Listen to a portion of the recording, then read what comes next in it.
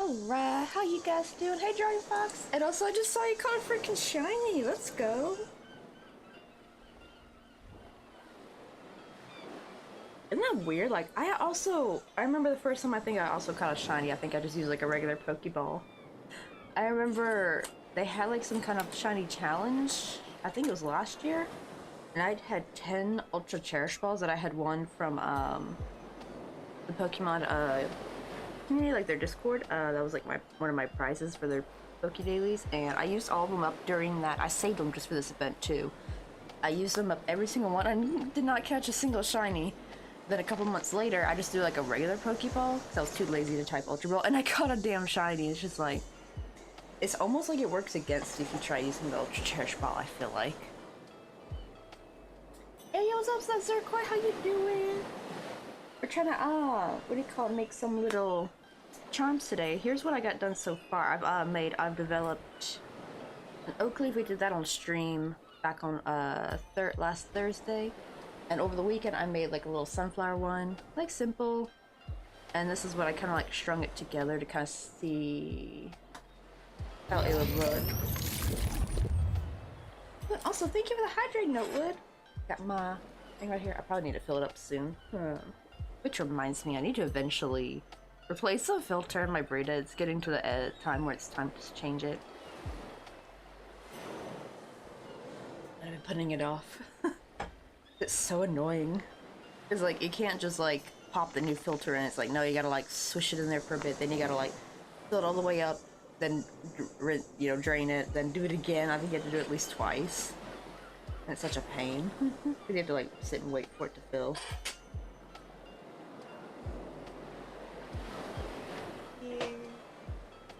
Actually, also I need to put like little check marks on like which scenery, not sceneries, like which, sorry for that, which ones I've done. So I've made a good acorn pattern, good oak leaf, and a good sunflower. Let's see, but I got all of them done in here, and since I did a couple of oak leaves, I want to do a sunflower next, so let's do that. Get the colors. Actually, I'm going to split more of this yellow. I have this yellow right here, but it's a little bit too short for one sunflower, so I have to use like two of them. And it's kind of annoying having to change it. So I'm going to split a longer version of it, so we don't have to do that. I hate having to like change or like add on new thread mid like row of petals, because it can sometimes look weird. Thankfully this one I was able to kind of like make it look seamless.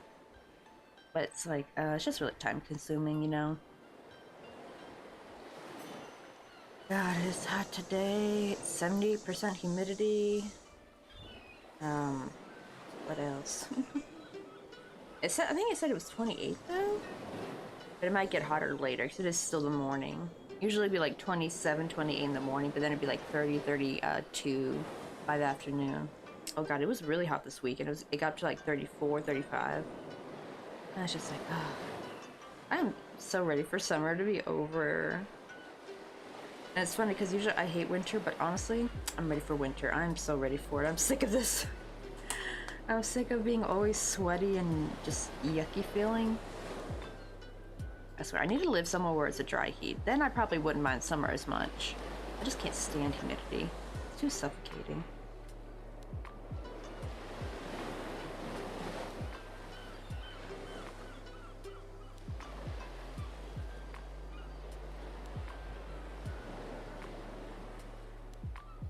There we go. This one's much, much longer. Also, do I have like I don't know, my finger itches. Do I have like a mosquito bite?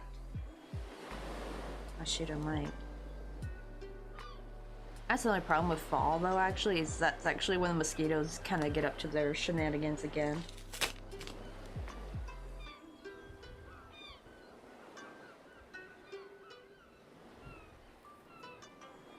Hey, welcome in, Yuzuki! Hope I said your name right. Hello, me and my girlfriend are very new to crochet. Oh, we're actually looking for simple projects, big or small. And it seems everything is just too little different for us, so do you have any recommendations?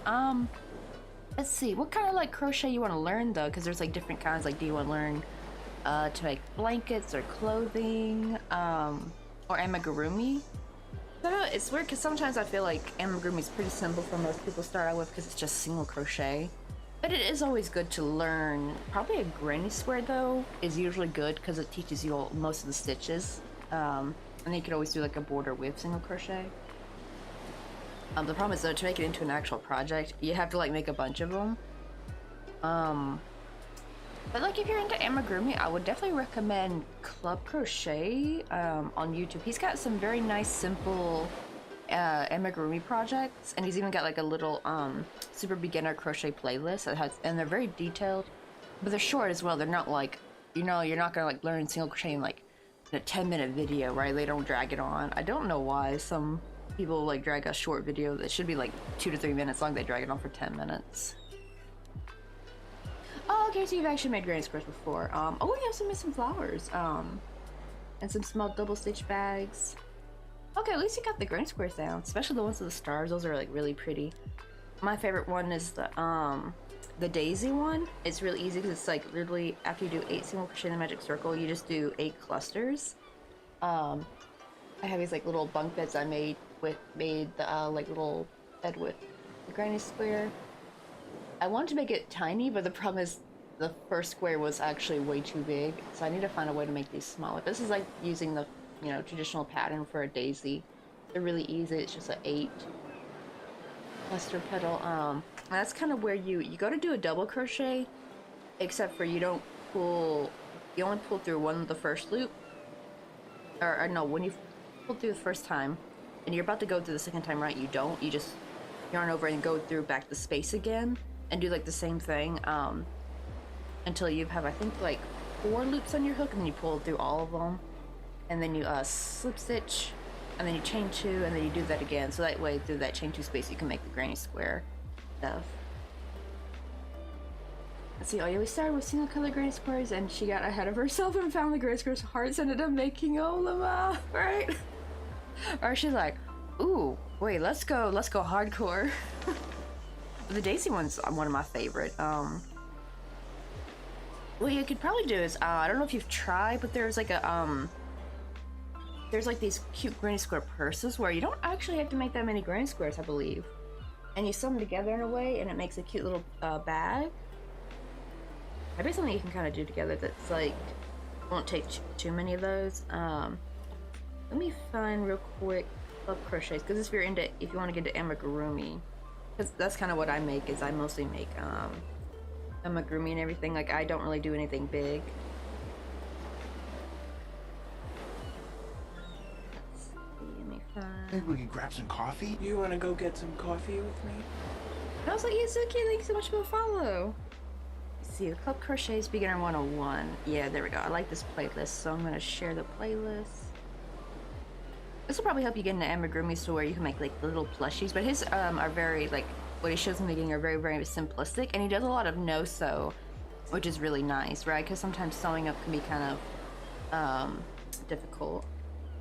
There's for Club Crochet, like, it's a little playlist, and it just shows you. You might be able to skip some of them, because I think he just starts with showing you how to make some of the stitches. But also now, since you also did a granny square, that means you guys also should know how to work in the round. I think that's why actually a granny square is like a perfect beginner project, because it kind of teaches you a little bit of everything. But what do you call it? But we're working on, what do you call it? Like these little fall charms. I'm making a little sunflower. We've already made the little oak leaves. But amigurumi is a lot of fun because like these are all my little crocheted items on here. Like you can make cute, like you can make a duck with like a little toast purse, you know. This is also another, well, she's not a duck, she's technically supposed to be a baby chick, but some people call her a baby duckling, because to be fair, she does kind of look like it. You know, you can make like a little party chick on a little unicorn floaty. Or like a little sheriff enjoying his happy hour, eating a melon. Also, his hat's removable, by the way. Like, I can take these off, they're little props. Because I also make jewelry, and ever since I got joy wire, it kind of like dawned on me, I'm like, oh, wait. What if I just like put a little bit of wire and glue it inside, and I can like stick it into the stitch of the amigurumi, and it works perfect. Granted, you don't want to use a wire that's too thick, because I used wire that was a bit too thick in the past, and it kind of opens the stitch back up. Let's see, and also welcome in attacks, or cat attack, or K attacks, or is it cat attacks? I want to say cat attacks because it's like cat's attack, kinda. Oh, I just started today too, and the left hand holding yarn is, oh god, really difficult, yeah. I've been practicing chains, a little bit of single, but oh, then went back on there. Sorry, chains again.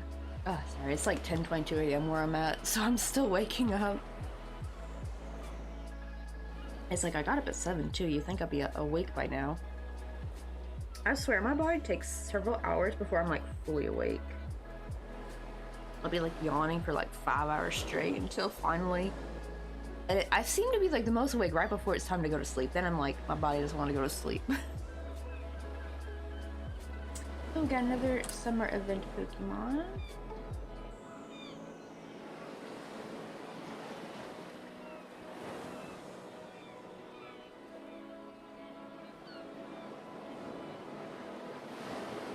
Oh, I could have used a cipher box. I think I have one.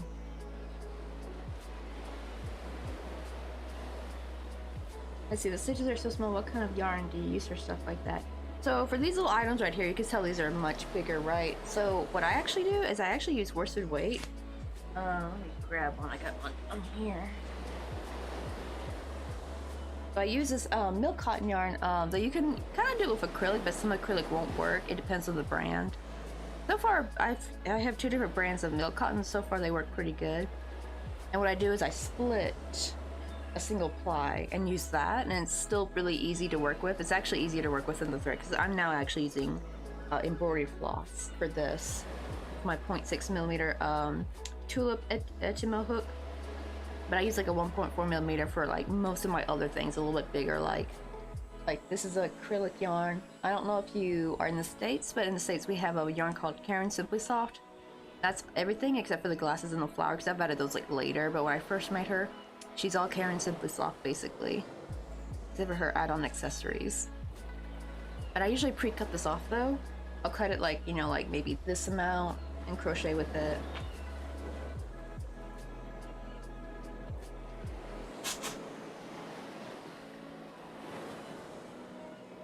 Oh, I forgot to turn my little fan off. I'm like, ugh, I'm sweltering over here. Yeah, Korean summer is no joke. I can only imagine how much worse it is in Japan, because like they actually have like at least, I think 10% higher humidity, and I'm like, I'm already dying with 78. I cannot, but with like, I think they have like almost 90% over there. Oh, I crocheted years ago with my mom's side, as they were all women. They just crochet and chattel now, but my girlfriend was struggling with the same thing. Right? Actually, yeah, it actually saves on money too, because the problem is, like, I would go and there would be thin yarns I could buy, right? However, their color ranges were so limited, and I was like, oh, but I want to make amigurumi, and a lot of it would be like variegated yarn, which you can still make, you know, amigurumi variegated yarn, but it was definitely, these like thinner yarns were definitely geared towards more like sock making or clothing making, not really amigurumi. And I really wanted to crochet with like a thin yarn. So I got the taste of sport weight. Sport weight you could always go down if you want to make still not too difficult to make, 'cause it's a little bit smaller than worsted weight, but it's still like easy to work with in my opinion. Usually I use like a 3 millimeter, sometimes maybe a 2.5 if I go down, if I really go down. I think a 2.75 I think was my comfort hook for sport weight. That's like basically the next level. I forgot what the other name for it is called, because it might be called something else in different parts of the world. Might be Aran yarn? I'm not sure. I don't know if that's sport weight or not. That could just be worsted weight for all I know. But I got the idea though from when I would see people split their embroidery floss. I'm like, wait, let me try that with yarn, because like most people when they try to split yarn, they try to peel it apart, but then it twirls and it gets all tangled. Like, no, what you gotta do is you take one strand and then you hold the other bunch and you let it kind of bunch up in your hand and you pull it out, and then you want to like make sure there's no bunches there. This is the exact same way I split my yarn basically. I was like, oh, that actually works. Now granted, you don't want to, it's kind of impossible to try to do an entire skein. Like you probably could, but it would take you hours. And also it gets harder the, you know, the more you try to split, because it's like the more you, like it's bunched up, the harder it is to pull it all the way through. So I usually prefer to just rejoin on more yarn if I need, if I'm doing a much bigger project, but most of the times I don't even have to really, because most of my stuff is very small. See, oh, girlfriend, you're making the mistake of using the wrong hook with the yarn that we have. That's a big one too, I think, where some people like didn't realize they were using the like the worst hook they could possibly be using with the yarn. Like they'll use a hook that's either way too big or way too small, and they're wondering like why it's not working. It's like, oh yeah, wrong hook size. Now granted though, if you're doing amigurumi, usually you do go, I think, a hook size down from what's recommended. Like I saw like a lot of worsted weights usually recommend like a, I think a size 8 or a 5 millimeter, but most people use worsted weight and a 4 millimeter when they're doing amigurumi. That seems to be like the like nice matchup of hook and yarn to get like a nice tight stitch, but not be too difficult. Because if you try doing like, try working with a 3 millimeter worsted weight, that's going to be really difficult, and will actually be very, very bad for your wrist too. You don't want to do that. That's another thing you got to be careful of tension. Like try not to crochet too tight, because one, it'll make it harder to go through your other stitches, and two, it will be very detrimental on your wrist over the long time if you keep doing it too much.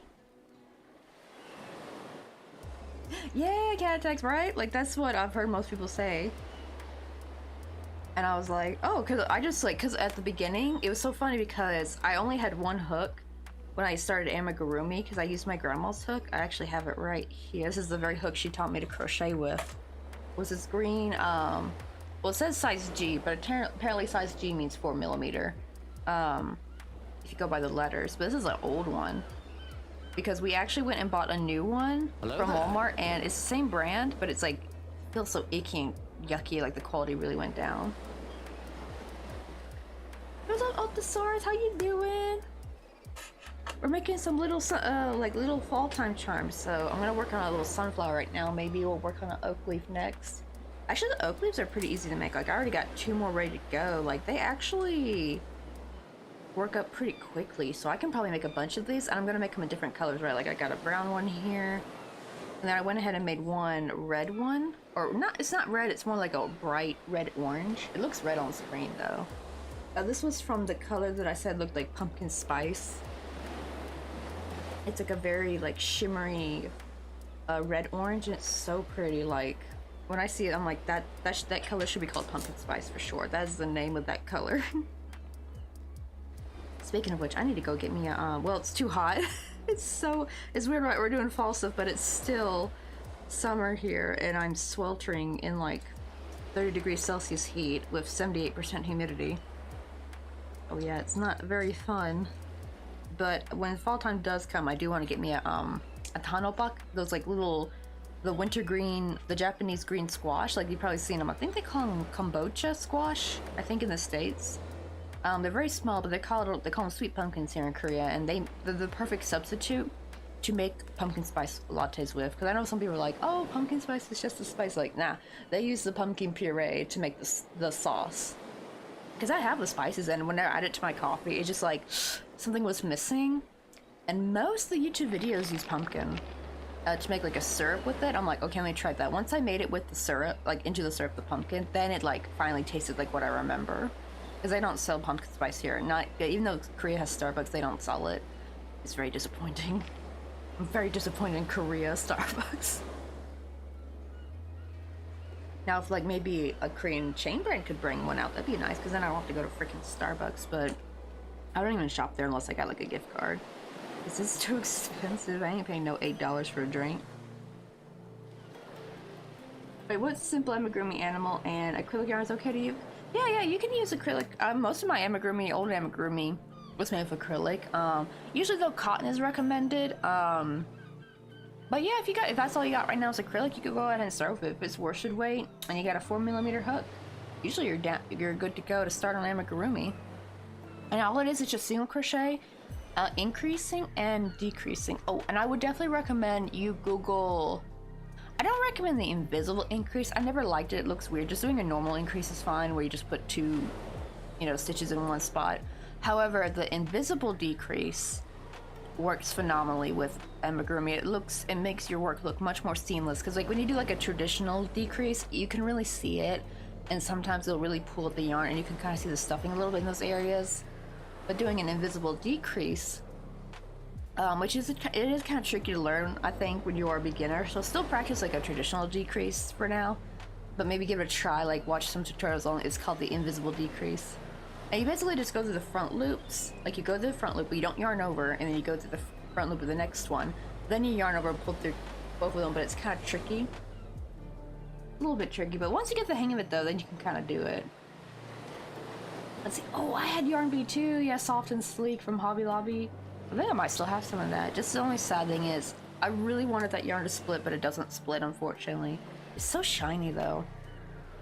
I think I had like a crochet bear, like a little witch bear. I have a picture of her somewhere on an old phone of mine.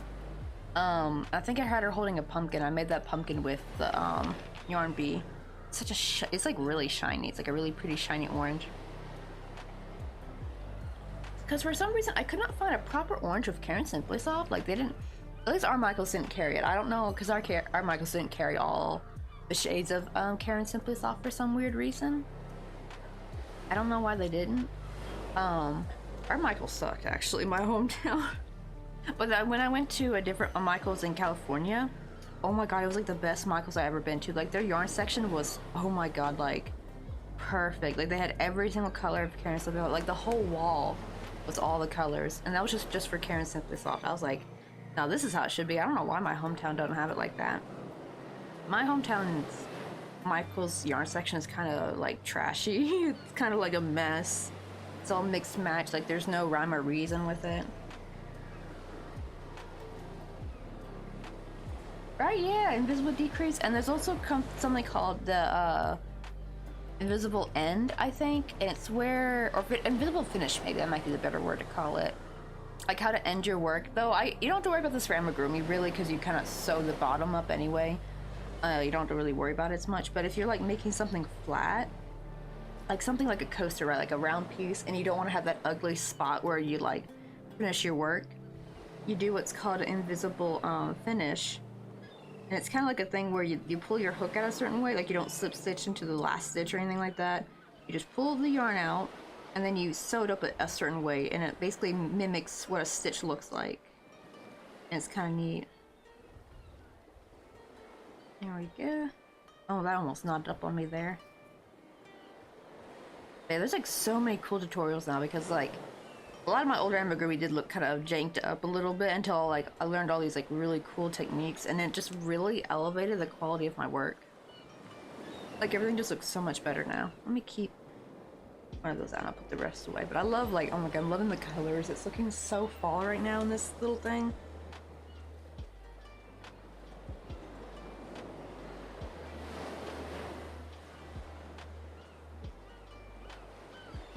Okay, the last one, I gotta be careful because sometimes the last one likes to get really tangled if I'm not careful. See, I gotta make sure to pull those bunches nice and straight. And normally though with yarn, usually you can't just pull the string out the entire way. Usually you have to stop. And I usually pinch to the top and I'll pull the rest down a bit because like the yarn will just get too much pressure will build up in the bunch, and you gotta like relieve it by pulling the rest down, or else it will break. No, not good. Hey Maddie, so how you doing? Yeah, we pretty much finished it. Wait, let me show you real quick. The only thing that's missing is the bunting banner. I finally know what to call it now. I was just calling it the little triangle flag banner. I'm like, I know those have a name, right? I think they have a name. It's called bunting banner. So at least now I got a name for it. I got a couple of the flags made, but they take so long to make. So I'm just working on that a little bit slowly. Because like I don't have to send this out until like Mr. Coffee goes to San Diego, and that's not until like the end of October. But everything, like all the important stuff's done. Like I got the tires on. Let me wrap this up real quick so I can show you real quick. There we go. But yeah, we got the little tires on it. And let me show the inside.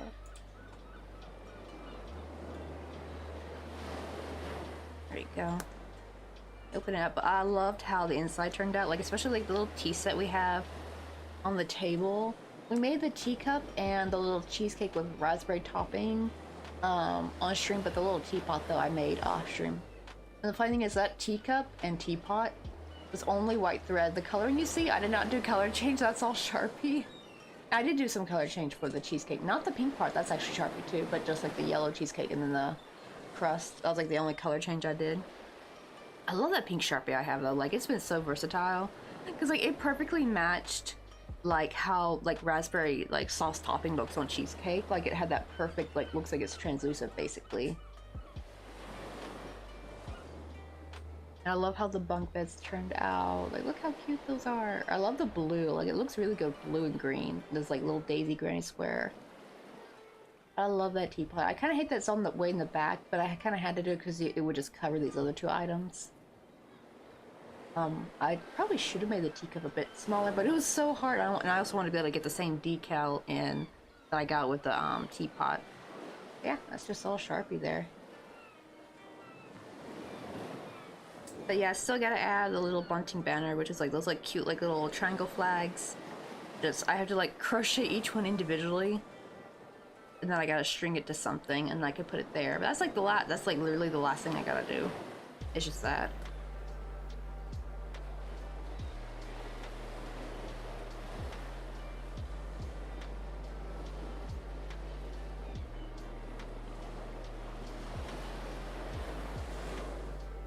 And say like, oh, what country are you in? Oh, I'm in South Korea, but I'm from the States, though. Yeah, Mr. Coffee's Korean. That's how I'm able to live here. Because back when he lived in the States, he was just a student, so unfortunately, it's kind of sad. If I actually had like a legit job back then and made enough, we actually could have just stayed in the States. I'm kind of glad we got to go here because it was like always my dream to live in Korea for a little bit at least. So it was like, for him it's like, oh crap, I gotta go back to Korea. And for me it's like, oh heck yeah, we're going to Korea. But we are planning to move back to the States in a bit, because he has to finish his degree. Because he had to put like a 10-year hold on it. I didn't know they actually did that at colleges, which was really nice. Like you could put like, if you file some paperwork, I don't know if all colleges do it, but SF State did, thankfully, where you can like kind of put a hold on your degree for like at least 10 years. But it's coming up though, like 2028 will be like I think 2027 or 2028 I think is his last chance before they like, I guess, erase his credits or something, or like reset it. And he literally has only like 1 year left. But yeah, the problem is when you go like try to get your spouse a green card, I guess the only other way would have been if I had a baby. Like that's literally the only way I could have gotten a green card without like making the amount of money per year, is to have a baby. But oh god, I was 23 at the time, so we were like, heck no, we're not doing that. That's like, that would be too stupid. Because we were not in a financial place to have a kid. So what do you call it? We're just gonna wait, and then when I come back, I can work at Ross again. And actually, because of the minimum wage going up, I can actually probably work at Ross and actually finally be able to, I feel like the minimum wage has exceeded the amount, because they do raise how much you have to make for your spouse. I think of this year it's like 26,000 something. So it's probably going to be, by the time we move back, might be like 27, 28,000. I'm hoping the minimum wage will still go up a little bit over there, just to kind of match it. That way, as long as I work it around, well, they won't let me work 40 hours, it'll probably be more like 38. You know how retail is. They like to work it just under 40 hours. But if I work that much, I should hopefully be making enough. And maybe whatever I make through Twitch might be enough to bump it up enough where I can sponsor his green card.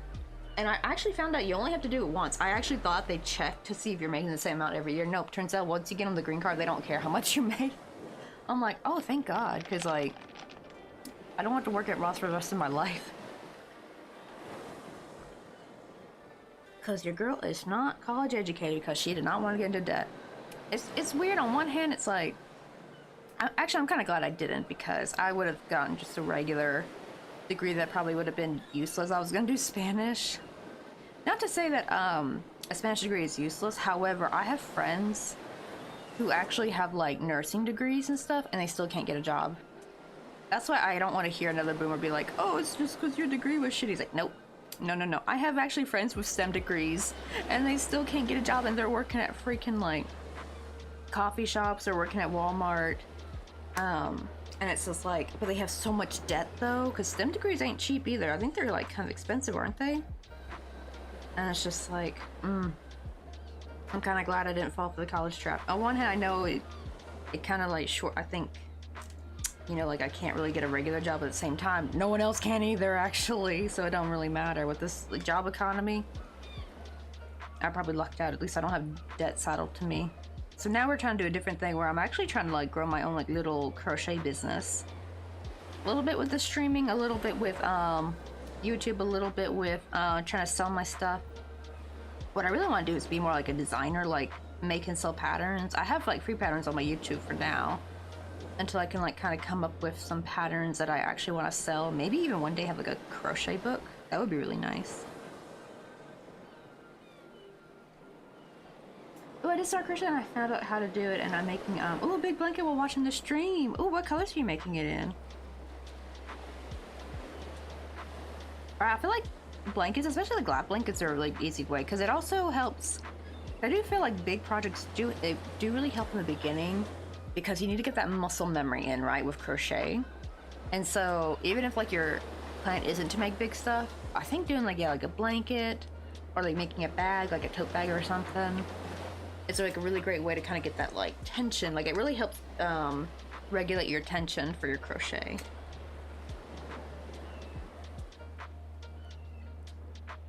Yeah, see, I think I did 8. Yeah, 1, 2, 3.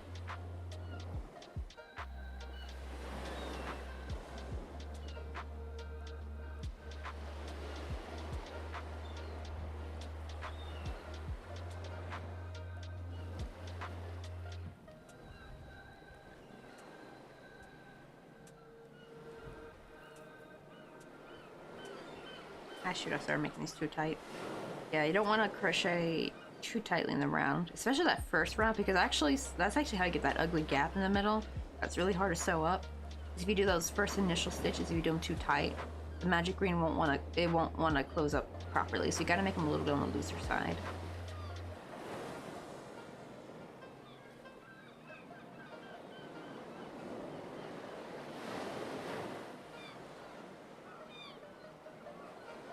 Let's see. Ooh, it's dark green with some light blues at the end. So basically, my room color theme. Ooh, that's actually kind of neat.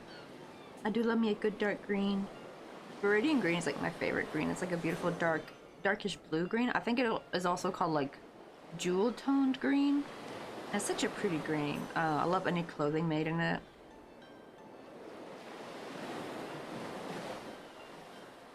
I remember being so jelly at this person who worked at my neighborhood Walmart in my hometown, because like their car was this really beautiful dark green car.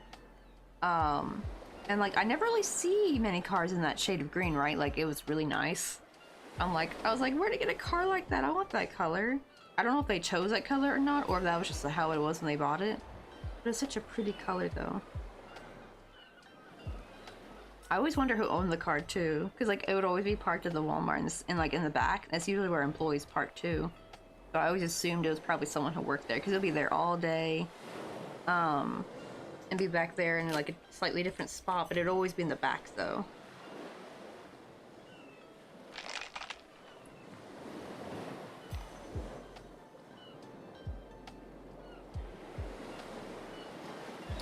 That is probably like maybe a manager's car? I don't know, because it would be there for quite a long time before it left.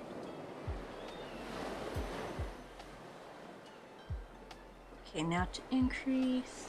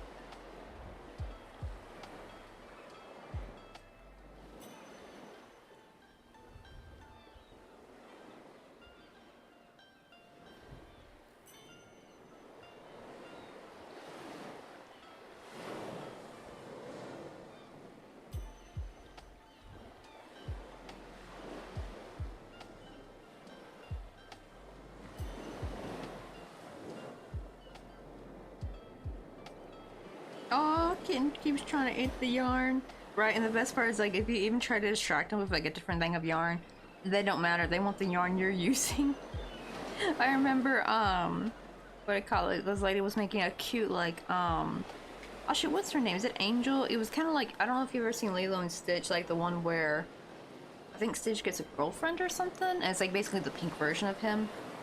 I think her name is Angel. It's been forever since I've seen that. I've only remember seeing like the first one. I've seen the other ones, but I don't really remember the other ones very too well because I've only seen them once as a kid.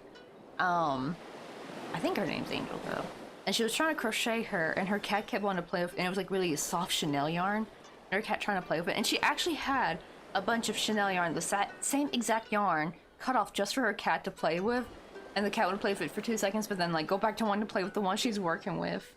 Okay, it is Angel. Okay, so I was right. Hehe. But yeah, so it didn't matter. They want to play with what you're using. It don't matter, because I think one cat, somebody else was trying the same thing. However, it was like they used like a cheaper, crappier yarn, and their cat was like not interested in it at all. But this lady though was using the same yarn she's using. Cut off a good, and it was like a good chunk. It wasn't just like a string. She actually cut off like a good chunk of it off for her cat, and the cat didn't want it. I think it's like the motion. I think when you're using it, right, they're seeing it move. I think that's what they want to play with. It's not like there's a string in general. They want to use it because it's moving.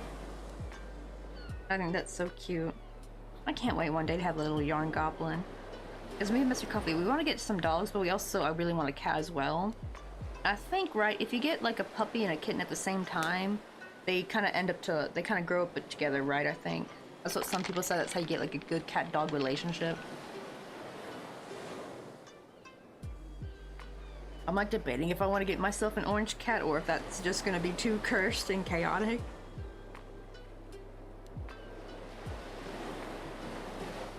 But I really want to get whatever cat Papaya is. I don't know if you know this channel on YouTube called Papaya the Cat. Oh my god, that cat's like the cutest gosh darn thing. She also got another cat named Banana. And I think Banana's like a calico cat and like Banana's like super unhinged. But Papaya is just the absolute cutest. And I remember I used to love watching Meowcash. That's like this cute Chinese lady's little cat channel. I kind of feel bad for her because her channel kept getting, because it got so popular, especially during the pandemic. And like her freaking account kept getting hacked so many times. It was crazy. Oh my god, yeah, this is... That's Papaya. I want to know what breed of cat this is. I want this cat so bad. This like type, because it's the same breed as the cat Meowcash was. I think it's, is it British short hair? But they're so cute. They have such baby faces and they're so adorable. Make sure, like, look how cute she is. I want a cat like that. I like how she's like, my cat is growing up, it still looks like a baby. They're just so cute. But Banana though, her calico cat is like completely unhinged in such the cutest way.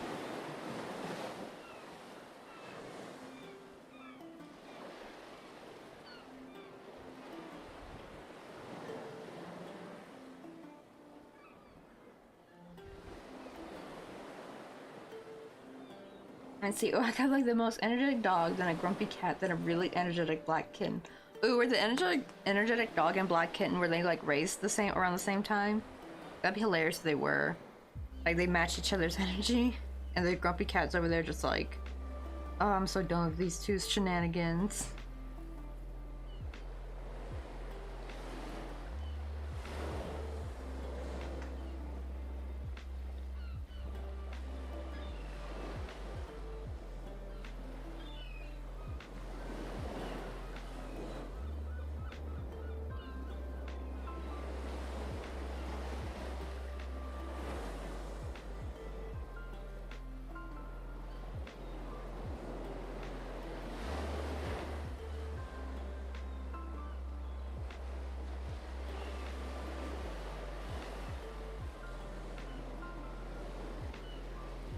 Oops, I accidentally do 2 more than I needed.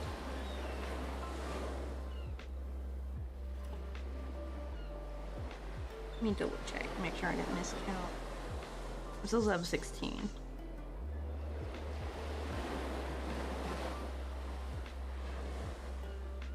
Okay, there we go.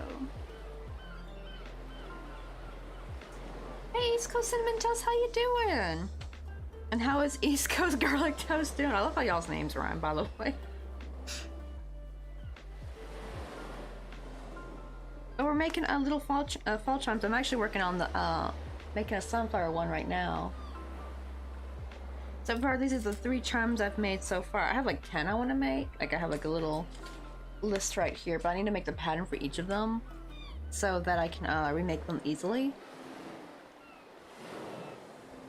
And so far we got oak leaf, acorn, and sunflower. I'm thinking maybe to do apple next when I get a chance, but I need to split some red though, so we'll probably not do that today yet. Let me see, I need to cut this off, so I'm going to do an invisible finish for the brown part. The center of our little thing.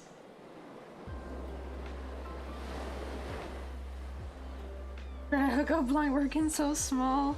I definitely think the nearsightedness really helps me. Because sometimes I actually have to take my glasses off just to be able to see better when I look up close. I noticed my mom does the same thing because she is also nearsighted. She also would do tiny stuff with polymer clay, so I think it's like just like a, I don't know, maybe a genetic thing where we just like are better at seeing things up close, but our vision from seeing things far away sucks, like really bad. Like even sometimes with my glasses on, I have a hard time reading signs from like really far away.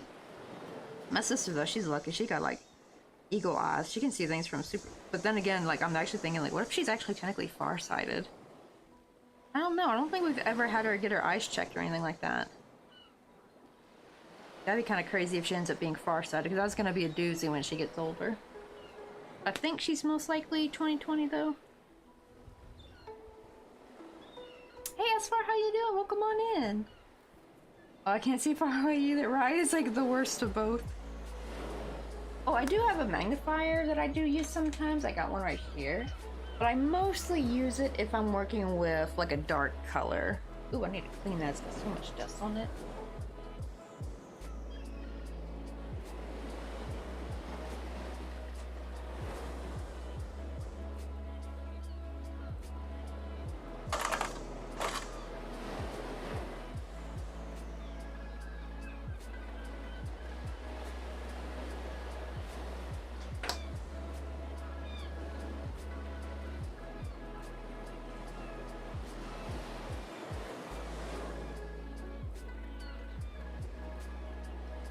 There we go. The annoying thing with trying to sew anything made with thread or embroidery floss, the stitches are too tight. Even the tiniest needle I have doesn't want to go through all the way. And I've got to use pliers just to sew it up. Okay, we're gonna try to do a little invisible finish here. I found it actually works best. I used to just rejoin, like, slip stitch on the new yellow, like just rejoin with the old color, but actually it would always have like a little mark right there where it was obvious. I realized it looks much better if I just cut and do an invisible finish and then rejoin with the new color for the petals. It looks much cleaner.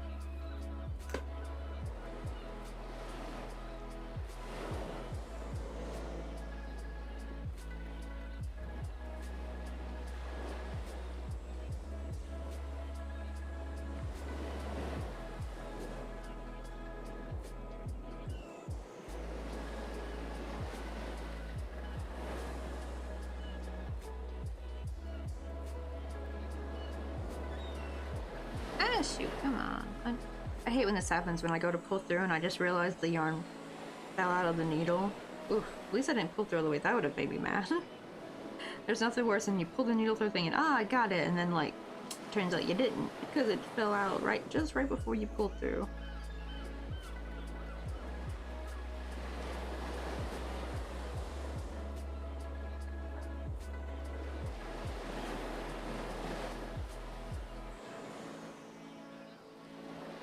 If I can even get the thread on. There we go.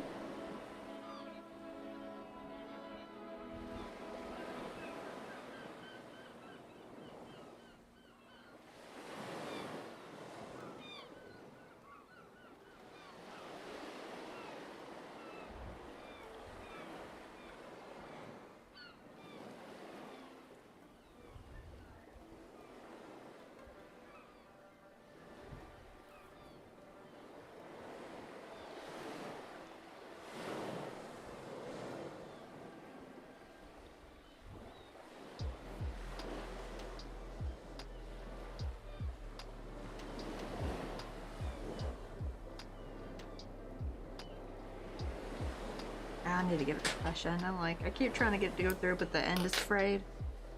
It just will not go through this tiny needle eye.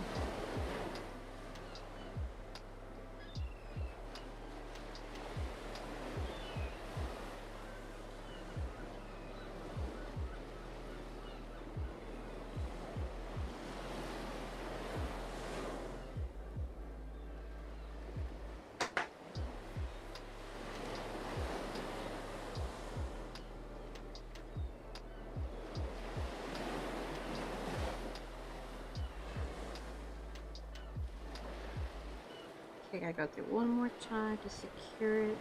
Because, you know, like, if I was just doing an invisible finish, I would have just sewed it up. But since I'm gonna actually crochet through that invisible finish, I definitely want to make sure it's secure. Because, like, I've had that happen where I didn't secure enough, and then as soon as I crochet through it, it starts coming apart. So definitely want to make sure it's secure. Just as a pain in the butt though, because like it's so hard to get the needle through any of these. Right, I missed my gumper cat just crouching at the curtain. It's the destruction of furniture.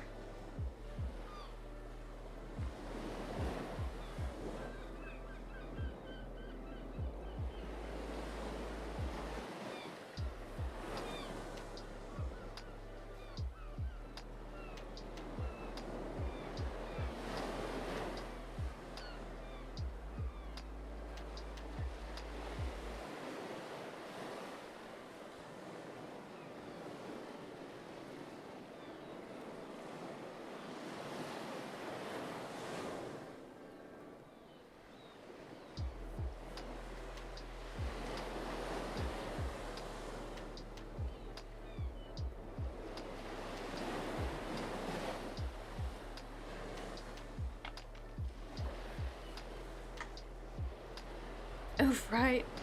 Back of couch is just like probably like it's best not to like worry about getting good furniture when you get a cat like that.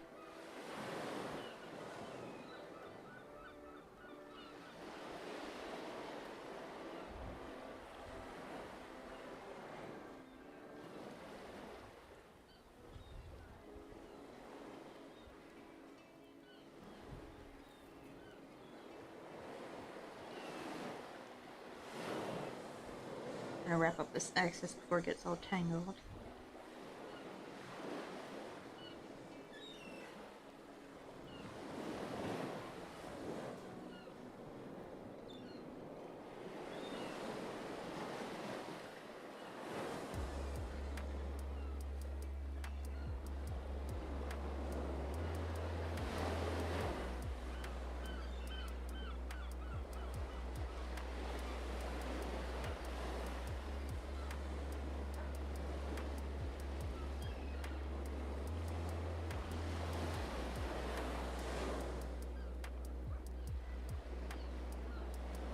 I was a little bit worried about like because sometimes that invisible finish, if I pull too hard, it'll be like really tight to try to crochet through.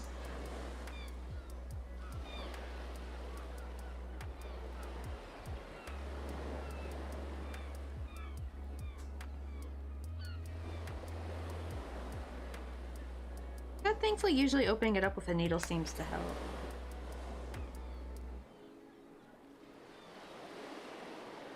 Oh my god, I got like 40, right? Like, I feel like that's always inevitable with cats, right? You get them like 4 different scratching posts, but they don't care. They want the box, and then they also want the, like, to scratch the furniture.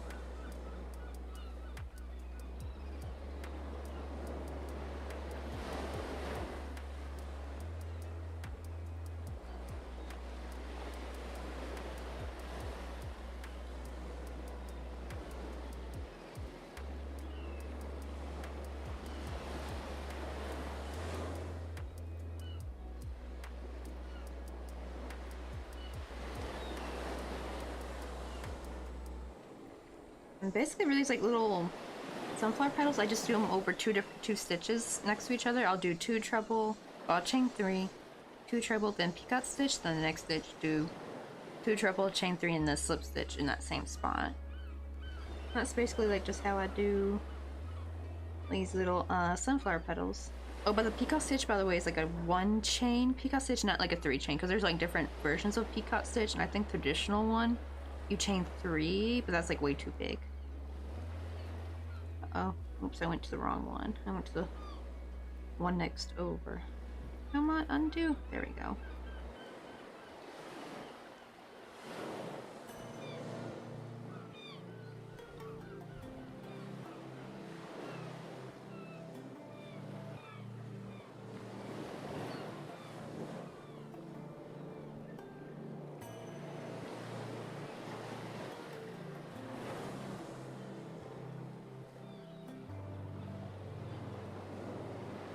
Let's see. Oh, we gotta get ready for work. Have a good night, Maddie. Or day, 'cause I don't know which time it is for you. Oh, I guess it must be. I don't know if you're in the States or not. I'll say, it's like really late over there.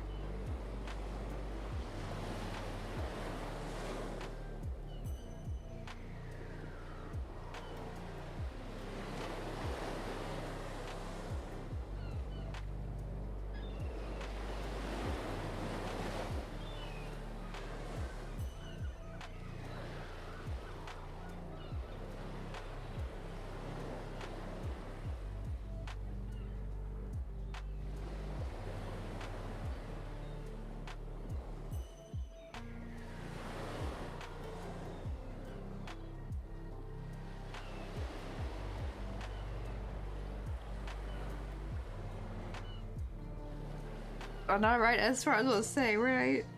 It's like, but they might have like a graveyard shift though. I have heard graveyard shifts can pay well though. Just yeah, it kind of messes with your sleeping schedule. But I'm not sure if Maddie's in these states or not. They could be. Like if they're in Australia, then actually that would make more sense because it's like almost the afternoon.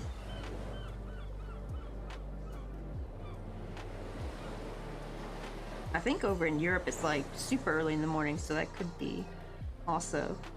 Oh wow, yeah, let me like. Oh god, I wonder what time it is in the UK. It's gotta be like, I think 4 or 5 in the morning, I think.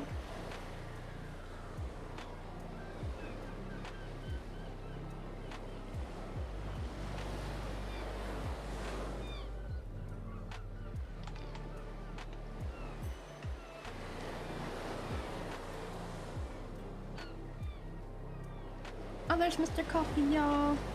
He's doing a sneaky lurk at work. He can't let his boss find out.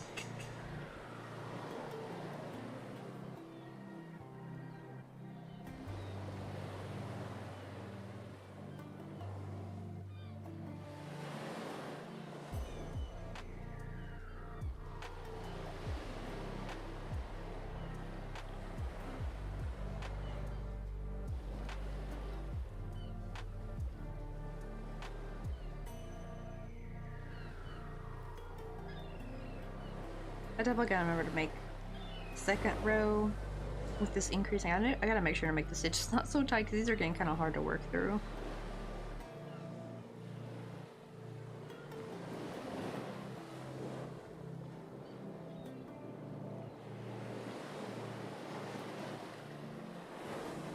See, here's how it's turning out. Got like 2 petals done.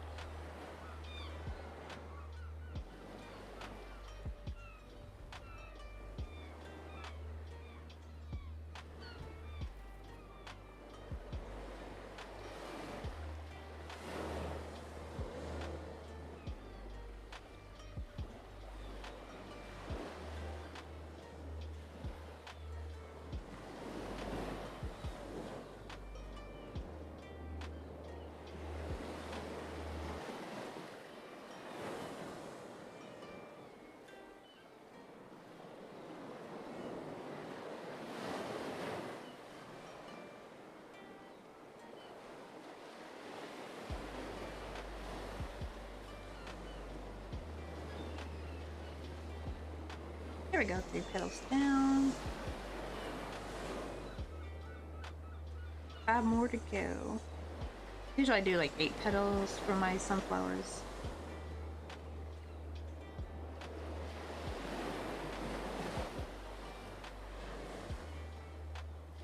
gonna make my life a little bit easier. I'm gonna like open up all these stitches with a needle so they're easier to crochet through, because this is getting ridiculous. I didn't have trouble with this flower down here, but that's because I made it off stream. I think it's because sometimes I have noticed all the things I make on stream, the tension is way tighter. So that could be it. So I'm gonna just stick a needle through there. This needle is actually thicker than my crochet hook, so this will hopefully make it, this will make my needle go through much easier.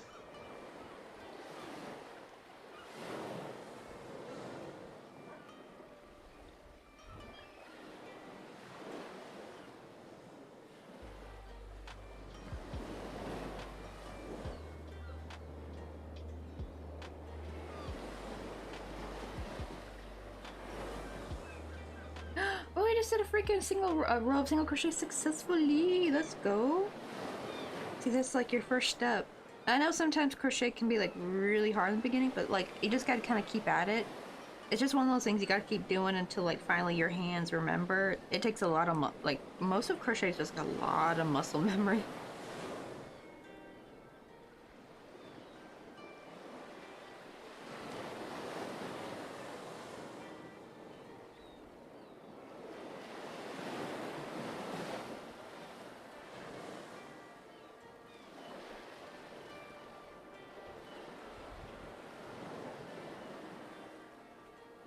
Okay, there we go. Hopefully this helps.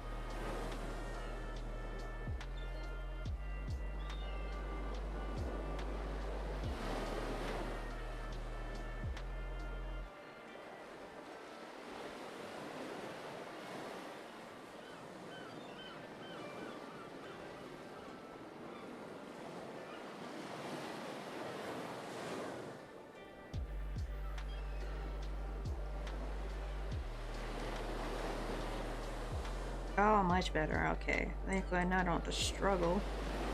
Get that stinking hook in there. That's like another cool trick for anyone wanting to do like tiny crochet. Sometimes you just gotta... Well, this would really suck if like you have like a high stitch count project. But if you're doing something small enough, like making a flower or just like some certain stitches, maybe you had crocheted too tight the previous round, take a needle and just like jam it in there and like open it up. And make sure the needle is a little bit bigger than your actual hook, because if you use a needle that's smaller than your hook or same size, it's probably not going to make that much of a difference. Well, I guess same size wouldn't be too bad, but usually just a bit thicker than the hook you're using. It'll just make it a breeze going through that stitch.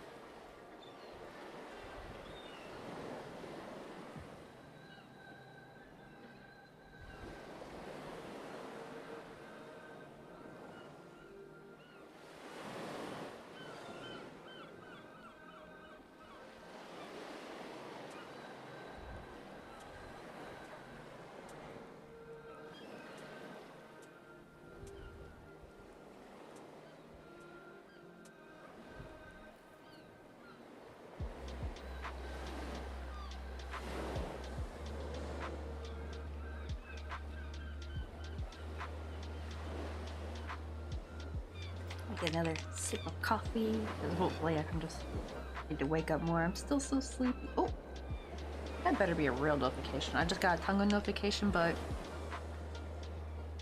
every time I think it's somebody requesting a class, I'm trying to host crochet classes here in Korea. Like just like a casual class.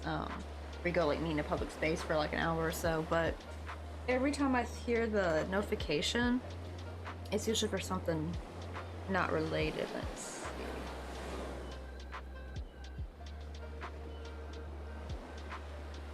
Oh, it said I had a visit for... Oh, see, like, and also I got another one earlier, but I saw the notification was this. Like, right, like it's just like, oh, guide for this, blah, blah, blah. And I'm like, stop sending me notifications for this. I want a real notification to see if someone actually booked something or messaged me. But it did say I got a visitor though, but that could be Mr. Coffee. So I actually had asked him like, did you visit my page again the other day? He's like, yeah, why? I was like, so that was you? I'm pretty, yeah, it gives me a notification, and I thought, yeah, it says, I got one person just visited 12 minutes ago. What? Why does it tell me 12 minutes ago? Like, I literally, like, I just got the notification, but they wait like 12 minutes. That's weird. But I will, like, I'm gonna ask if that was Mr. Coffee, because I could probably imagine it might be. He goes in there, checks a little bit. I'm trying to post on there because you can like post like little news or whatever, and I'm just basically just posting my crochet on there, like, hey, this is what I'm working on right now, because like that's all I can really post for now. The last time I did try to make it more promoty, be like, hey, it was showing the inside of the caravan, like, hey, I can, if you take my micro crochet class, I can show you how to make tiny things like this too, like that. Hopefully that wasn't too shameless. I don't know, I'm like a very bad like advertiser, I think. I just can't. I get like the icky car business salesman feel if I ever tried to do that.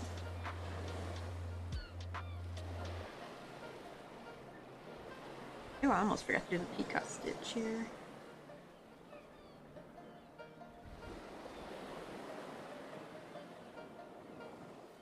There we go.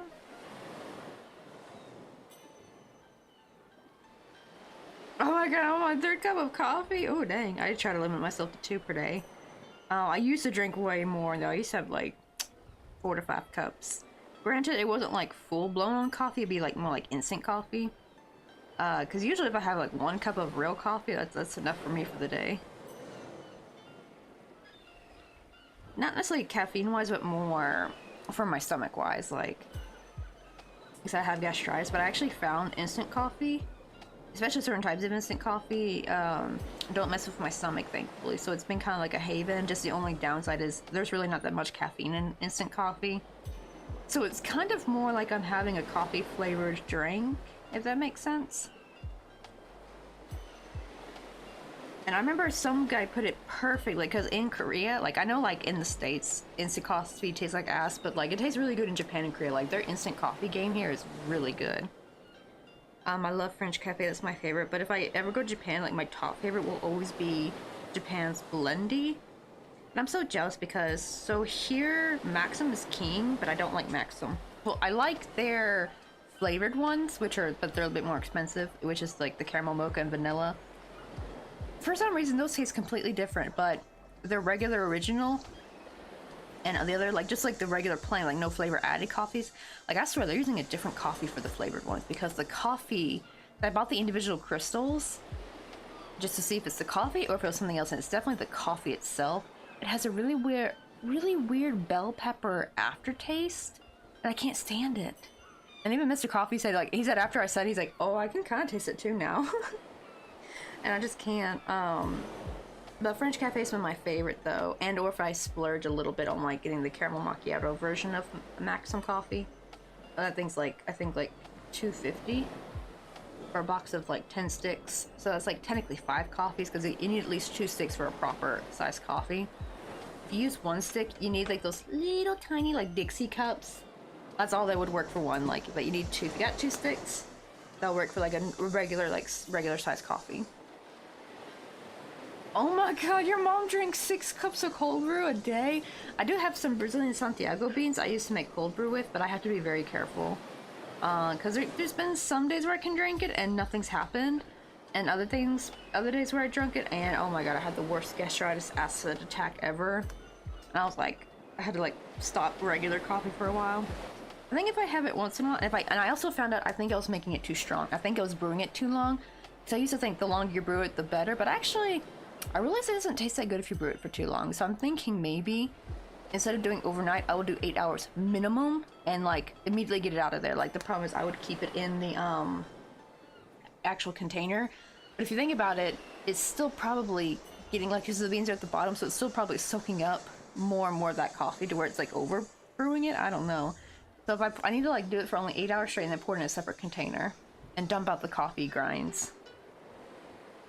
Alright, that is funny, right? It sucks. It's like gastritis is the worst. I think I must not have a super severe, like I thought I had a severe version of gastritis, but then when I go on r/gastritis, I'm like, oh my goodness, I'm like, at least I can still eat tomato things for the most part and be fine, but there's other people who like, if they so eat like anything with tomato or garlic on it, they go into an acid attack. I'm like, oh damn. For me, it's just more if I eat something that's a bit too spicy or if I haven't eaten in a while. That's my big trigger, so I don't know. Because it's weird, because for other people, it happens as soon as they eat. For me, it happens if I don't eat fast enough. If I go too long, like even if I'm not that hungry myself, but if I go too long, my stomach is just too acidic. I'm like doubling over in pain. It's like the worst. And I felt like usually I need to have some kind of carb. Usually rice seems to help, which is kind of part on what to eat with gastritis. Like plain rice is one of them. Potatoes, like you have to eat like a very bland diet. I think I have gotten to the part where I don't have to necessarily eat a bland diet because I can still eat things without a trigger.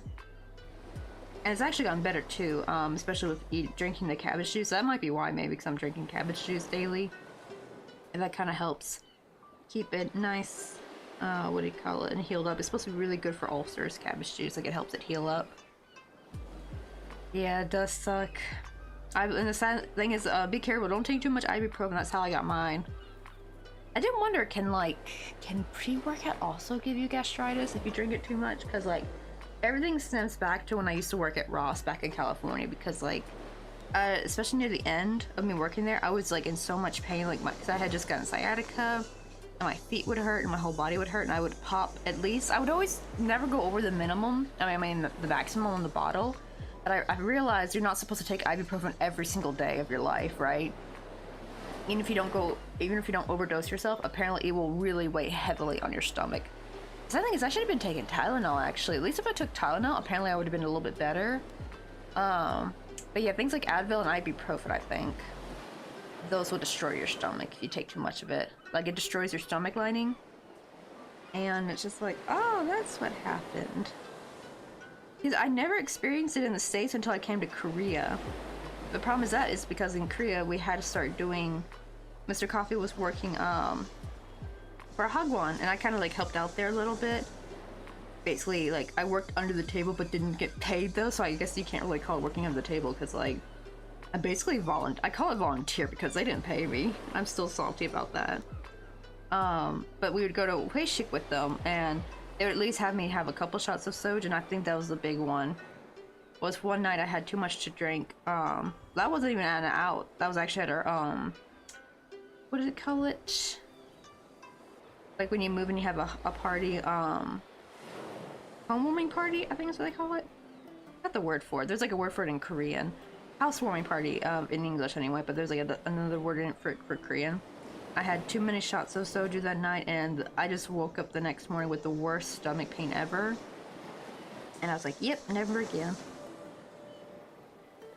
I know, isn't that crazy? You have to be careful, because like Tylenol probably has its own problems, like... But yeah, the reason why I would use ibuprofen though is because like you could get the big old bottle of like a giant thing of ibuprofen, and that would last me like practically forever.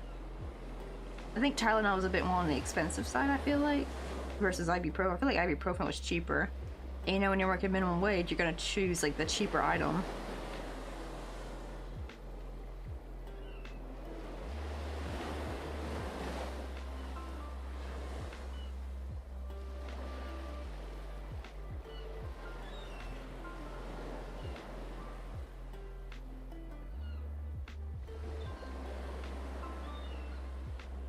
But at least I found, because that'd be so sad if I couldn't drink coffee, but I actually never know what to describe coffee mix, because that's what it is here in Korea. It's technically coffee mix, because they have like a, at least the one I use actually uses milk powder and not like the non-dairy creamer.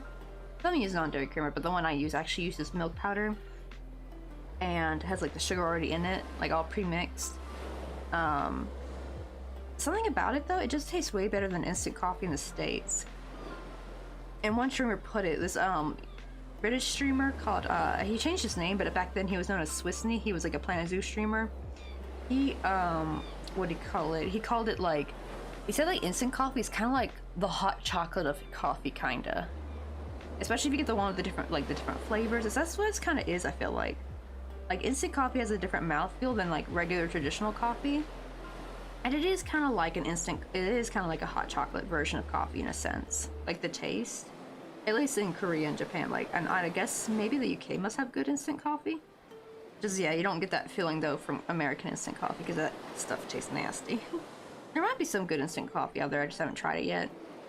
To be fair, I only ever tried like the cheaper brands of instant coffee, so I don't know if there's like a more expensive American instant coffee brand out there.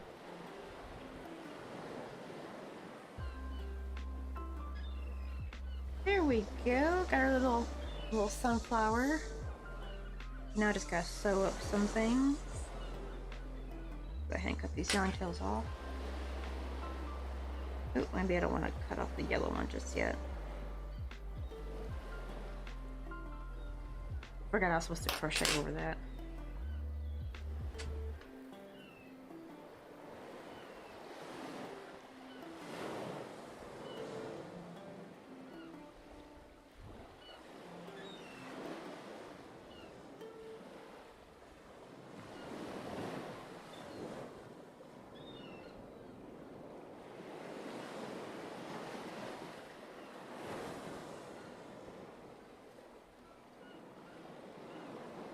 Ooh, really found out coffee makes creamers banned in other countries?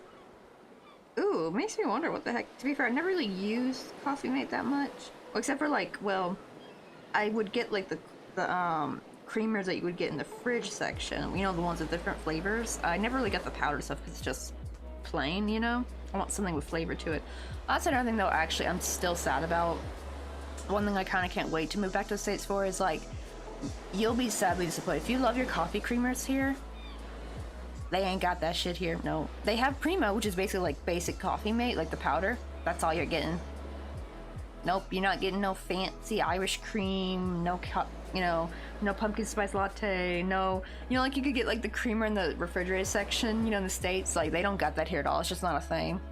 And it's weird because coffee culture is very big here. However, I think the reason why it's not popular here is because most people get their coffee at a coffee shop because there's so many coffee shops here. That actually makes me think, I wonder if that's why secretly, like maybe Big Coffee here is making sure people can't make delicious coffee at home. Like, or like more specialty, I should say. Like, if you want a special flavor, you have to go to a coffee shop for it, I think. I think that's what they're trying to do. Like, oh, you want a vanilla coffee? Well, sorry, honey bun, but you gotta go to the actual coffee shop to go grab that. You know, they're like kind of making it where you can't make your own tasty coffee at home. You have like regular plain coffee at home.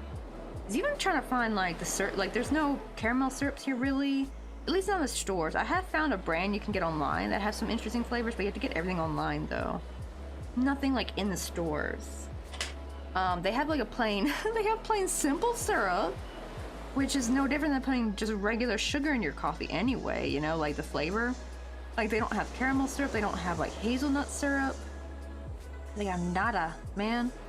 I was really disappointed when I came here because I was so excited. To be fair, you can get that with the instant coffee. So like if you get Maxim's like caramel, that's like the closest you're gonna get to making like a caramel macchiato at home. It's just like using that, but it's like a cheap version of it. Yeah, if you want the real thing, you gotta go to this, go to the coffee shop, or you gotta try to find the brands online and order all that. But you're not gonna find it in the regular grocery store. I've checked all of them. Every single one of them. Their coffee section is just, at least the add-ons, is just like piss poor or horrible. There's nothing there.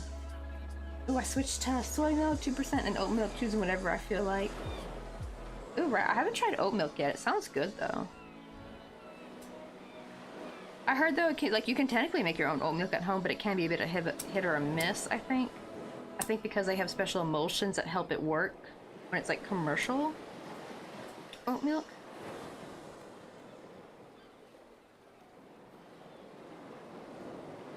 And what I love doing with this, with the flame, is I actually like getting a little bit too close, where it kind of melts the edge of the petals, and it's a little bit orange, so it actually looks like I stained it. It actually looks really nice. I just gotta be careful not to burn it too much.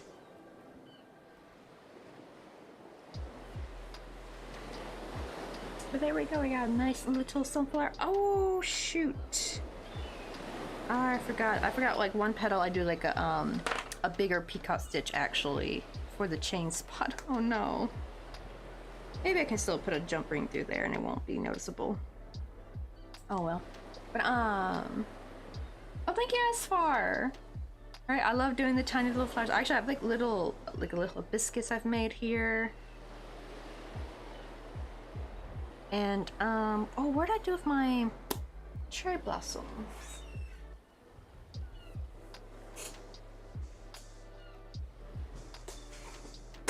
I have like some little cherry blossom earrings I've made. The cherry blossoms are a lot of fun. Like they're really pretty. Yeah, this one's a nice one. Like nice little cherry blossom. I kind of stain them in the middle with a little bit of just some pink. What do you call it? Watercolor. Like I don't even use staining or anything. I just use watercolor.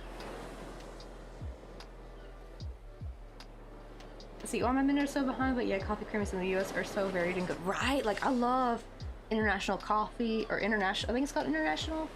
What's another one? I love the Safeway ones. Like when I moved to California and I got to use Safeway, it was so nice. Like I love the Italian cream was my favorite one. It tasted like some kind of cake icing. I know it's right, like people are like, damn, what the hell you put in your coffee? But it tasted so good. It tasted like some kind of like cake icing I had a long time ago, like a very specific flavor. And I think I've doubled it. I think I found out what it was. I think it was almond extract. I think it's like fresh cream with a teeny tiny bit of almond extract, because I think that's what the flavor was.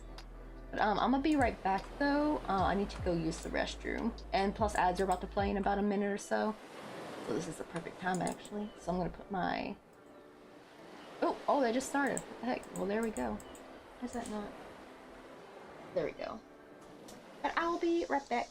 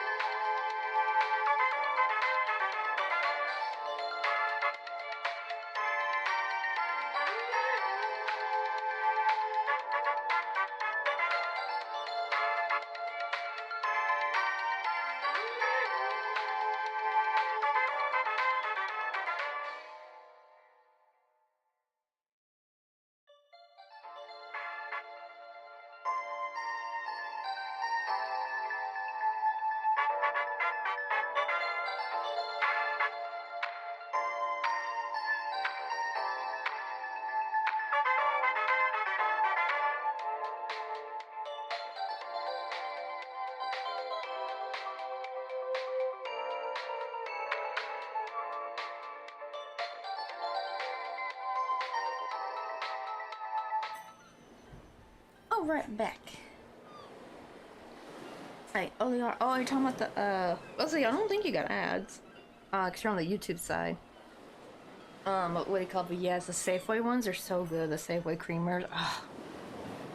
And they were so cheap too, like you get a big old bottle. Granted, I guess it's not healthy, right? Cause like, but if you use it in moderation, it's probably fine. I just miss having access to that.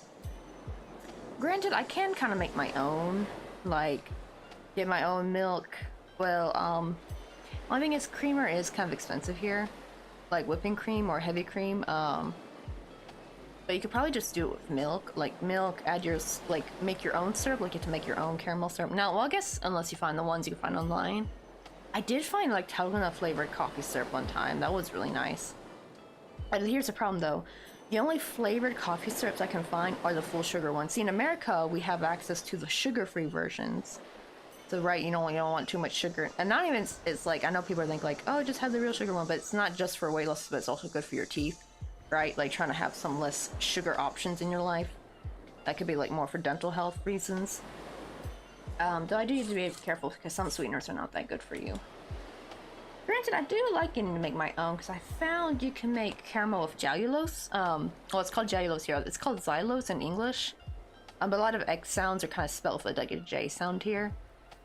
That's like the only like sugar I found. Like, I don't know if it's like, I think it's more reduced sugar. I don't think it's completely sugar-free. But apparently your stomach, it's really good for people who have diabetes, like it said on the back. So I'm guessing it's like a good sugar substitute.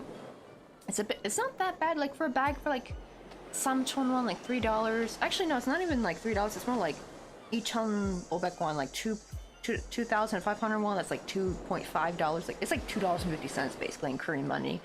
And you get like I think it was 500 grams, so like half a kilogram. I think I gotta go and check. It could be just like, it could be 300 grams maybe. That's enough to make caramel with though, and then I just like put that with my own milk, you know, and stuff, and make my own coffee syrup. Because that's what I kind of did miss, is I do miss the sugar-free ones. I don't know if they had sugar-free creamer ones in the refrigerated section, but they at least had sugar-free syrups, you know. Like I worked at Ross and they always had the Jordan skinny syrups there, and I miss being able to buy those. They had so many different flavors. Yeah, but yeah, they don't got those here. So if you do get a coffee syrup, it's gonna be like full sugar.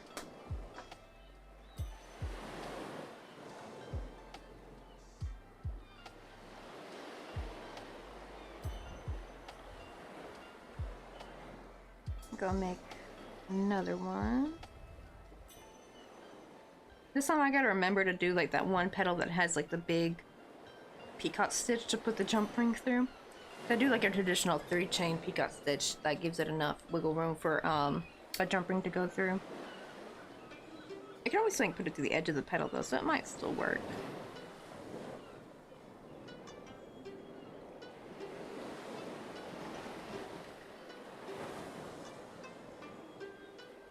Hey Nintendo, how you doing? Oh yeah, I've had this for a while. I got it back during spring. I think like May.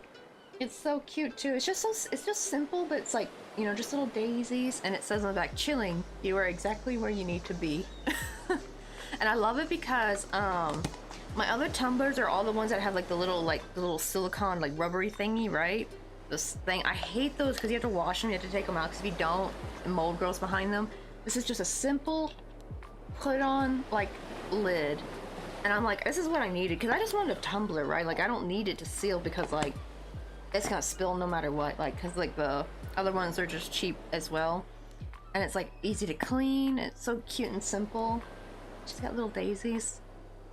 I do gotta be careful because there's some scratch marks here, so I gotta be careful when I wash it not to scrub it too hard, because this is the thing, is I don't remember if it was like that when I got it or if I scrubbed that myself. I kind of wish I took a picture, because I could have been like how when I bought it.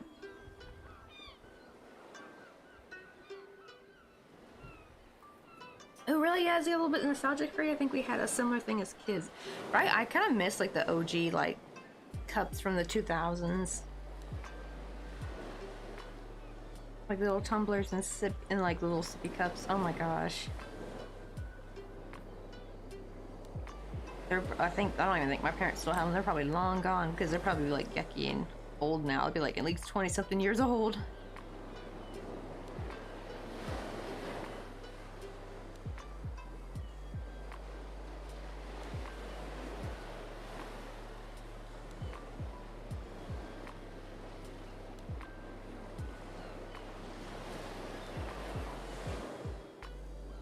So I gotta make sure to do 8.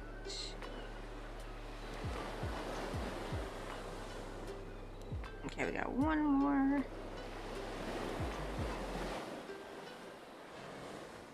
There we go.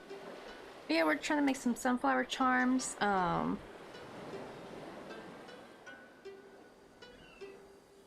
We call it, but we just made one. But I forgot to add the little extra big, whatchamacallit. The big, peacock stitch. That's what I actually put the jump ring through. Because it looks invisible, like you don't really notice it, but it gives enough space to put that jump ring through. Just to hold on a little bit more secure. Because I feel like if I put it through the pedal, it might ruin the pedal.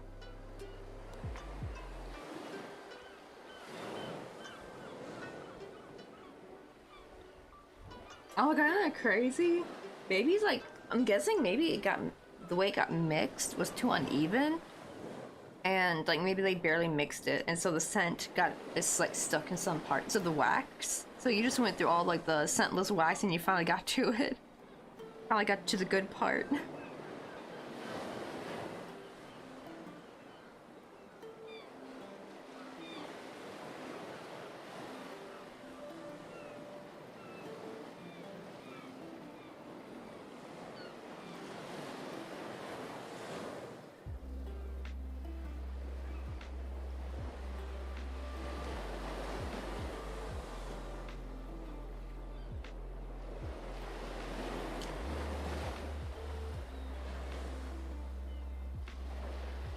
Oh, that does make sense, yeah, like if it's a cheap one. Yeah, I noticed like cheap candles, right? They don't really smell as good, or not as good, I should say, but more like the scent is not that strong. I remember like I thought my dad was dumb for paying like a ton of money for Yankee candles, but yo, those things lasted like a long time, and we would burn like the same one like crazy. And it lasted like I think over a year. To be fair, they were the big ones, so like the really big. I think they're like what, $25 a piece. Like they were, and this was like back in the mid 2010s, like early 2010s. I can't remember if I was out of school or in school.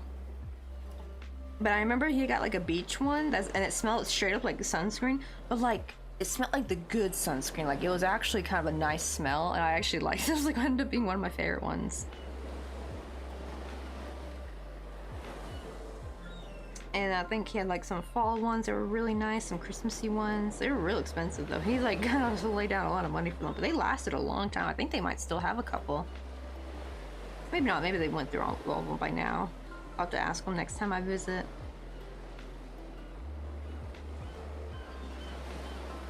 And the scent was strong too, but not like overpowering though.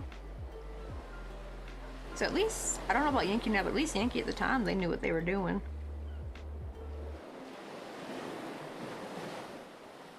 I know, right? That's not, like, right, it wasn't like the cheap sunscreen. It was actually like really nice, expensive smelling sunscreen. Like the one that has like a nice smell to it. I don't know how to describe it. But it just smelled good. It kind of made you think of the beach. It was perfect for summer. It's like, oh, I want to go to the pool right now or to the beach, you know? Except for right now, I'm ready for summer to be done. I've been seeing people put like posts like, oh, summer's almost over, what the heck, you know, so sad. I'm like, no, it's a good thing. I'm ready for this damn summer to be over.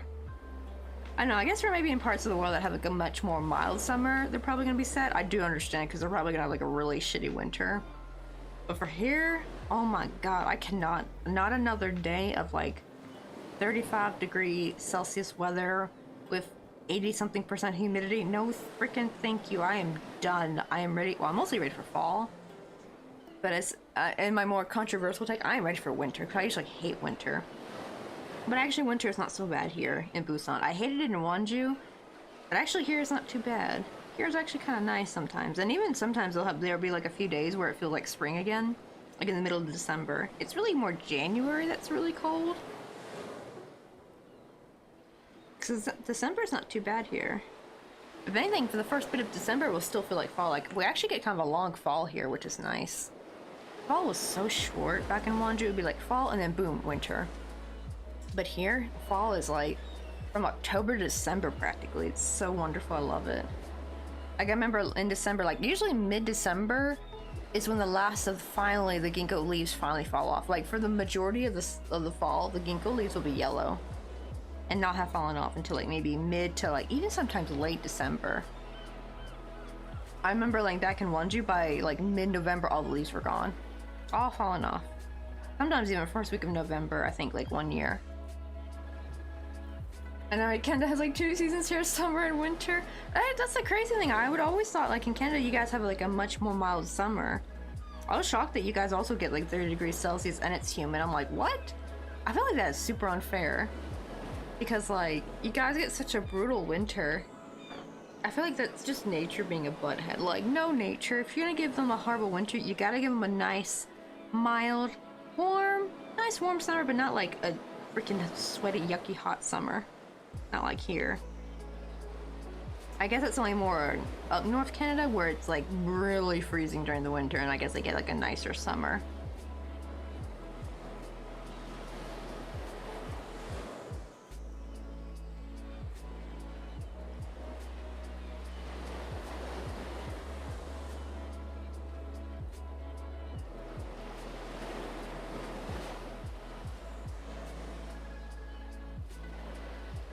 And sew up this little yarn tail before I forget.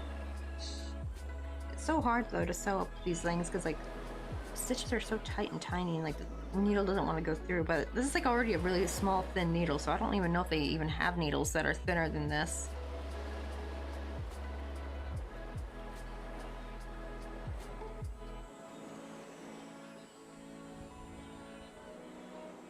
Maybe they do. I'll have to like look because I could really use some really thin needles. See if that helps because this is just too thick.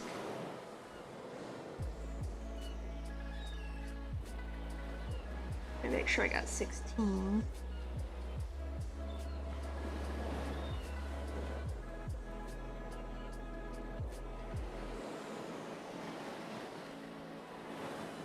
Yep, I do. Okay, good. And now, I'm gonna give it a nice little invisible finish.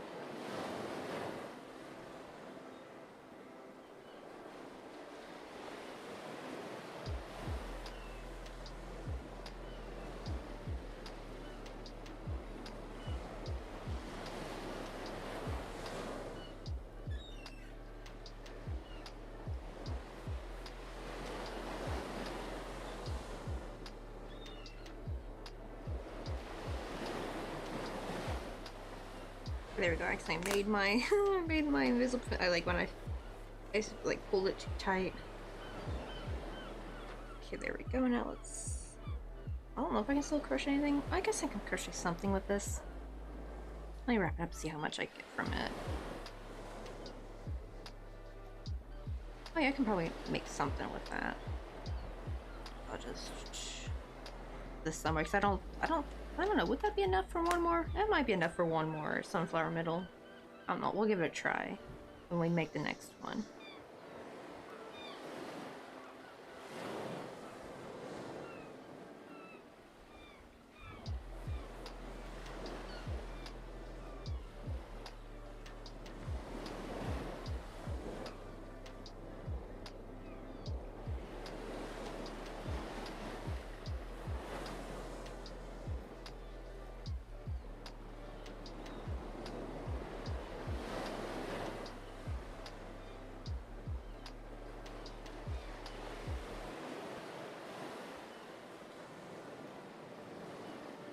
On this time, I'll try to remember to actually crochet over my little yarn tails. I forgot to do that last time.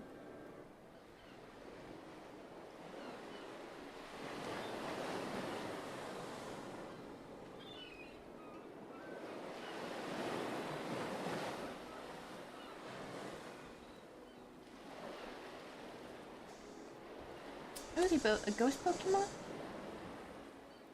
Let's see. Wait, what do they take?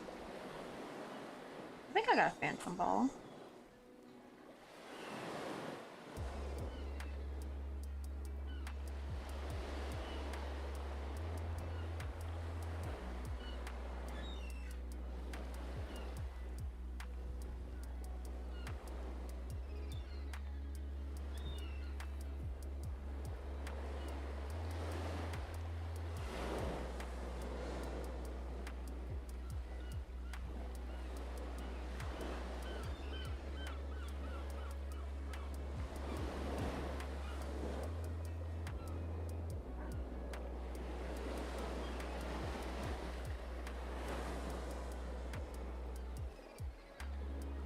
Yeah, got it. Oh, and also you missed it, Nintendo. Like literally first Pokemon upstream. Drawing Fox just threw like a regular old Pokecatcher, right? So just threw a regular old Pokeball and they caught a shiny. Let me see. I forgot what was it? It was like a spider Pokemon. Start with a S. Spinax? No. What was it? Got the name of the darn Pokemon. All the thank you for the chat and also have a good evening. Thank you, Esfar. I hope you enjoyed your experience. Hopefully the YouTube side is nice, because yeah, it's hard. I heard that usually the quality is better. There is a bit of a delay though, unfortunately. I think like a minute delay, I think. Even though I think I have low latency on. But it was fun getting to chat with you, especially about coffee creamers. Oh man, I was so upset when I first moved to Korea. I was really sad. I was like, what? No coffee creamers in the refrigerator section? I was so sad. Now I'm like, frick it, I'll make it myself. Probably better actually. Making yourself probably healthier. Well, I hope you have a good evening, get some good sleep, all that.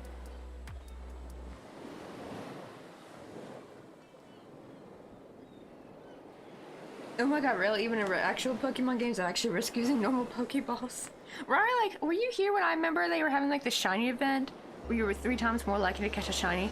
And I had saved my Ultra Cherish Balls. Not regular Cherish Balls, I had 10 Ultra Cherish Balls I had saved just for something like that.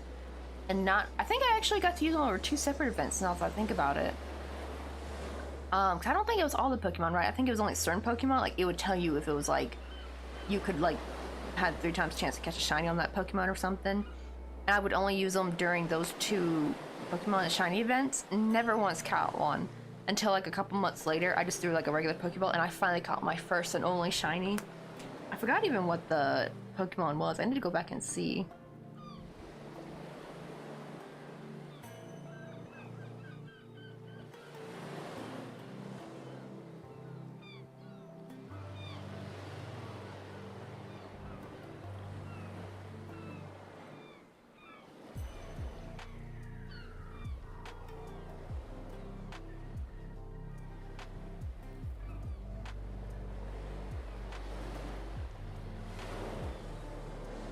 I feel like right, I spam when legendaries and mythicals appear too.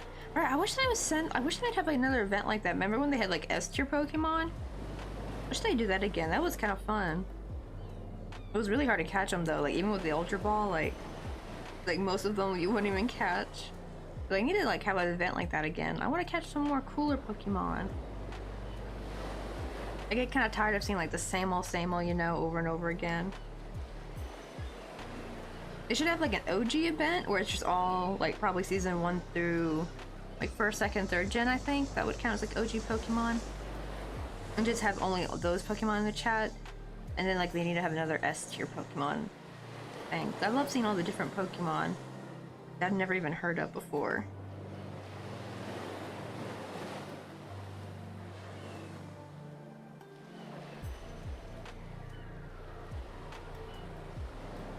Right, like that's just anime logic right there. A little bit with video game logic too, because I remember seeing this funny illustration someone did of Geralt.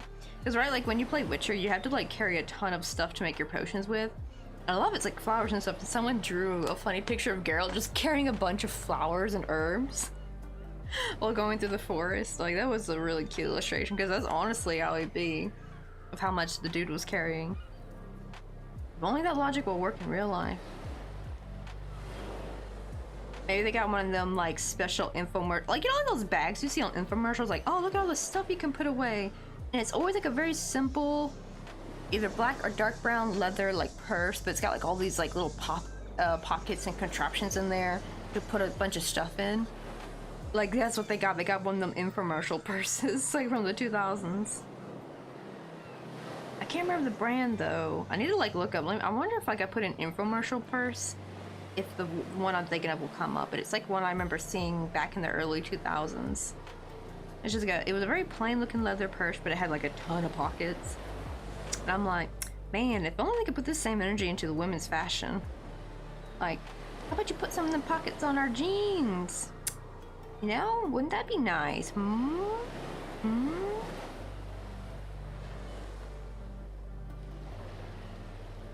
Like honestly, this I'm trying to say like pocket apocalypse. It's just horrendous. Like, I don't know what dumbass decided like, hey, let's make faux pockets for women's fashion, and it became like a thing among other fashion designers and shit. I'm like, why?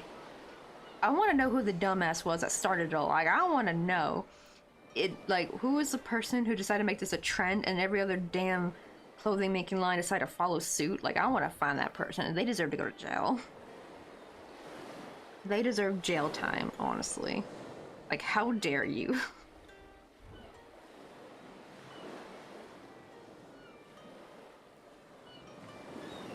Dumbest idea ever. Probably from Big Purse or something. They're like, how to... And it's so weird because I feel like women always bought purses regardless if they had pockets in their pants, right? Like, so I don't know why they did not need to increase sales of purses. Like, women were gonna buy purses regardless, because you need a purse for your bigger items, but it's nice to be able to, like, you know, stick your... You know, it was almost around the same time when smartphones came out, right? Right when you needed a pocket to stick your smartphone in, all of a sudden women's pants stopped having functional pockets. You notice that? It's kind of almost like around the same time when smartphones became a thing, like where everyone can own one. I'm like thinking like, I wonder if that was done on purpose. Like, why do dudes get to keep their phone in their pocket, but we gotta use a stinking purse? You know how hard it is to try to like quickly grab your gosh darn phone and when it's at the bottom of your purse and it's ringing, you're having to shuffle through everything? You know, you're shuffling through like your makeup, your hairbrush, your mirror in there, any receipts and papers and whatever like weird odd and ends, maybe your snacks you have in there, just to get to your phone. Like, ugh, no thanks. Just so much easier when it's in your pocket.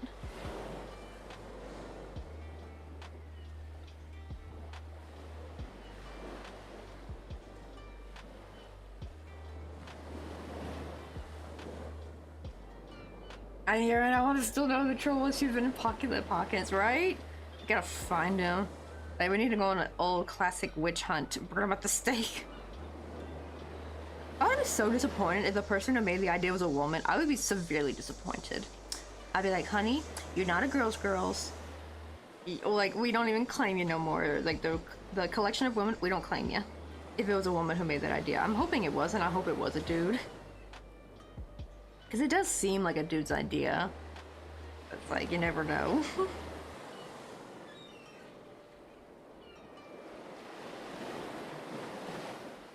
But it also doesn't make sense too, right? Because like, okay, if you want to increase sales purse, but like the problem is there's so many different brands of purses, right? So like, why would it make any sense to, because you're just increasing the sales of purses for all purse brands, not a singular brand, you know what I mean? So it wouldn't make sense. It would only make sense if maybe this like certain line of clothing did this and they also happen to have a line of purses, right? Like that would make sense for that, but like why would you want to increase the sales of all purses, you know? And why, you're right, why do they get popping up to keep going, right? Like, Why did so many other fashion, like, decide to, like, kind of keep going? Like, right? Like, why did they say, like, hey, let's do that too? It's like a sneaky way to save on fabric, but still charge amount. It's, like, such a small amount of fabric, right? Like, it's such a little bit amount. Honestly, I say we need someone to do that for starting to do for men's pants. Oh my god, there would be a riot. There would be a riot if they tried doing that to men's pants. I would love to see the chaos though. Someone needs to try it. Try faux pocket for men's jeans and watch them like have a meltdown.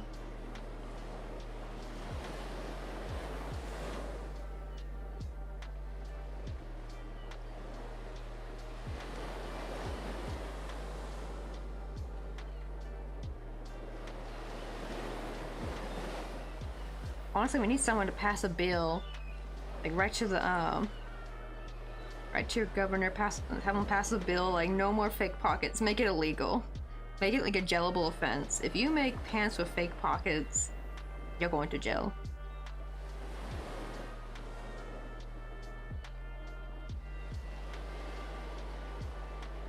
Right, yeah, I think that's what pisses us off the most. Like, if you want to make pantsless jeans, I mean, not pantsless, I mean, pocketless jeans, that's fine. Just don't make the fake pocket look, you know, don't make it look like it's got a pocket, but then it's fake. Right, that's the part that pisses a lot of us off. But they're still willing to make it look like it's got a pocket. That's where it gets me. Like, if you don't want pockets, just make pocketless jeans. That's it. Like, don't put the fake little thing there. That's just... that's just rage-inducing, honestly. Like, how dare ya? Such insolence.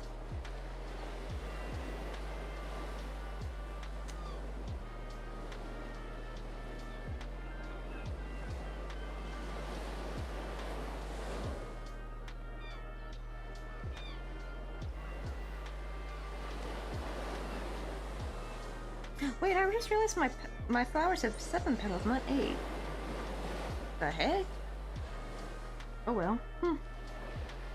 I thought they had 8 petals. But no, they're actually 7. It looks nice though. Actually, I will say sunflowers do look nice with an odd number for petals. And I'd be like, I'm surprised I found a skirt with a pocket. Right? It seems to be mostly pants that don't want to have pockets. Honestly, those like dresses that have pockets are like the freaking best. I love those so much.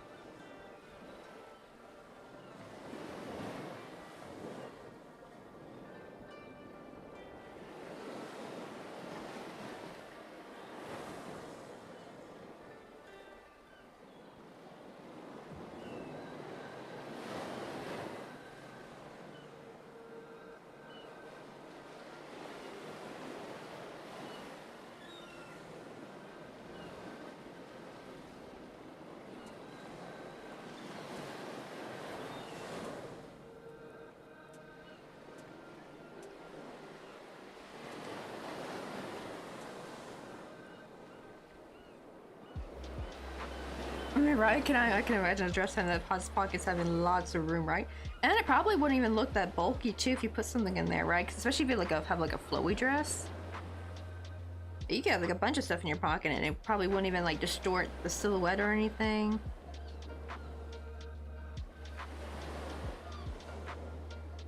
Oops, almost went into the next stitch over. We don't want that.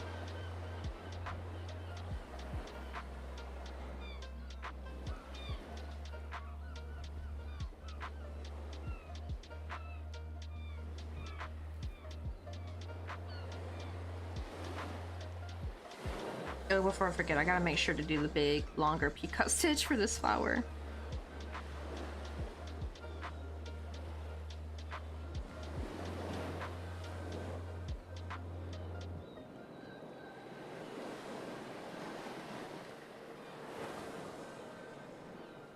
Right, like put a 3DS in there, right? Like maybe even a Switch would fit if you got like it fluky enough, and especially if you have like What do they call it? Crinoline at the bottom?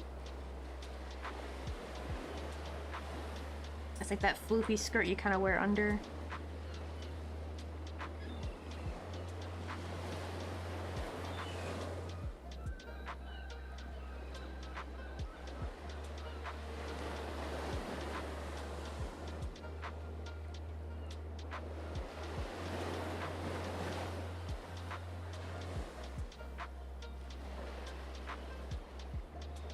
Ah, oh no. I didn't realize I was out of yarn. Or not, or out of thread. Let me see. Can I finish this? I just gotta do one more treble after this. Oh no. I have to be crafty with how I hold this. It should be, technically it should be enough for one more treble, but it's hard to, there's not enough to hold it though for the proper tension, I feel like. Well, we can do it. How if I still got a chain 3?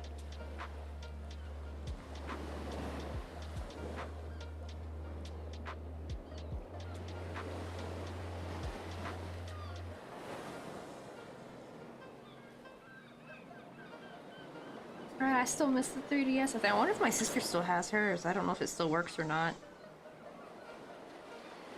I remember when she got that, we all went crazy with it, like playing Cooking Mama and everything.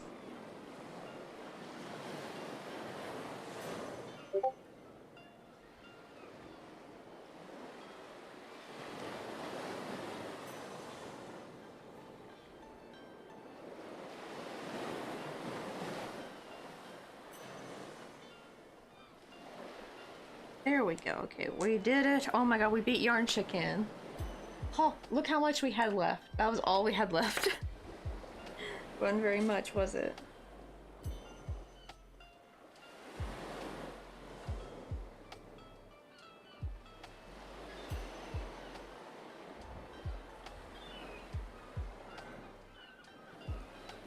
Really, right? No doggo. Also, my sister still has her 3DS.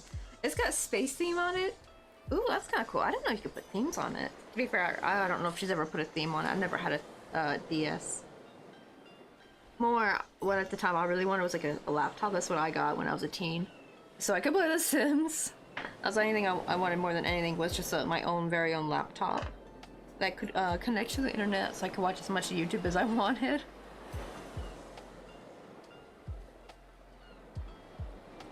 I think that was like my big game playing growing up was The Sims. I was just obsessed with The Sims. It just had me in a chokehold.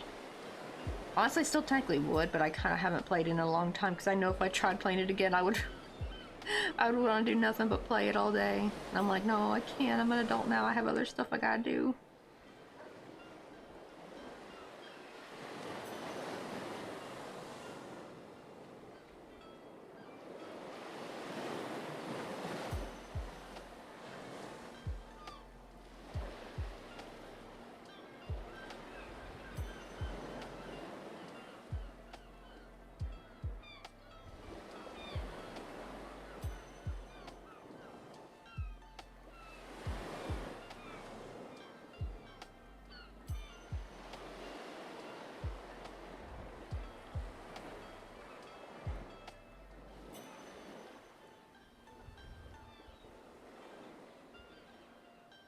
I hate this. I have to like basically keep rejoining it because it's too short.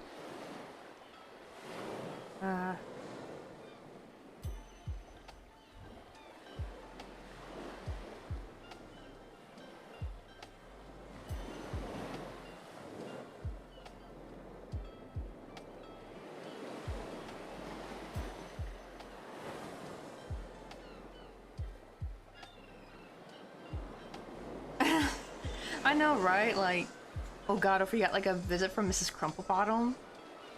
God. I love how like they made her a thing in all the Sims too. Like, she's such an iconic character. And it was even funnier when we realized when we discovered Sim cheats. Oh my god, that opened up a whole new door for us. And we found out you can actually spawn her. And the other guy too, I forgot what he was called. He was like the little kleptomaniac dude with the top hat and like the little shoot, what do they call it? the little eyeglass thing. There's a name for it, but my brain cannot think of it at the moment. But like singular, like what the Monopoly boy guy has.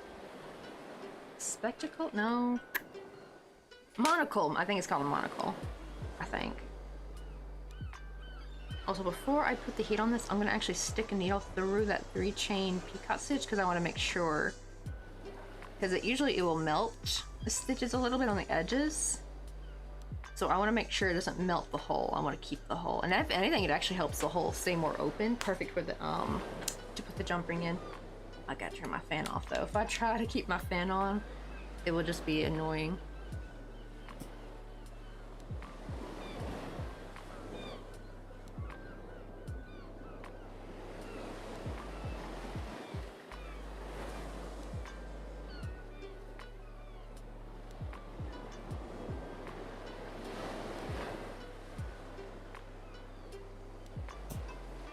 Oh, speaking of sunflowers, I think I saw something somewhere where even like the sunflowers were turning away from the sun because there was just too much sun. Is that true? That'd be funny, but also kind of scary.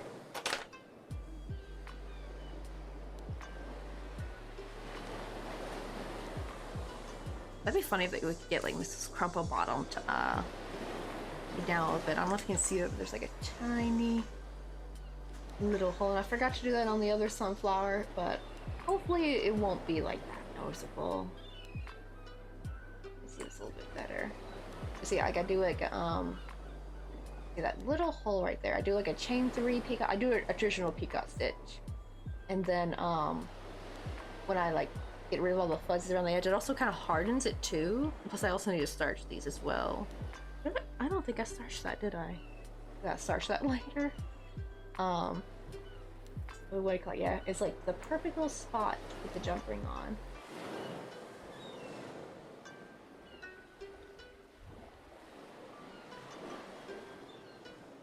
I know, right? Like I saw the meme or something where they were talking about like, yeah, let me see if I can find it. Hold on. It was like a thing I saw, I think on Instagram or something, or YouTube, where it's like, even the sunflowers are turning away from the sun. It's too much.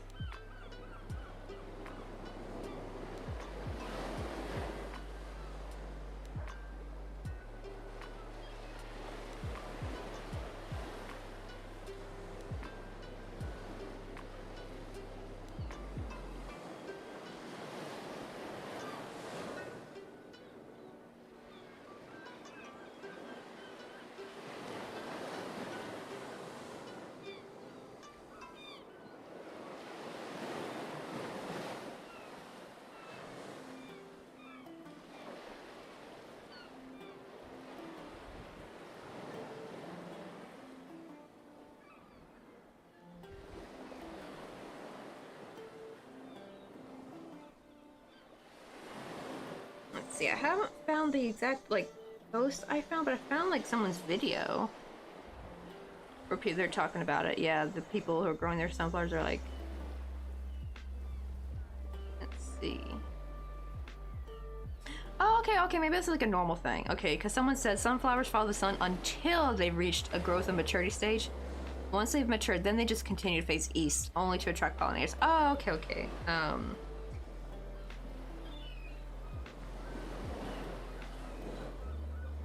But, so maybe that's not too bad of a thing, but some people are saying like, yeah, it's becoming too unbearably hot.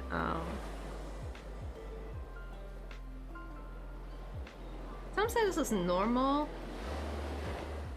Yeah, okay, that's good. Like, that's like a scary, like, global warming thing I'm thinking of, like, yeah, even the sunflowers are turning away.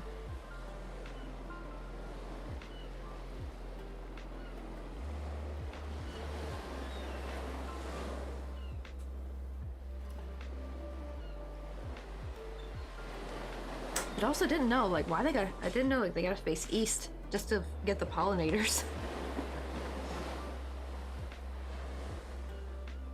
It's like, I guess for flower world, it's like, gotta face east, boys, to get the, to get some love or whatever, I don't know.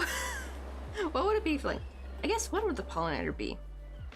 Not like the male or female, be like, they're facing east to get, what do you call it? To find some love and find someone to make some more baby flowers with. Okay, I'm gonna try to make another flower middle. Hopefully this is enough. I hope it is. I'll be sad if it's not. Hopefully we can get up to 16 stitches with this, because I really don't want to have to, like, set this aside for something else. It's not a very big amount. Oh, I gotta turn my fan back on. As soon as I turn my fan off, I'm dying. Oh, there we go. That's better.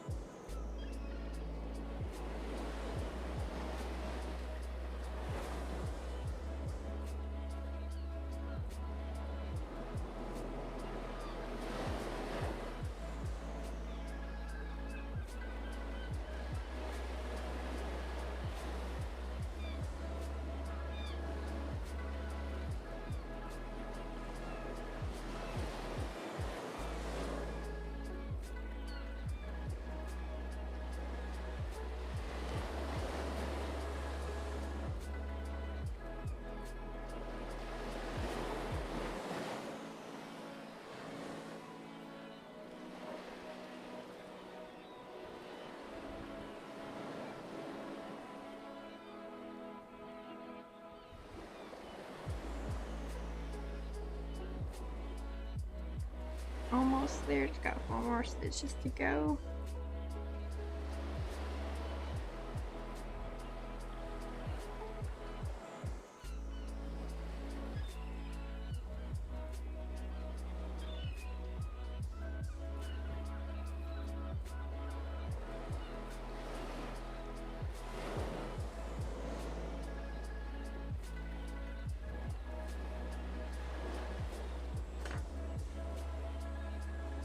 There we go.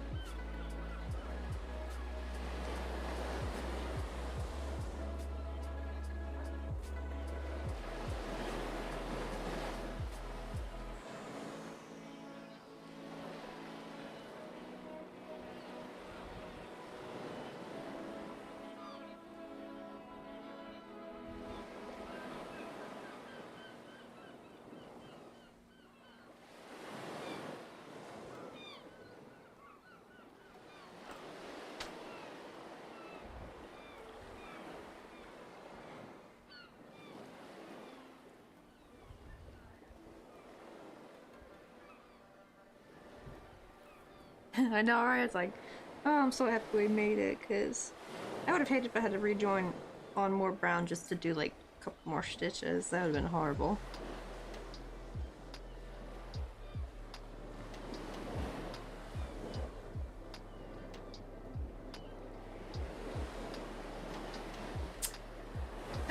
Oh, we got Umbreon! Alright, let's go.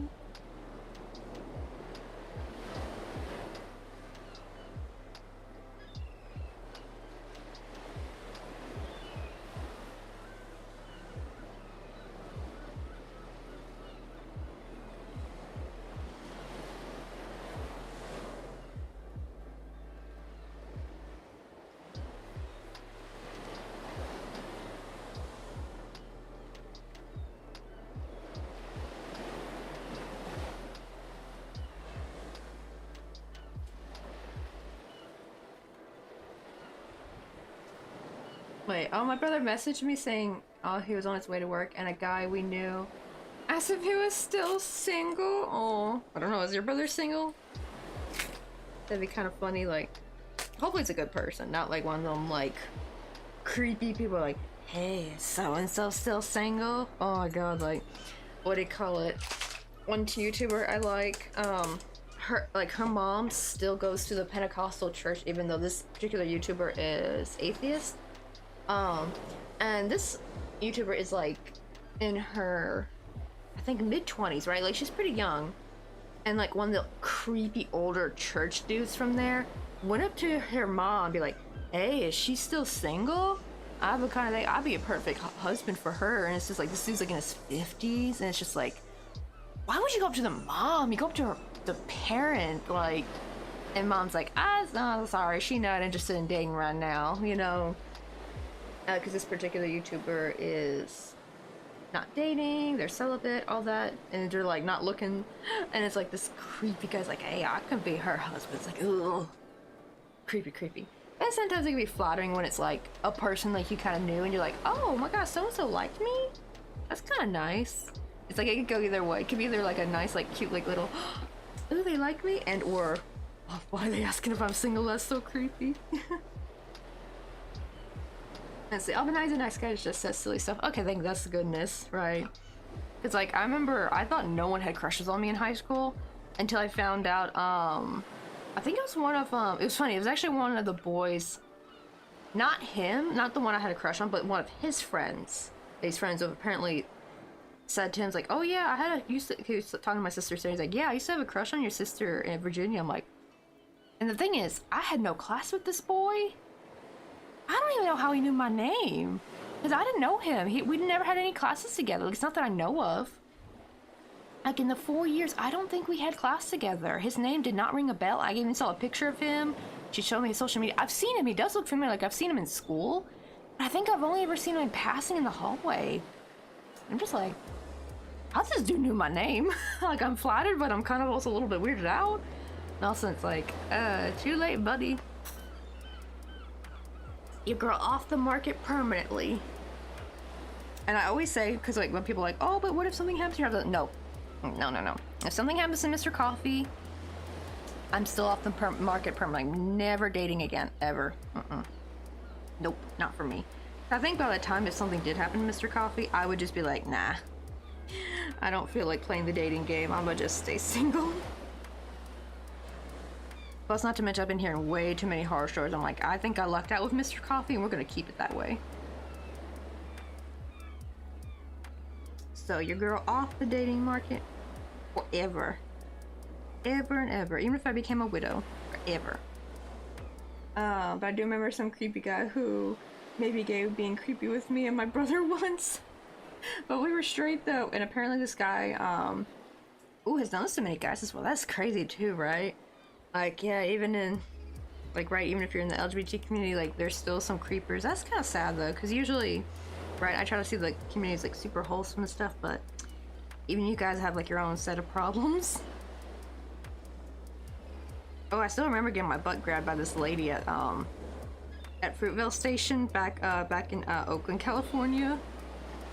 She was, like, super aggressive, and she was quite old, too. She was at least, like, she was in her 50s. She came up to me, and I just didn't say anything, because I was like, I don't talk to strangers, because, like, she did this, like, really weird wide stance right in front of me. When I tried to leave, she, like, spanked my butt, kind of grabbed, spanked it, and I'm just like, I turn around and be like, what the fuck?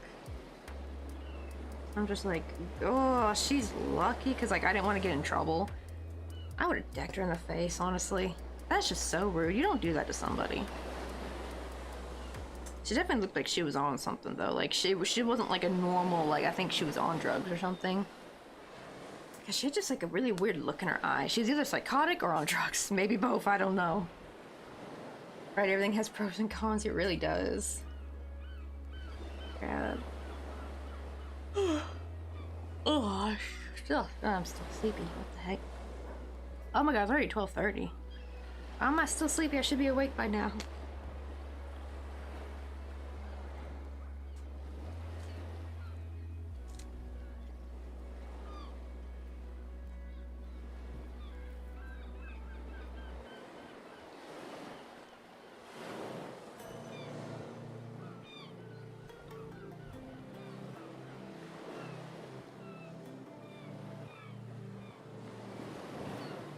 Oh my god, what? That's horrible. That's so mean. Like, I wonder why.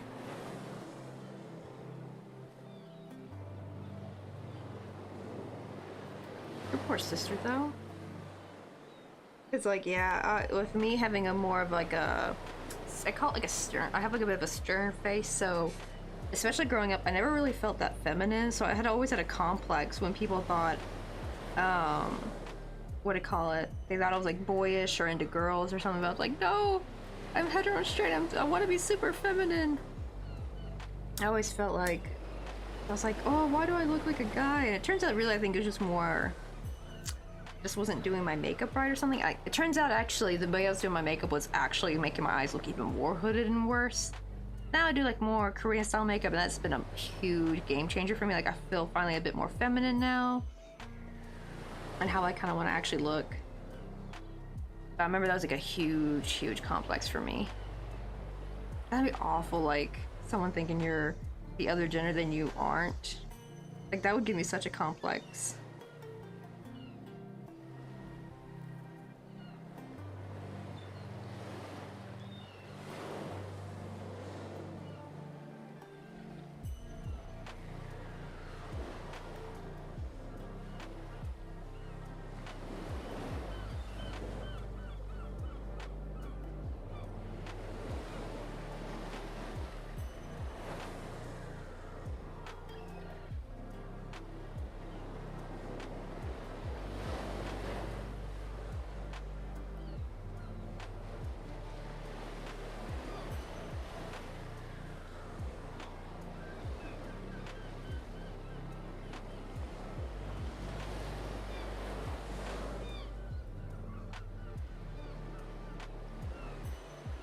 I don't know about this particular song that's playing. It always makes me think of like a really chill elevator music. Like that ding I hear. It's like the ding an elevator like an old-fashioned elevator makes when you hit your floor.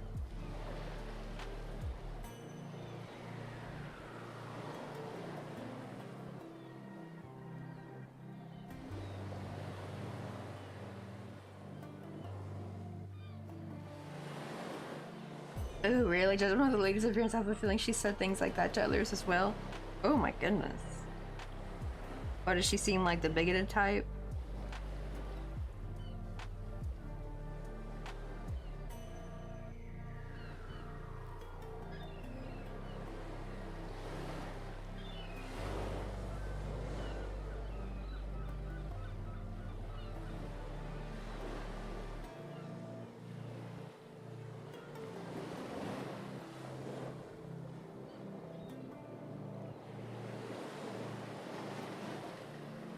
We could grab some coffee? You want to go get some coffee with me? Oh, 182K8, welcome on in.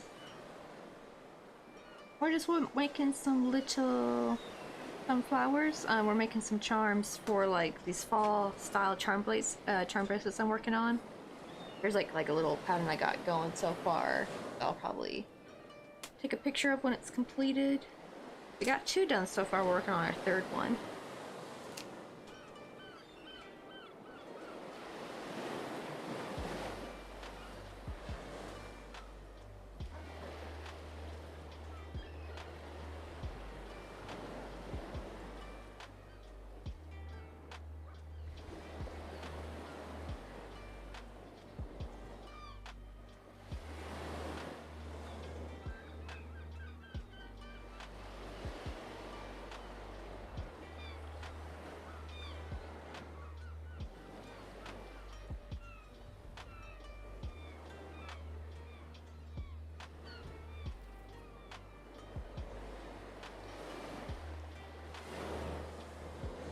Let's see. Ooh, right, I would love some coffee. Hope you're doing good. And those are so tiny and amazing. Thank you. I love doing really, really small work. If anything, it's kind of saved my hands with crochet because back when I did bigger projects, I got carpal tunnel from crocheting too quickly. That happens. So if you do crochet, make sure not to crochet too fast all the time. Give your wrists a break. But I noticed since I crochet a bit slower, I'm able to like make still a lot of items, but it doesn't really impact my wrist that much. I love making like little amigurumi. I have like two modes I work in, which I call miniature and then micro. Right now I'm working on micro crochet, but miniature crochet, I work with like a 1.4 millimeter and a single ply of worsted weight yarn. I just like take it out. I split it the same way you kind of would split embroidery floss.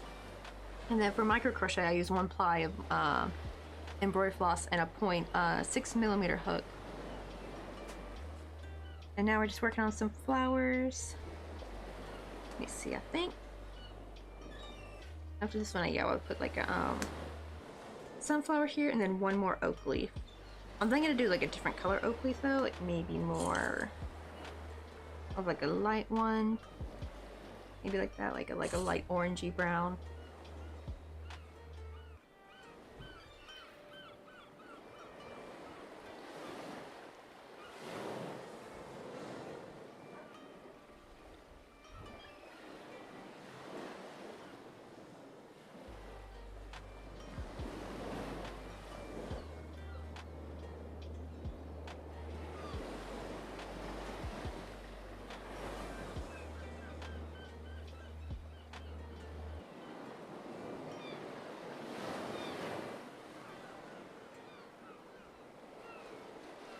Right. I mean, personally, the smaller the work, the more my anxiety goes up.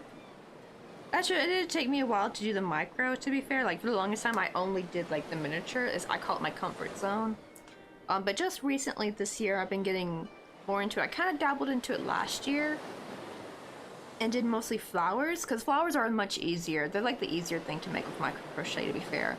Because, like, when you make a petal, then you have something you can kind of hold on to, and you make it with longer stitches. It's really more the amigurumi that get really hard. Like these acorns really take me a bit of time to make. I'm getting better at it though. But like I made like this like little margarita last year. That was like my first step into dabbling with at least doing amigurumi with the micro crochet.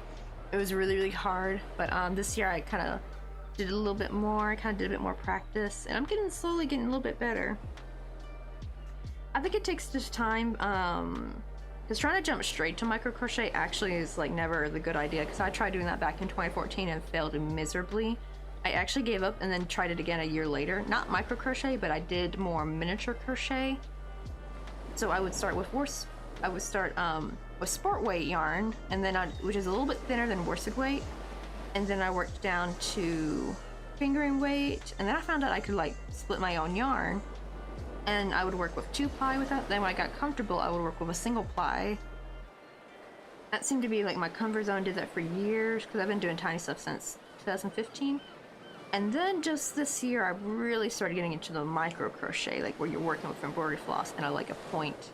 Usually they typically use like a 0.5 or 0.4 millimeter hook, but when I went to go get my tulip, they were sold out of 0.5, so I went ahead and got the 0.6 millimeter.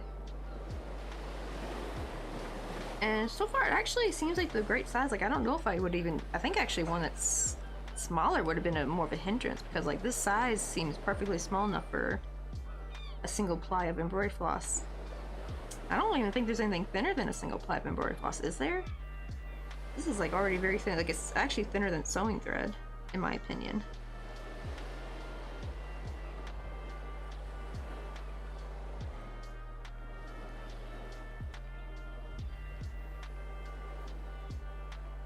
Oh, a sister invited her to come with her friendly neighbors because they were playing... Oh, they're playing Cards Against Humanity, but I'm already in bed and I have to work tomorrow earlier than usual. Oh, that sucks, right? Because sometimes those be like the best hangout nights ever.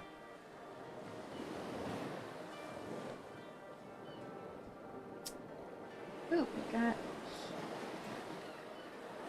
Let me do Ultra Ball real quick.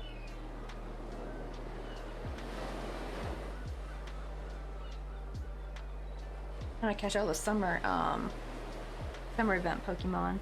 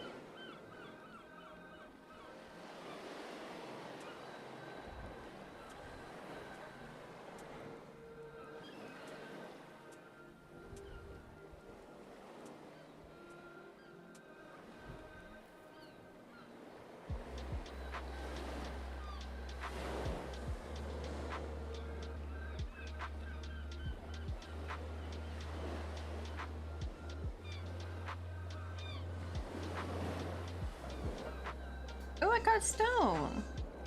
I think you catch the stone of the type you caught, right? I guess it says fire, but also rock type.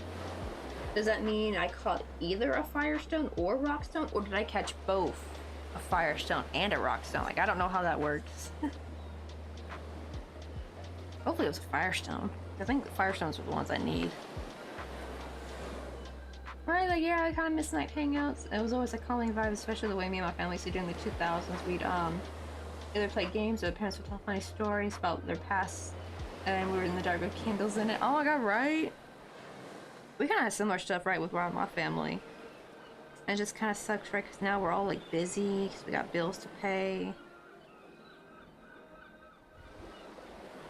I remember back when I worked at my first Ross job, I had to be there at 6, but the problem is I had to take an Uber at least by 5-ish or 5:30, and I at least need to be up for 2 hours to be functional. Like, I can't just wake up and go to work. I need to be up for a few hours, so I would always wake up at 3, so I had to go to bed by 7, and I hated it.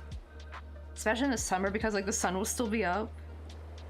And so what I would do is, because also around the time Mr. Coffee would have class, and I would pop on, get everything ready for the day before, like get my uniform out, like on the end of a chair or something, and my lunch ready to go, and then I'd pop on, watch a single episode of Miami Vice, and then turn the TV off and go to sleep.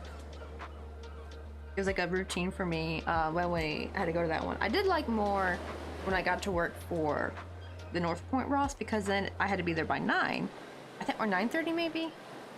So I could actually, didn't have to wake up as early. I could actually have a bit of like a morning to myself. Like if I woke up at 6, then I have like a couple hours to myself. And I would just Uber there. And I could go to the Safeway because everything would be open. Because I think most things opened at like 8. I could easily go to like Walgreens or Safeway because they had a Safeway there. And I would pick up, like if I didn't make lunch, I would like pick up something for lunch. Like, I lived off those, like, really cheap, dirt cheap burritos from Safeway. I think they were, like, 58 cents a piece. I don't know how much they are now, but they were, like, these, like, little burritos. I think they were 50 cents. Because I remember if I got 2 for, like, $1, I think. I would just, like, stack a bunch of those and eat them, because it was just a super quick, easy thing to eat. And go and grab me, oh my god, I'll go grab me the Starbucks double shot cans, because those, like, really got me going. I love the flavor. The mocha one was my favorite one.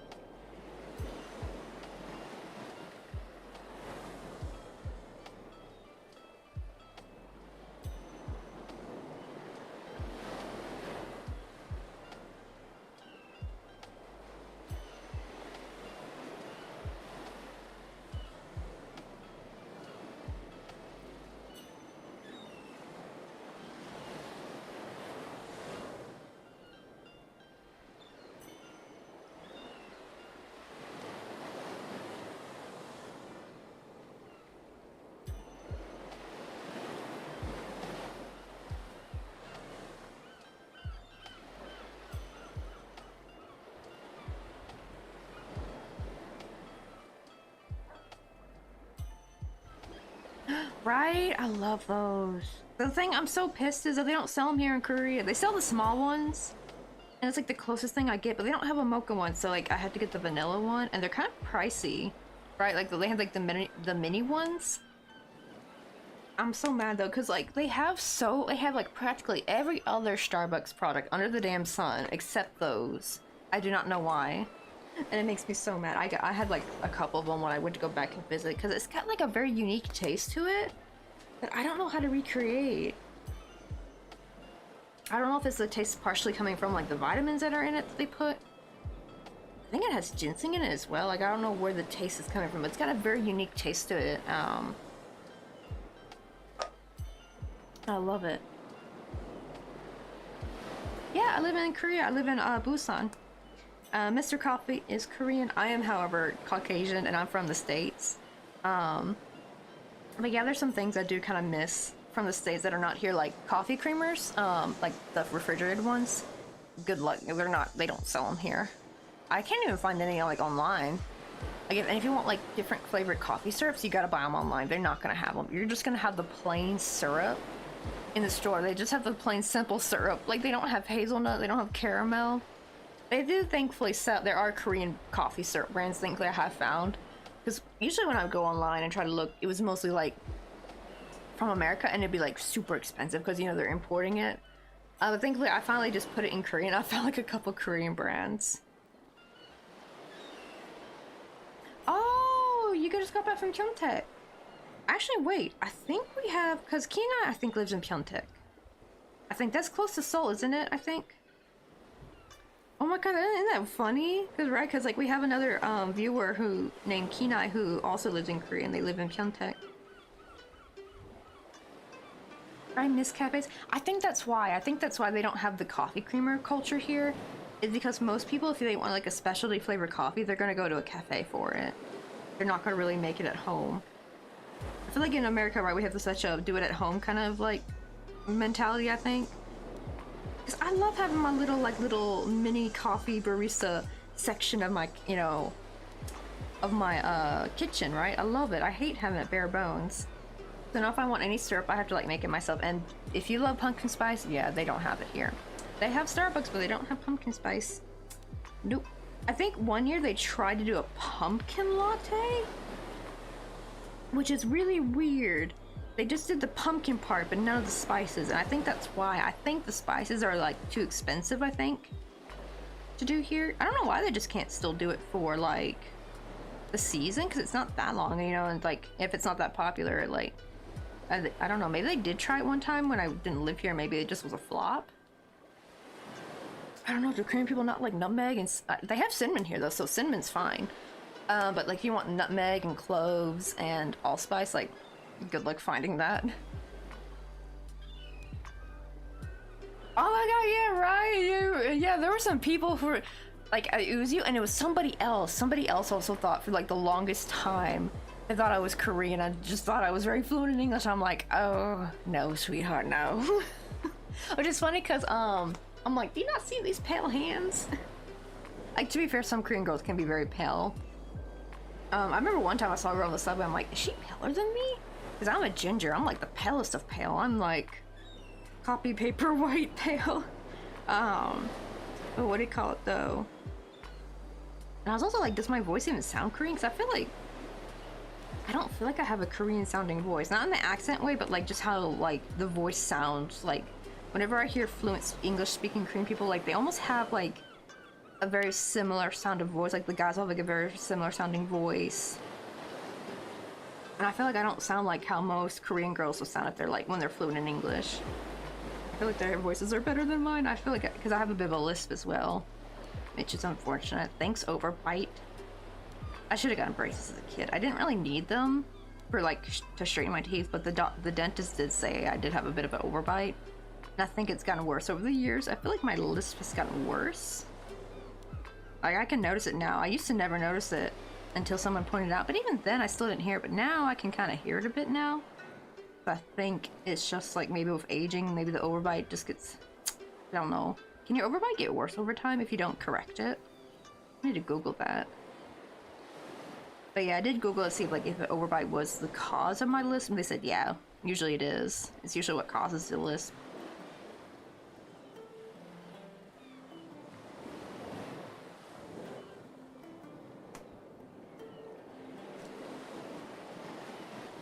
Let's see. Oh, the cafe outside Austin, AFB had pumpkin. Wait, really? It did? Oh my gosh! I guess maybe some AFB. I don't think I've heard of a cafe that. I don't know if they have that here. They have something called About Coffee. I don't know if they ever have pumpkin spice. I didn't know that. Well, thankfully now I have the spices because we had to get some spice. That's the problem too, actually. Was I was like, okay, I'm gonna make it myself, and then we go to try to find the spices, and all I can find is cinnamon. I can't find any of the other spices I need. I did eventually find nutmeg, and it was like $8 for like a little tiny jar, which is a lot. And then, but thankfully though, when Mr. Coffee started working for Nextron, now he goes on, 출장, you know, like business trips, right? And he goes to America a lot, and not even just America, but even when he goes to Europe, he'll go and get a bunch of spices and bring it back that are usually like really hard to find here, or they just don't sell it at all. The right genetics be crazy these days. Sometimes it's really hard to tell. But I can see really rare to hear someone who doesn't look like where they're from. That is true, yeah. Also, I think another problem is that my voice does not match my face.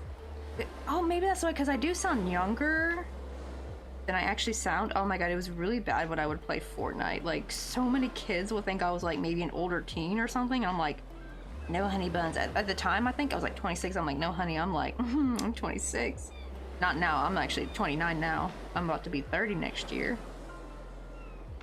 And I remember, like, even just recently, after turning 29, I played a bit of Fortnite with my friend Dylan from New Zealand. And his mates from Australia, they're like, how old are you? And I'm like, I'm 29. They're like, whoa, what the hell? You don't sound 29. I'm like, well, I sure as hell look it, though. Like, maybe even a bit older, like. Because when I was a teenager, I was mistaken as a teacher all the time. I just have one of those, like, mature-looking faces. Like, I don't really have, like, a baby face or anything like that. I think because I have hooded eyes, and I also have high cheekbones, and I also have a square jaw. So I think that's, like, right all the opposites of looking super youthful. But I don't look old as in, say, like, I don't really have any wrinkles. It's just more like, I just look mature, right? Like, I just don't look like a teeny bopper, you know what I mean? But my voice sure as hell sounds like it. I'm gonna be like one of those old ladies that have, like, the very, like, baby-sounding voice, I bet. I know, right? 30 getting soon, right? It's like, oh, our youth is fading away so quickly. And here's the thing, I don't give a crap about looking old, because, like, I already kind of went through that. Like, and I never really looked young. But the problem is I'm more scared about is health problems that come with aging. That's what I'm a bit worried about. Because, like, even if you're healthy, it's still kind of inevitable. Some parts of your body are going to break down. You know, that's when cancer starts sneaking up on you. That's when you start having joint problems. And also, the other reason I kind of hate aging is because the older you get, that means the people that are older than you in your life are also getting older. And, you know, it's like, oh, it's getting into that, like, realm of, like, when you're, of course not when you're 30, but, like, past 30, right? Like, that's when your parents are getting really old. Like, my dad's gonna be 60 soon. I can't believe it. I think he's 58. Like, it's insane. Like, he don't look 58, though. He is thankfully healthy, so I think hopefully he'll live to be 100. Like, my, because his grandmother, my great-grandma lived to be 100. Like, they got some good longevity genes on their side. So I'm hoping he got a bit of that, maybe.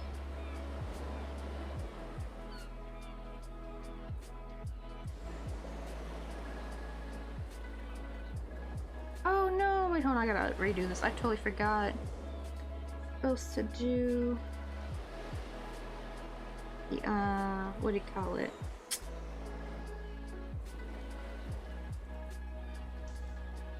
The little extra peacock, like the bigger peacock stitch. I almost forgot to do that. I gotta do this petal again. A friend of mine said our mom is a vampire for seeing photos of her in the past these days, right? Actually, there's like a phenomenon though. Like, wait, do you know Jordan the Stallion, the funny dude, the dude with the fast food book? Right? Like, people, like, that dude is younger than me.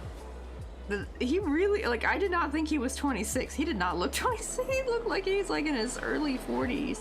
Now, granted, if he shaved his beard, he probably would look a lot younger, but he was kind of making a joke about like how, I don't know if he actually talked to Morgan Freeman, but it was part of his like little skit he was doing, saying like Morgan Freeman told him like, you're gonna look the same, you're gonna look like you're in your 30s when you're in your 40s, and you're gonna look like you're in your 30s when you're in your 50s. And apparently it's like a thing where if you look kind of old when you're young, you kind of perpetually look that age even when you're older. So it's kind of weird, like you have a little bit of reverse aging when you get to your older age, and I'm hoping that'll be it for me. Hey Minna, how you doing? Or if I should say, because it's like, I was like, every time I see your name in Korean, it's such a tongue twister. Oh, that's such a tongue twister. It's like so hard to say.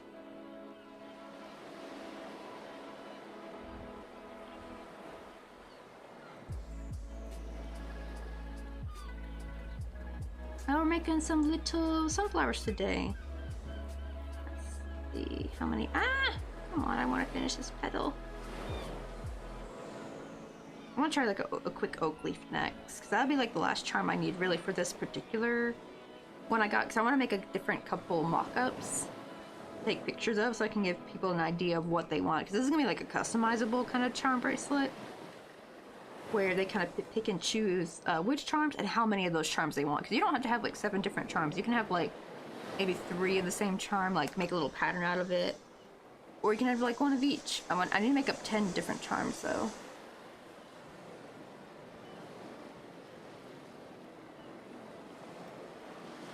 Let's see, I don't know if he's in these. I think Morgan Freeman's still in. He's always been in. I don't think Morgan Freeman's going out of style. Everybody loves Morgan Freeman.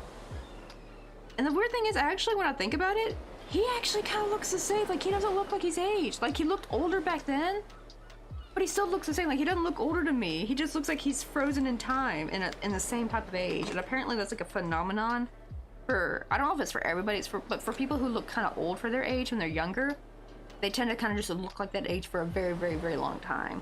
It's like you rapidly age and then it froze, and then you're like that, and then until maybe when you're like in your 60s, then you'll start aging again. I haven't seen Evan Almighty in a long time. That's like an old one, isn't it? That's like from the 2000s, I think. That's an oldie. An oldie but a goldie. I don't think I've seen him in Batman, though. Which Batman was it? Because I know there's like tons of Batmans that I probably missed out on.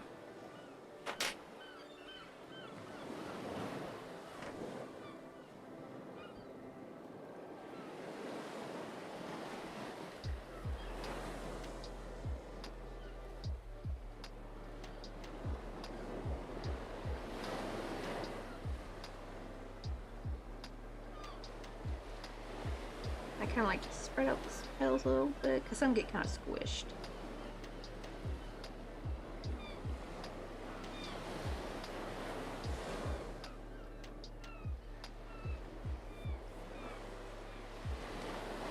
Oh, you went to a water park? How'd that go? I've always wanted to go to a water park. They look like a lot of fun. But in the States, they're so expensive. Well, more like, actually, they're probably not that expensive if you just go with one other person, but like, I grew up in a house of 6 people. Like, I have 3 sisters, so we never went anywhere except camping. That was our vacationing, because like that was like the only thing we could literally afford. And even then, that's actually kind of expensive nowadays because with gas and stuff. Now camping sites are a lot more expensive. I think they used to be like $10 for like a night. I don't know about nowadays. But yeah, but that's because most of my friends had like either they were an only child or had like 1 other sibling. But when you have 3 other siblings, a lot to feed, especially with clothing and food.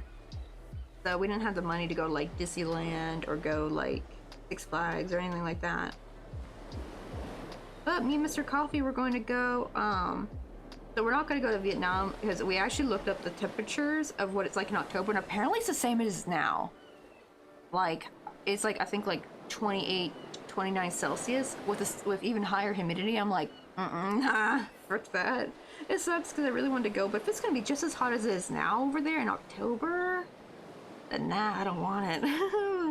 I guess the only time to really go is during the winter. Like, my goodness. But we're gonna go to a nearby city. I think it's like an hour or so away, and stay in like an old traditional style. It's like we rent out and you stay in a room in those like traditional style hanok. like the old style Korean homes, like what you see on like historical K-dramas. And there is an amusement park out there that we're gonna go to. I'm really excited, especially because it'll be fall, so it's gonna feel really good. I think they have a water park too, but I don't know if we're gonna do that part. It probably will be shut down by then, I think. Oh, Batman Dark Knight Rises, I think. I think he was either the butler or someone close to Batman's butler.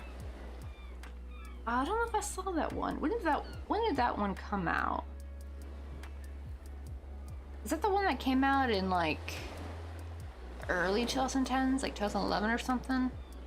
I may have gone seen it. The problem is though, it was during a date, so I don't remember much of it, unfortunately. That was like such a long time ago.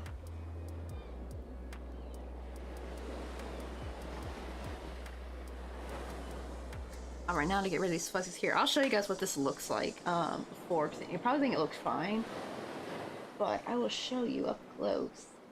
This is why we use the flame technique. See all those little fuzzies? Like, look how fuzzy that is. Can you see that? Right? And the thing is, even with, because I have polyester there, but even with cotton it would look like this. The problem is you can't really use the flame on cotton. You can kind of see it a little bit. See all that fuzzy right there. I need to hold it against something dark so you guys can see it better.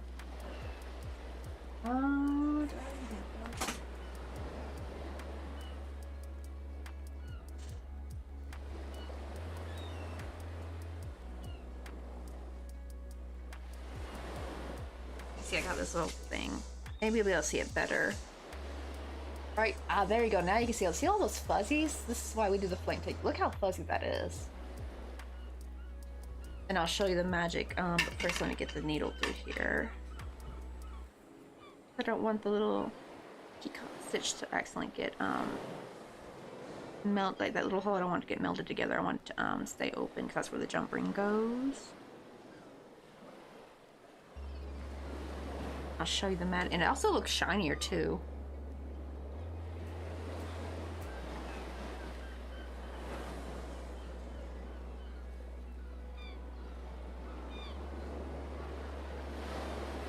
Especially if I do it a little bit extra on the outside, it'll kind of darken the color, which sometimes I don't want to do, but actually for this, it actually works. It looks like I stained it.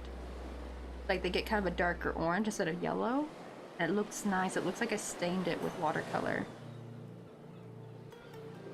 Let me see if you can see that a bit better now. See? No more fuzzies, and I'll show it with the the black. See? All those ugly fuzzies are gone. Also, that hole stays nice and open. Ooh, this one I tested a little extra and it looks nice though.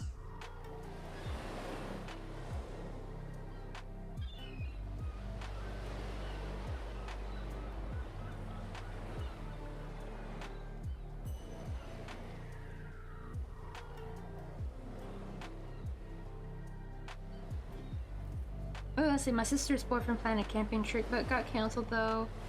It was gonna be one of those survival kind of camps where there's no buildings or anything. I wouldn't like that though. I'm not a fan of ticks and getting bugs in my eyes. Ugh, that's true. Like, the problem is that's my dad's style of camping. He likes survival type camping. I like more in the middle. Like, to be fair, I've never done RV camping, so I still like sleeping in a tent. However, I like my mom's style of camping, which is like in the middle of like a RV style camping, and my dad's survival camping, which is just the good old classic. You still sleep in a tent, but you stay at a place that has nice facilities. You bring a cooler with sodas, lots of snacks, you know, hot dogs and stuff. See, my dad wants to be like, let's put like a potato on the fire and call it dinner. And he's never been to soda, so he never wants to bring sodas along or anything like that. And I hate that. It's like, I want like some good camping food, right? Like I want to have s'mores. He would bring marshmallows for s'mores at least.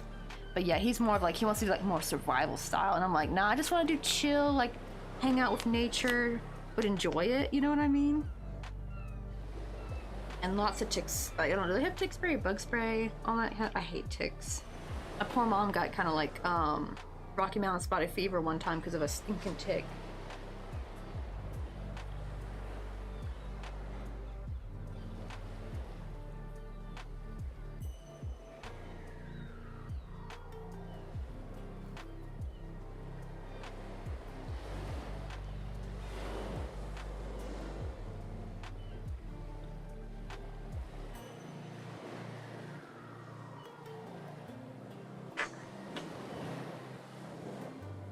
let's see. Let me open all these jump rings up, 'cause I gotta slide the thing right on there.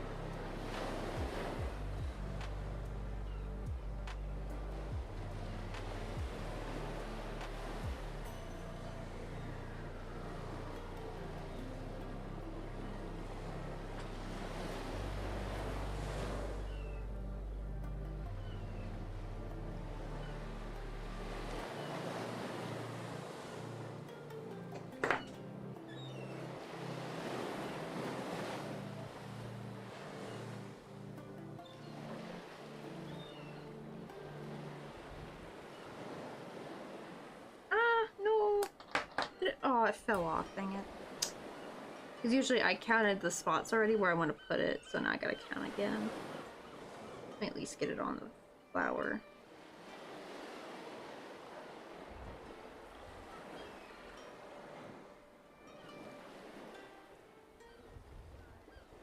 Okay, let me see. They're basically 10 in between, so there's that one. So 1, 2, 3, 4, 5, 6, 8, 9, and so it should be this one. Ah, shoot, it flipped on me, so I'm not gonna count it again.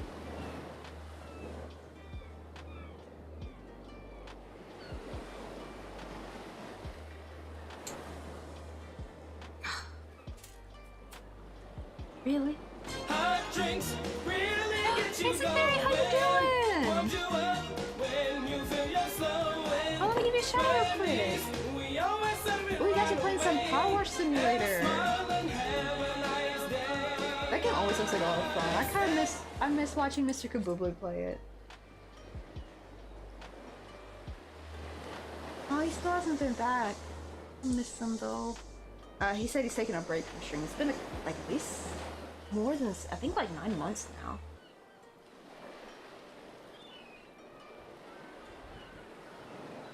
But it looks like a pretty calming game. It looks like also it's like a good game for chat. Oh, we got it ready to run, but enjoy the rest of your stream. Alrighty, no worries. Go enjoy the rest of your night. Also, I probably should go time travel sleep. Yeah. Oh, that's right. You said you had to wake up early. Have a good night, Nintendo. And thanks for the fun chats. But welcome in, Raiders. We're just working on making some cute, like, little fall charms for some crochet charm bracelets. We're attempting to put on this little sunflower, but every time I try putting it on, I keep dropping something and I have to keep recounting. So let me see this. Oh, it's a hat one. Okay. 1, 2, 3, 4, 5, 6, 7, 8, 9, 10, 11. Okay, there we go. Oh my god. Now we just need one more charm for this one, I think. I actually want to make 10 different charms in total that people can choose from, but so far I only got 3 that I've designed so far. Maybe we could grab some coffee? You want to go get some coffee with me? Oh, just Bob Lobla, welcome on in. You see, also, who all came in? Also, welcome in, Xia. Hope I'm saying your name right. That's right, Zytheria was like saying right when the noodle fights. Watch out, he spits. I always love that brain message. I want to get an alpaca. Or a llama. It makes me think of like, llamas, like from like Carl from Jimmy Neutron. Remember how obsessed he was with llamas?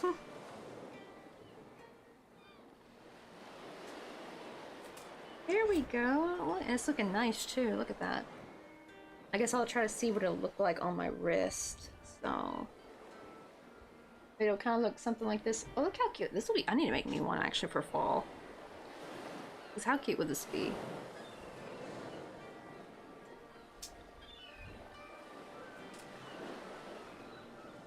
Oh, and we got another summer event Pokemon. Let me just go for it.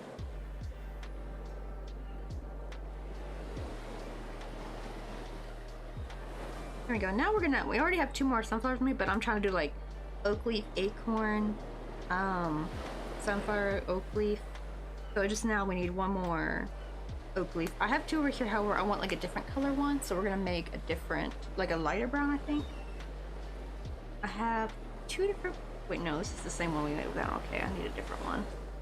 Here's like a lighter version of this one down. Here's what I'm gonna make it with this. Hey Spooky G Wolf, how you doing? We're just making some cute little crochet charms for what you call it? For little charm bracelets. I've never made bracelets before, but I was like, you know what? I have all this chain. I mostly bought the chain actually for earrings, but I don't really need that much for the earrings. Like I just need like a couple, like maybe 5 or 6 chains just to get some dangliness from earrings. So I'm like, you know what? Maybe I can use the majority of it for some charm bracelets until I can maybe buy some more chain. Also, I'm gonna be right back. I'm going to top off my coffee real quick and also fill up my water, but I'll be back in just a sec.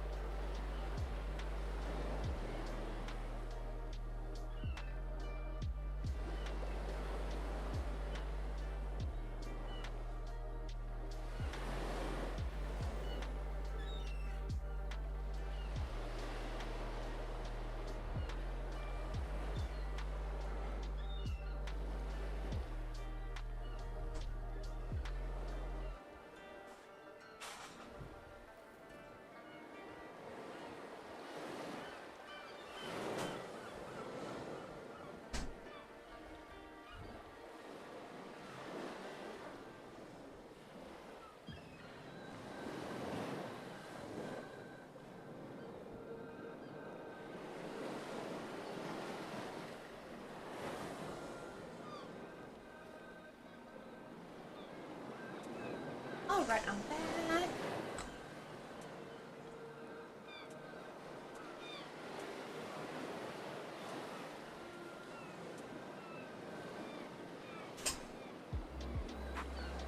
Alright, let's see. Oh shit, where I have like a little pattern I wrote down for the oak leaf. Oh, here it is. Here, follow this.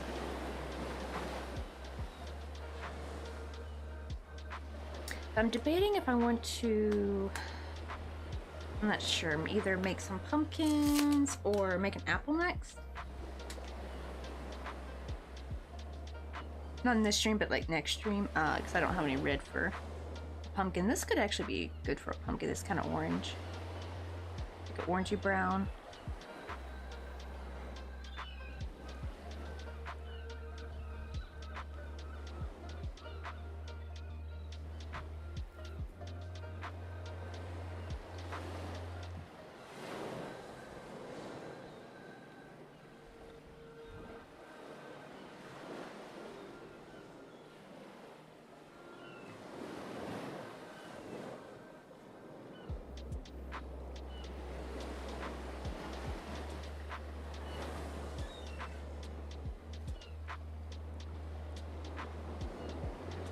I think I chained 12, right? Yeah, okay.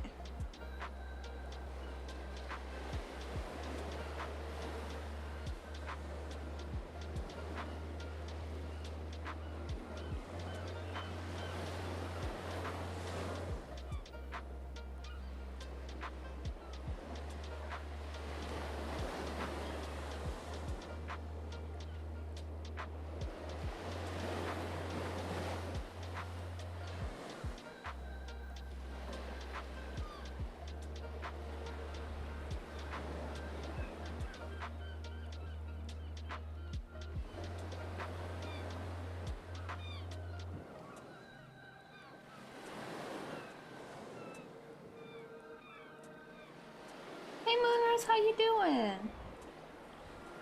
We just finished making some little sunflowers earlier, and we made 3 little sunflowers, and I added 1 extra one to our little charm bracelet, and I just need to make 1 more oak leaf. I have 2 over here, but they're the same color as this one, and I wanted to kind of change up the oak leaf color, kind of add a little bit of extra dimension to it.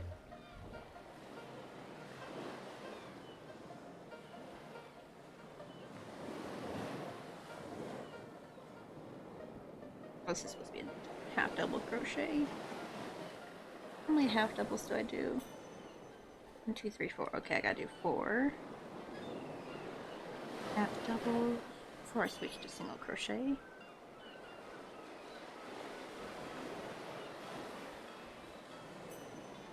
That's good that you're doing good. Hope you're having a good evening.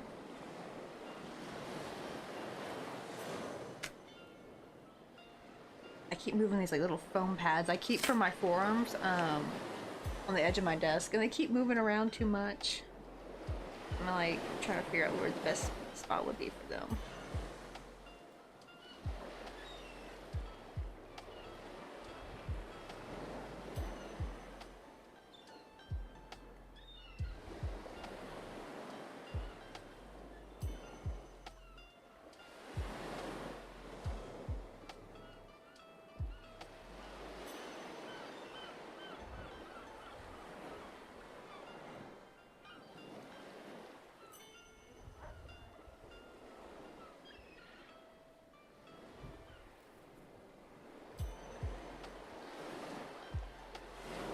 There we go, last single crochet.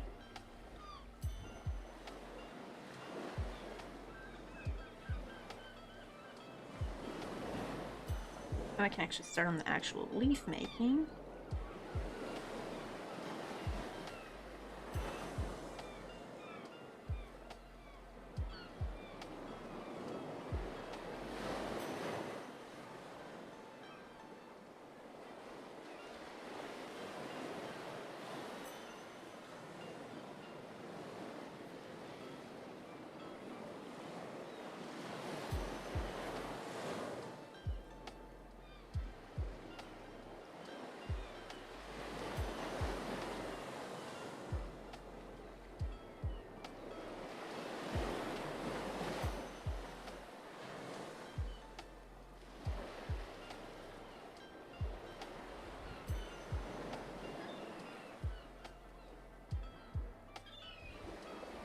Here's where we do our first little bump.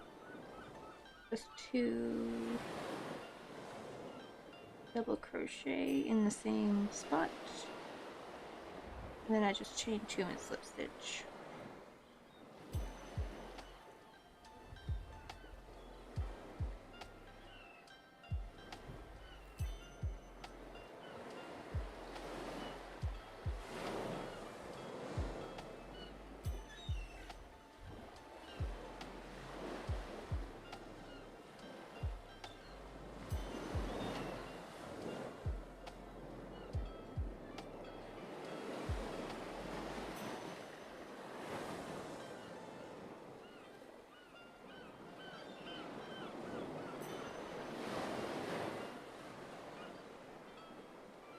Hey, Possessed Cat, how you doing? Oop, wait, was that, oh, that's supposed to be a half double, not a double. Can't do that, but we're working on some charm bracelets, and we just did 2 sunflowers today, so I'm trying to like gather up, make a bunch of the same charm over and over, but I want to finish this bracelet. And it only needs 1 more oak leaf. I don't want to make it a different color, because I got technically 2 over here, but they're the same color as the first one. I had put a red one in the middle, or, well, it's not quite red. It's more like a really, really bright orangey red. It's like, actually looks like pumpkin spice. Like, it's like the epitome of what I would think pumpkin spice would be. Like the color. We're getting ready for some bedtime. Oh no, having trouble starting the Christmas top. Oh, do you mean like you're making a Christmas like tree topper, or are you working like on an actual sweater for Christmas? I know, right? Yeah, it needs another brown one, so we're doing like this kind of like a light orangey brown. I think that would kind of give it like a nice little dimension.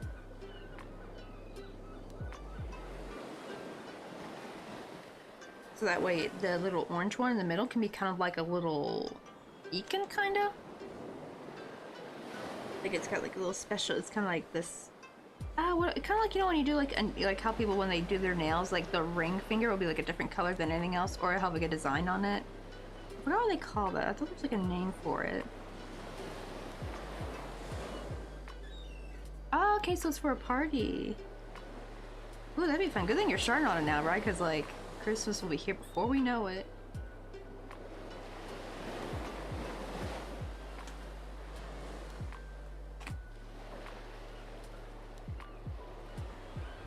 Maybe if I put it more like this, maybe it'll stay. I need something to kind of give some bump to my wrist. Because the edge of the table is very, very painful on my forearm if I leave it there too long. This is one where we do treble crochet.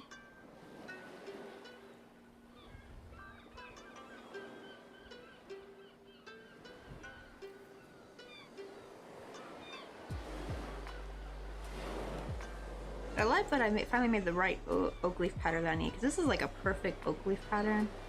So nice and simple. The first one we made was way too tiny, which I think is like how I normally made my oak leaves when I worked with my thicker yarn, because I was trying to keep it as small as possible. But with the thread though, it actually made it too tiny to be a charm. I still kept it though, because it'll be perfect for like a little scenery or something. Like that'll be good for like if I'm working on a little fall type scene. Then I probably would need one that's like really small to scale. But for a charm though, I want it to be a little bit bigger.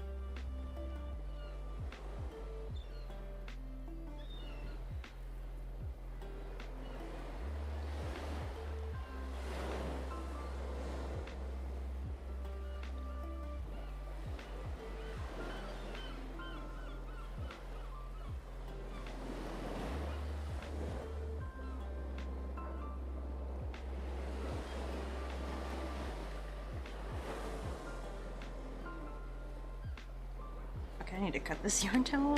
I keep picking up the yarn tail, not the working yarn.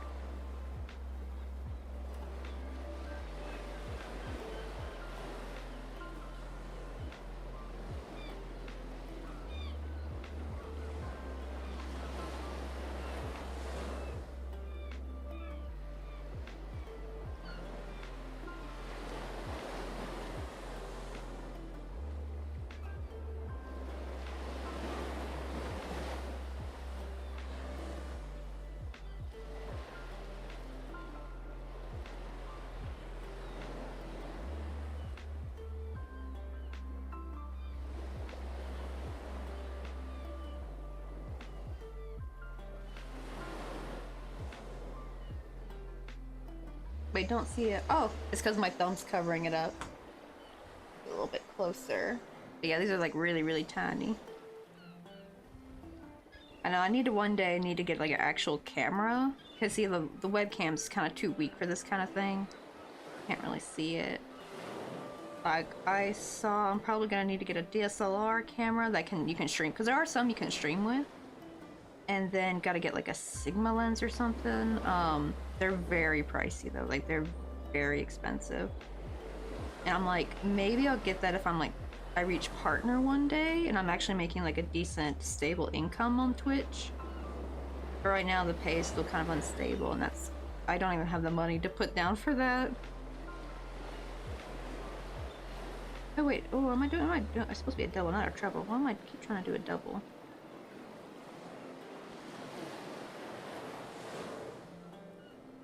There we go. Yeah, today was a rough day for me. It was in a bad headspace. Work was busy, and oh god, not cause as always the customers, isn't it? Oh god, did you have to deal with some Karens today? Right, customers be weird. Like, oh god, I feel like, 'cause I used to work at Ross, so I've worked retail. It's weird because like my hometown, the management was worse, but actually the customers were nicer. But in California, my bosses were pretty awesome actually, but the customers were like, oh god, so many Karens. So many California Karens, oh my goodness. They would always like mess up, what do you call it, like my rack, like when I'm trying to run my Z rack or something. Oh no, Karens, thankfully. Oh thank god. And here's the thing, I don't mind if someone saw something cute in my rack, just pick it up and walk off with it, and if you don't want it, just put it somewhere else. Don't put it back on my rack, because like kind of once you take it off, it's technically on the floor. So you're supposed to put it like on an end cap or something. And the problem is they would put it back on like really sloppy, or if they go through it, they're like yanking things off hangers and then throwing it down on it, like just messing it up, because we organize it so that we can run them quickly, right? If I actually have, like, if they do that, I have to stop and try to clean it up before running it again. It's just such a nightmare. And I always made my Z-Racks really nice and clean and just easy to run. So what I started doing, Possessed Cat, was I started taking up a ton at once, like almost the entire section. Like if it was like women's 3/4 length sleeves or something, I'd pick up from small to extra large, all together be heavy as shit, because always women's was like the heaviest rack, because it was always like full. Like that's the most merchandise we'd get, was mostly women's clothes, and my forearm would be killing me, and I would try to like put away. And I would try to do it so fast. It's so funny because my bosses thought I was just trying to be diligent. I was like, no, I'm trying to hurry before, like I would tell my stockroom manager, like, and my assistant manager, because Rebecca is like the bomb. She's so awesome.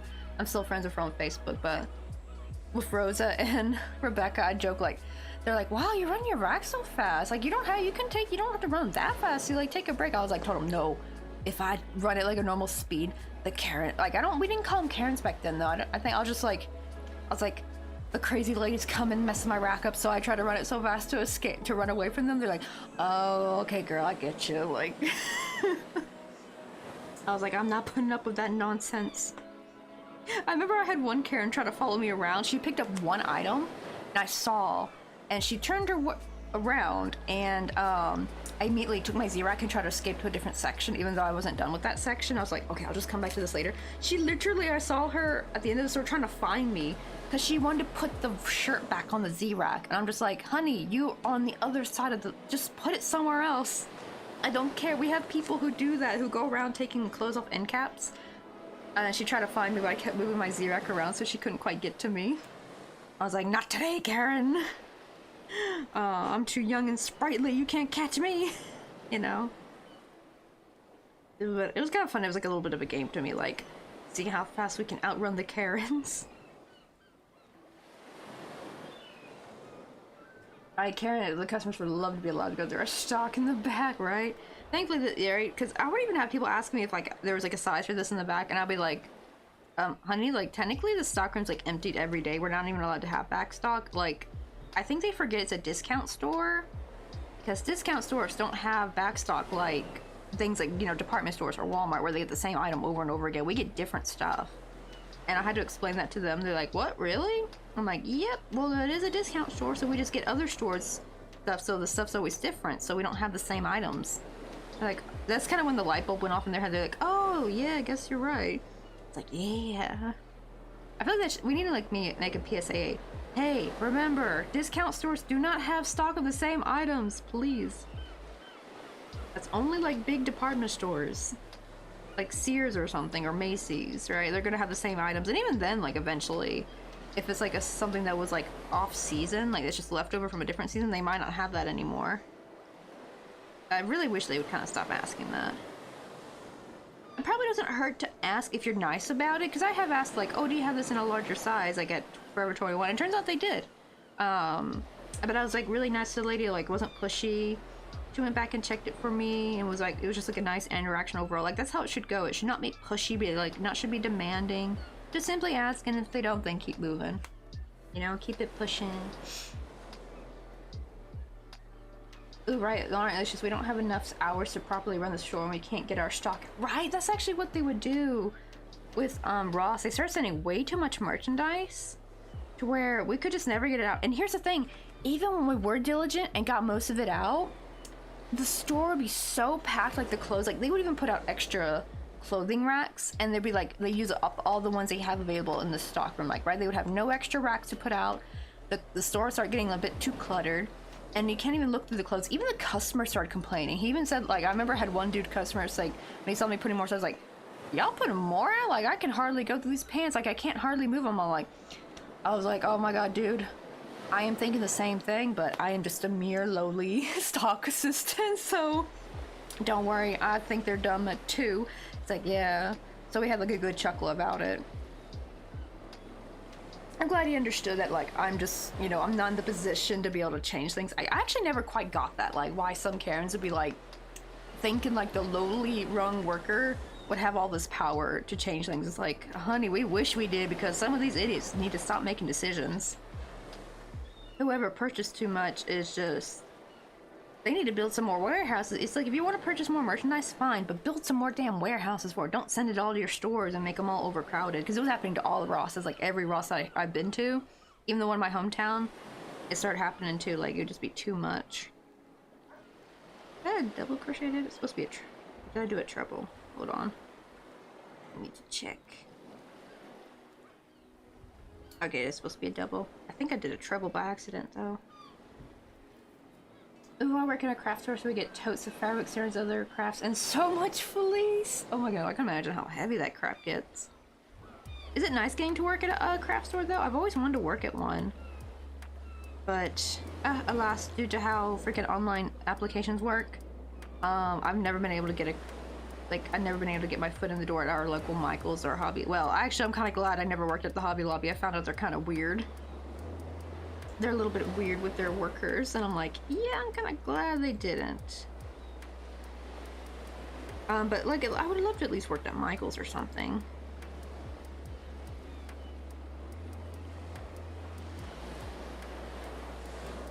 Did I call this a maple leaf? This is supposed to be oak leaf, not a maple leaf.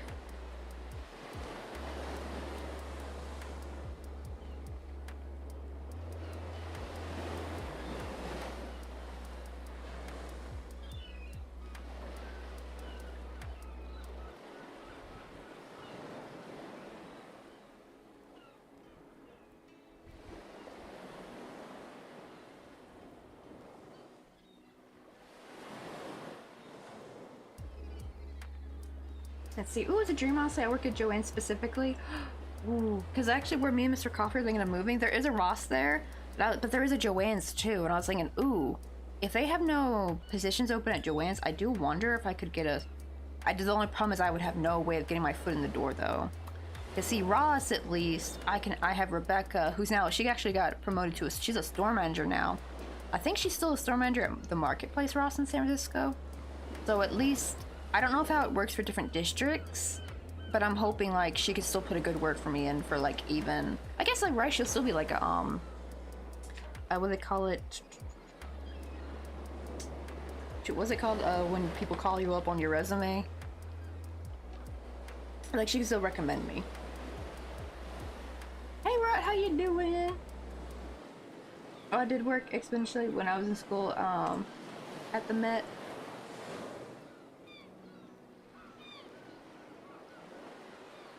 My favorite thing was the price gun. Oh, I never got to try the price gun. That was more floor people stuff. I did stockroom, so we put the security tags on. That was our job. Funny enough, like, right, you would think that stockroom would be doing that kind of job, but no, actually it was, actually it was like the floor manager's job, I think, was the one who was supposed to put the price. Oh, I take that back, actually, because the clothes would come with the price tag already on it. Because that was like our little actual job. Oh, okay. I see you guys are stuck in ads. But yeah, that was like our thing was to put the hard tag through the price tag. So they put the price tags on at the warehouses, thankfully, so at least we didn't have to do that. But the manager did have to do markdowns though, or somebody had to do markdowns. I think that was, I don't know who would do markdowns. I don't know if that was someone, it was somebody in a floor position. I don't know if it was a manager or if it was stock, no, I mean, or if it was dressing room. I don't know. Did dressing room do markdowns? I can't remember.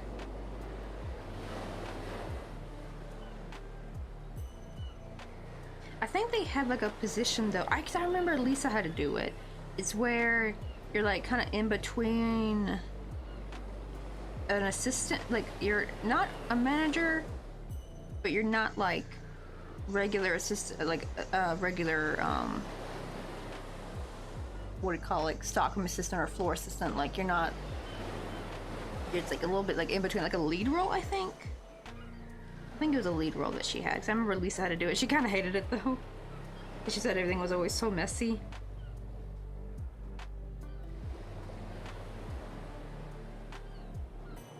Not gonna lie though, I probably kind of wouldn't mind having that job because you didn't have to go super fast actually, because you could only go as fast as how fast the machine would work. Because basically what they had to do was they had to go scan certain sections, and if it was time to discount it, if enough time has passed, it would actually print it out. If it didn't, then you just move on to the next shirt. So actually, maybe I might put myself up for that if like there's not enough stock positions at that Ross. Maybe I'll be fine for doing like markdowns because people usually hate doing them.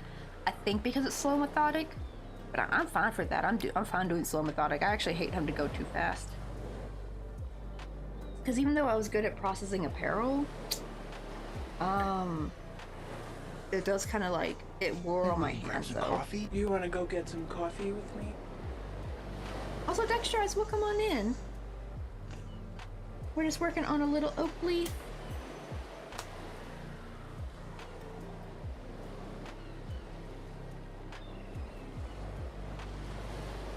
Are you guys back from ads yet? Hopefully. I see the ad counter thing is done.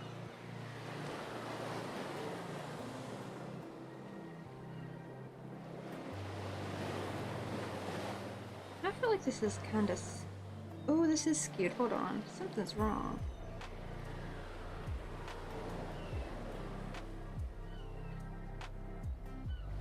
I think I forgot to do a couple stitches. It's like the bumps of the leaf are not lining up on the other side equally.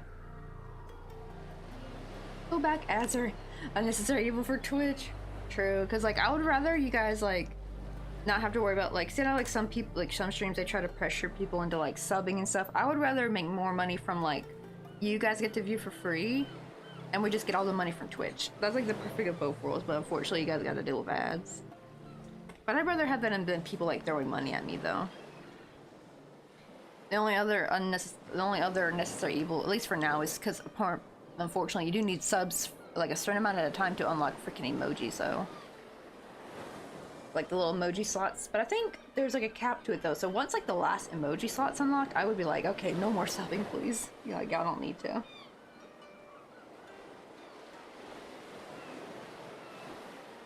I hate that they did that though. I kind of wish you could just unlock the emote slots like just slowly over time. They're like, nope, you have to have this many subs, and you have to have it at once. I really hate that. I don't know why it's gotta be all at once, because like once some get the subs like, you know, expire, then you're like back at square one. And it's just like, how are people supposed to get these on? I guess they just want people to make so much money at once for them just to unlock a single slot for an emote. That's like insane, honestly.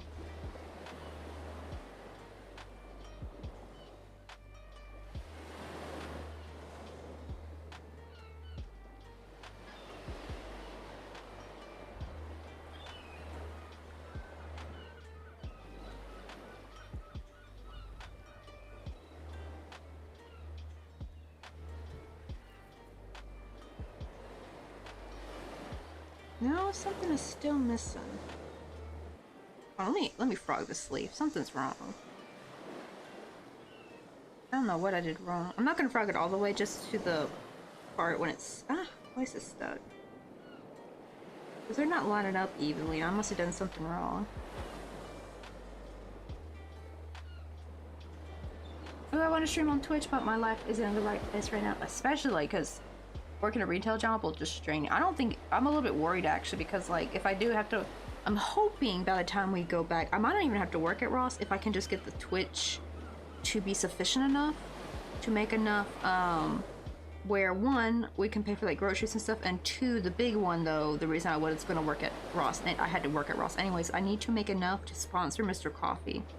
Thankfully, since he's going to be going back to finish his degree, he'll be on a student visa for a year, and in that year I need to make enough to sponsor him. I don't know how much it'll be in, say, 2027, 2020, no, I think 2026 is our like goal, I think, right? We're trying to go by 2026 because 2027 will be kind of a bit late. Like, if it is 2027, probably like early 2027.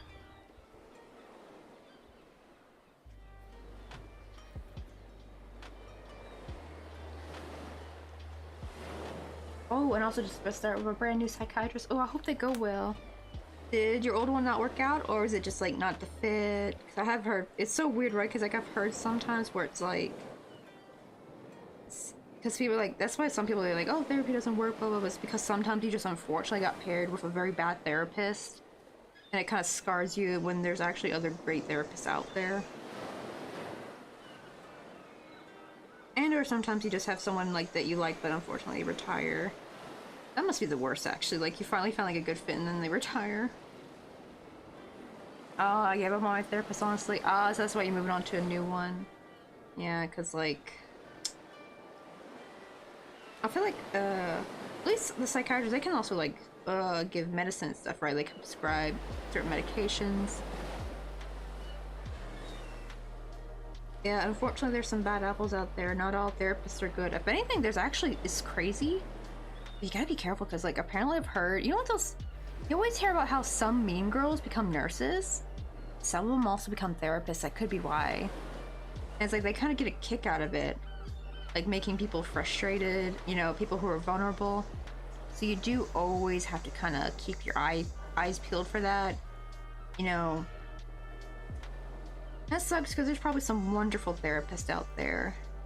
Of course, some rotten apples have to go and ruin it for everybody else.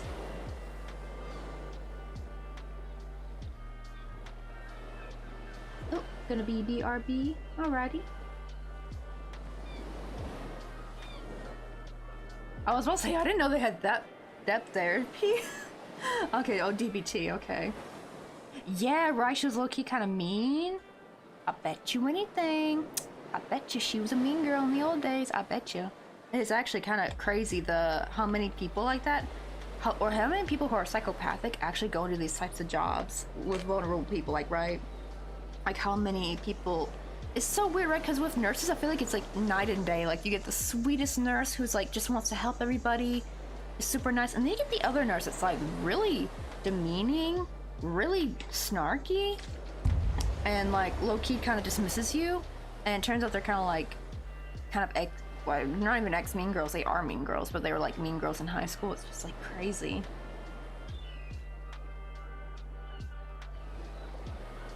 I'll try and CBT with the new one, but hoping it helps. I hope so too. I hope the new person goes well. Like, I hope they're a good fit for you. Unfortunately though, because I know people are like, oh, actually, isn't it expensive also to change? Like, I didn't know how expensive it was to have to like keep changing therapists, because like that's the problem too, right? It's like you have to kind of like go around, find who's your good fit, but like, doesn't that get pricey over time? Unless your insurance covers it, hopefully. I don't know. But like, at least in the States, that gets pricey really quick, so some people don't have the luxury to do that, unfortunately.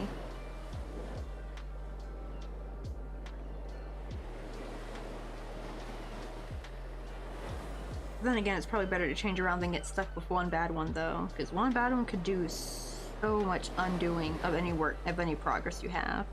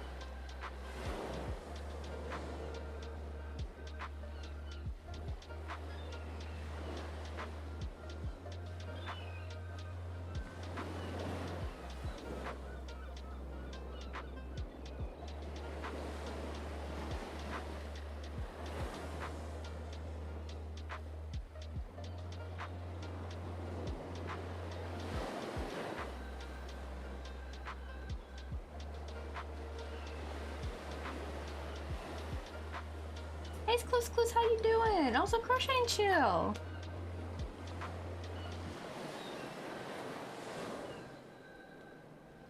I like how Mr. was like, oh, wow, someone used one of the Doguri ones. Yeah, Doguri's the cutest.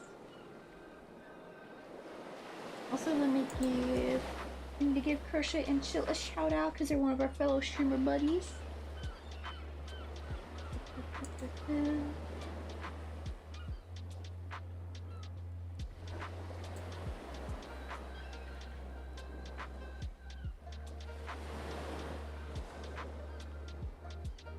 Oh, thank goodness. Okay, I'm gonna say insurance, so it's covered. Oh, thank goodness. So, I guess hopefully, so you are able to like kind of change them around a little bit, right? Yeah, if you don't find a good fit. I love the little fiery one. It actually had a phrase. So the funny thing is, actually, the fiery one is supposed to be like, yeah, let's do it, let's try it.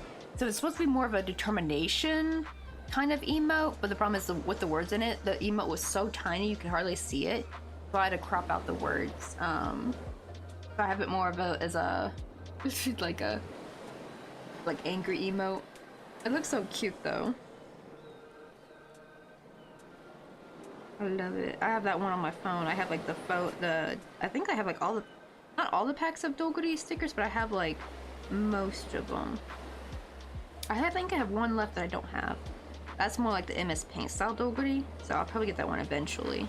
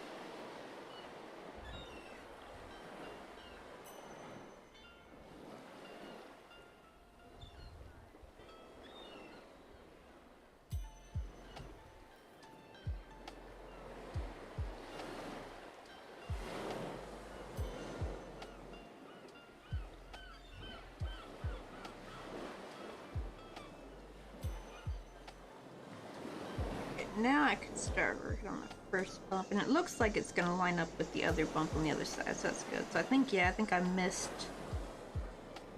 kind of skewed where the stitches were supposed to go. So I just frogged everything.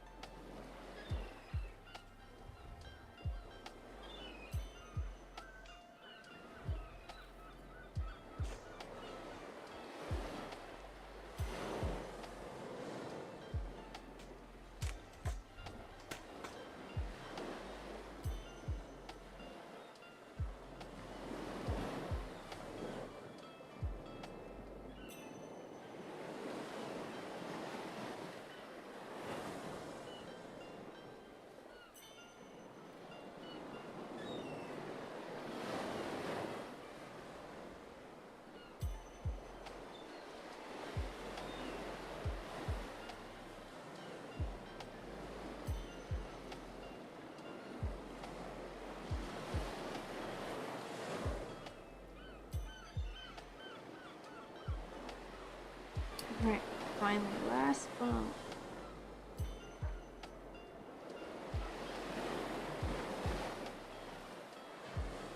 But so far the leaf is looking good. Yeah, these were much easier to make off stream. I was like pumping these out like yesterday, like really quickly, and it's like, oh, why is this such a struggle doing on stream?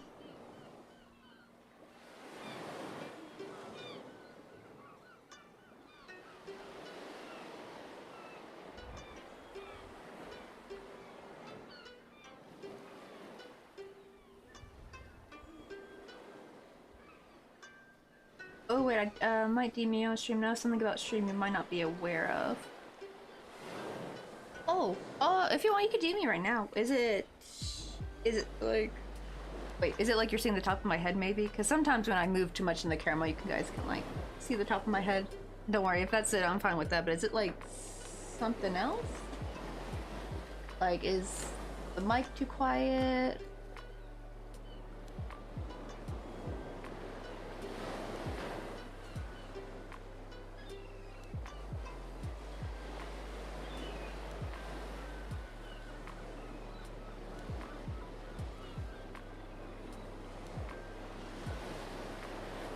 Oh, okay, no, something else. I'll DM on Discord. Okay, hopefully it's not only too crazy, because I've had times where I've actually moved the camera and I was a little bit visible. I thought it was like something like that, maybe. I have the camera down quite low, so that's like less likely to happen. It usually happens more when I have it raised up super high.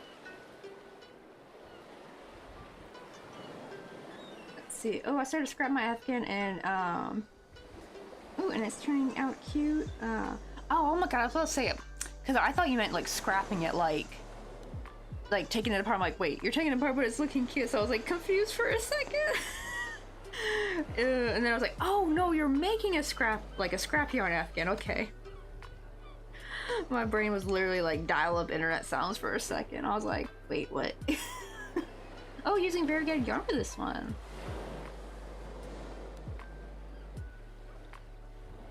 But yeah, I was like, that's my biggest worries is like either if I'm visible on camera and or if something's wrong with the mic. Hopefully nothing.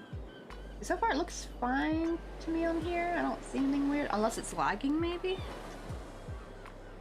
Uh-oh, I accidentally put it in the same freaking stitch. Oh, let me see that real quick.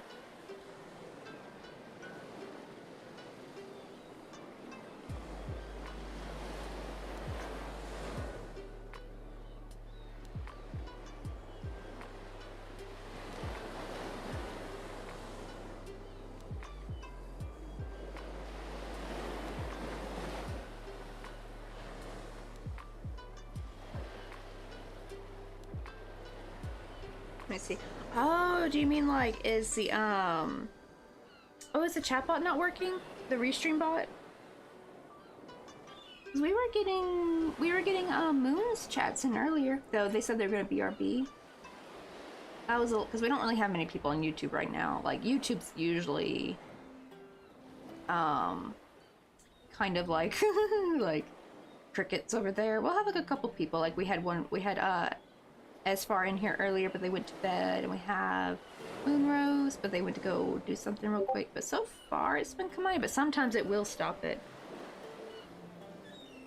Oh, it's not allowed. Oh. Oosh, really? To be kind of, okay, I kind of heard about this. However, so people have been doing it for a while on Twitch. It's like it's kind of like the same thing with Restream. They kind of say like to not do it, but then they like don't do anything about it. Also, I kind of had a slight like, well, I don't know if now because I kind of reboarded onto YouTube. What do you call it? But yeah, they said it a long time ago, and not a single streamer has gotten in trouble so far for it. Oh, no worries, yeah. It's been around for a while. They've been saying that forever, and they have not done anything about it. Like, not a single person has lost their partnerships. A lot of partners do it. Actually, when I saw a partner streamer doing it, I'm like, because I kind of didn't restream for the longest time because I was afraid of this thing. And I saw several, like at least I think like 3 or 4 different partner streamers doing this. I'm like, frick it, I'm gonna do it.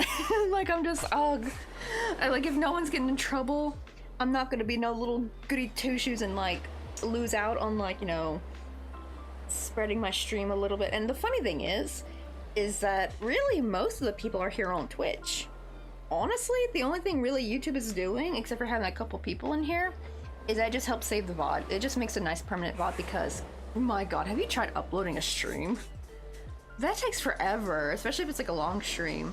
It's just so much easier to restream and it's automatically saved. And also another thing too is I was having to upload my stream VODs to a different YouTube channel because when you upload it, it goes as a video, right? And now that YouTube has like the separate categories where you can have like videos, shorts, lives, you know, now it just like goes straight to the live category if I do it on my main YouTube. But when I had to upload it and record it, I had no choice, but I had to do it on a different YouTube, which no one ever sees, so they weren't even getting any views anyway. Let's see. Oh, just recently moved the channel screen completely. Wait, did some people do it? Or oh, do you mean like with you? Oh, wait, do you also stream too, Clues? Wait, hold on. I didn't know you stream. Hold on, we gotta get you a follow real quick. There we go. But yeah, I remember the same thing because actually Swiss needed the same thing. Like he was putting off for a long time of the restreaming. He finally dived into it and had no trouble since. And me a couple months later, I was like, you know what, I'm gonna try it, but I didn't quite try it yet. The only time I actually tried it was when Twitch actually gave people in Korea permission. Like they actually gave people in Korea permission to restream. This was before Twitch pulled out. Like they gave us like the 6-month countdown or something. So Twitch itself actually came out and said, hey, if you're in the Korean region, we're gonna be pulling out in 6 months, so you are actually allowed to restream. They actually encouraged it so that people could like move their community over to a different platform. So I'm always wondering if I can pull that card. I don't know, probably not, because technically my onboard's in the States now. But so far they haven't come after me yet. Though, thankfully though, I don't restream if I'm doing a game, because I kind of don't really want to fill up. It's different if I was doing Stardew, but I kind of don't really want to fill up my crochet YouTube with too much gaming streams, so I started just doing Twitch only for the gaming. But for crochet though, I like to keep it for both. Oh, wait. So it's kind of like, as long as you remove the chat, you can't get caught, right? Oh, that's true, because if I have the chat on, they can kind of see that. That's like proof. I'm debating. Would you guys be like, I only had it on there though, it's kind of like a nice way, because the problem is, well, because at least a restream bot does relay chat to YouTube as well, thankfully, so it does fill up the chat. Like before I had the restream bot, I needed to have chat so that way, because I was restreaming without the restream bot, so no chat was being overlaid to the other side. So I wanted the YouTube side to still be able to see the chat coming through, but actually, I might be fine. Maybe what I'll do is I'll just have chat play for like non-restream videos, because I just paid for that new chat thing. That's what I'm thinking. Maybe that'd be the smart thing to do. But I would need to make a whole new overlay though, because that's actually built into the overlay. All that like a little spot right there. It would actually give me more room though for some graphics actually, so it wouldn't look so crowded. I'm actually thinking, because now I'll actually have a spot to put these little widgets right here. You see these little tiny widgets? I had to make them really small. There's really nowhere to put them. But yeah, that'd actually be a nice little spot to put them. Like I make like a little panel and just put the widgets there. So maybe that'd be like a good idea. Maybe I'll fiddle with that or something. Does anyone actually even ever read the chat on there? Another problem I was a little bit worried about is I don't know if the chat replays. I don't know, I gotta see. Hold on, I'm gonna open up a YouTube Twitch VOD and see. Let's see. Oh, I want to see a tiny Mothman. Oh yeah, I've been seeing some people. I might do that actually for Halloween, because I've seen some people make some really cute Mothmans. Also, Rod, thank you so much for the hydrate. We write the huggles. Let me see if like I don't know if the restream chat. I don't know if the chat will replay.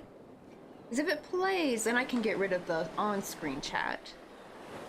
That's the thing I'm a little bit worried about, because at least usually because of this, they can still see the chat. Ooh, we're gonna play the little... Get my little emotes. There we go. Oh yeah, I've been aware of it for a long time. It's actually one thing I put off for so long, I kind of wish I didn't. I wish I'd started sooner, because it's actually really helped with the VODs, you know, like, now I got some long VODs that can kind of help a little bit with, some of the watch time on YouTube. It's kind of helped bump that up, because I'm not super consistent with putting videos out, because it takes a lot of work and time. And I kind of concentrate more on stream. So it was kind of nice having something that can still be consistently posted to YouTube. And some people do watch it a little bit. So it helps kind of seem like I'm being somewhat consistent with YouTube. Let me see, I need to pull up one of my streams. Make sure that's down. I just want to see if the chat replays. Come on, open up. You do an older one.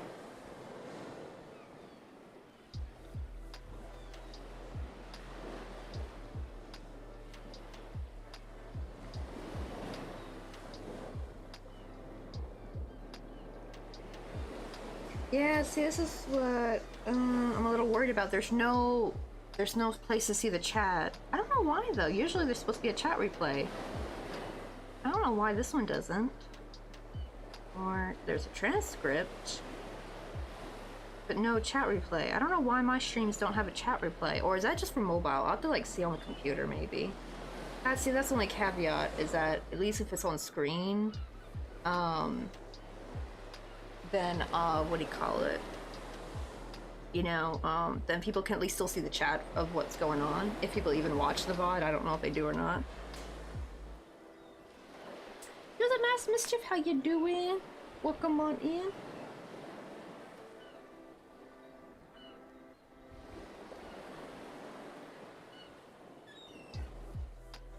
Oh, that's true. Probably that's more for viewers on mobile. Yeah, let me check a YouTube or if the YouTube has a replay. But I could have swore I've seen chat replay on YouTube though. Like, you know, I've watched a couple of like Club Crochet's streams. I was able to see the chat, even though it's like an old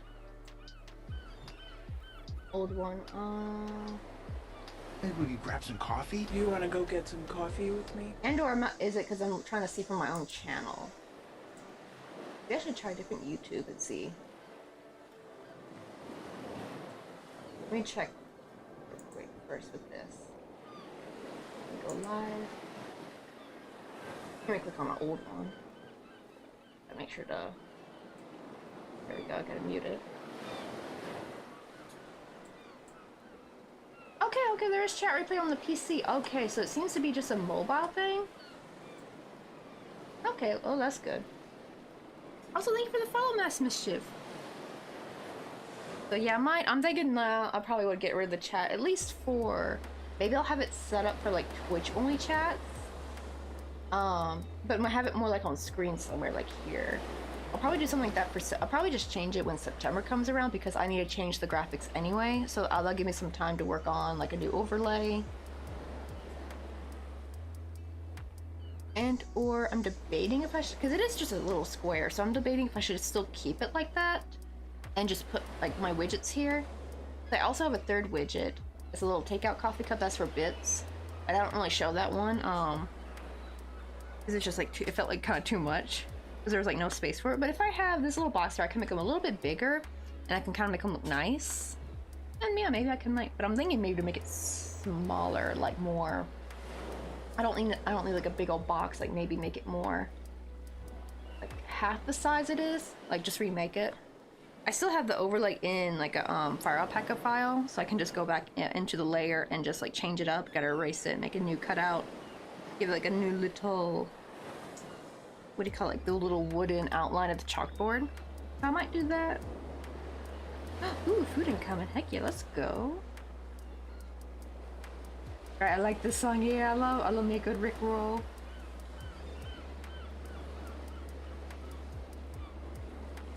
See, I think this one's supposed to be half double, yeah. Oh yeah, that's right, we're almost done with this leaf because I really want to add this on real quick. And then we do single crochet.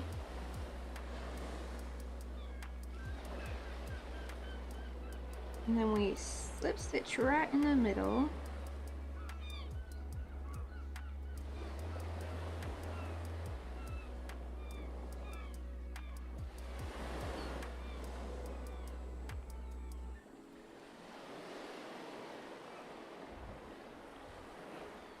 Ugh. Hold on, it's being stubborn. It's caught onto something.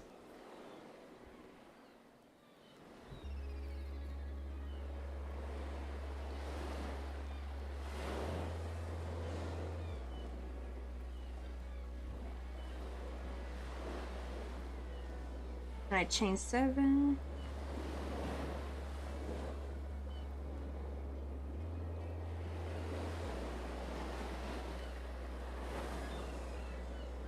This is like, cause I'm making kind of like a little bit of a loop, so I'm going to single crochet into the 4th chain from the hook. 1, 2, 3, 4. That way it leaves us like a little 3-chain loop that where we could put the jump ring through. And then for the rest of the stitches, or the rest of the chain, I just slip stitch.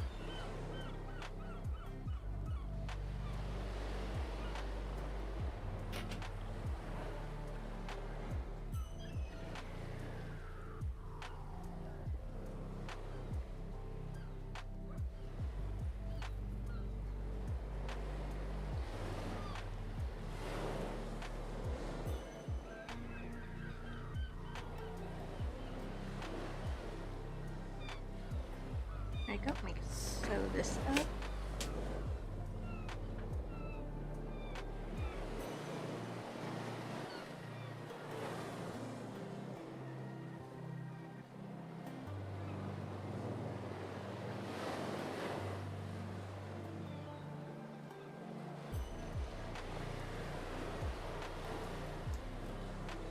Oh, thank you, Master Mischief. Yeah, it's a little mix-up, some I bought and a couple I've made.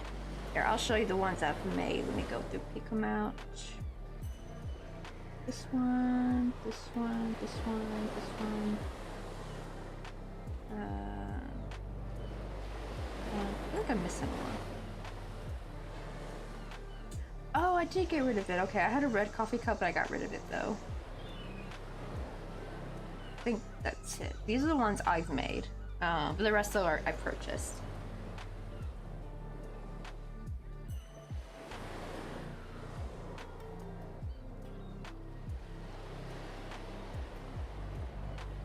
And the vibes in general are excellent.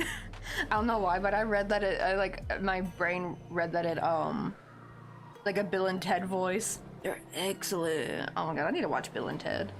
The Excellent Adventures of Bill and Ted.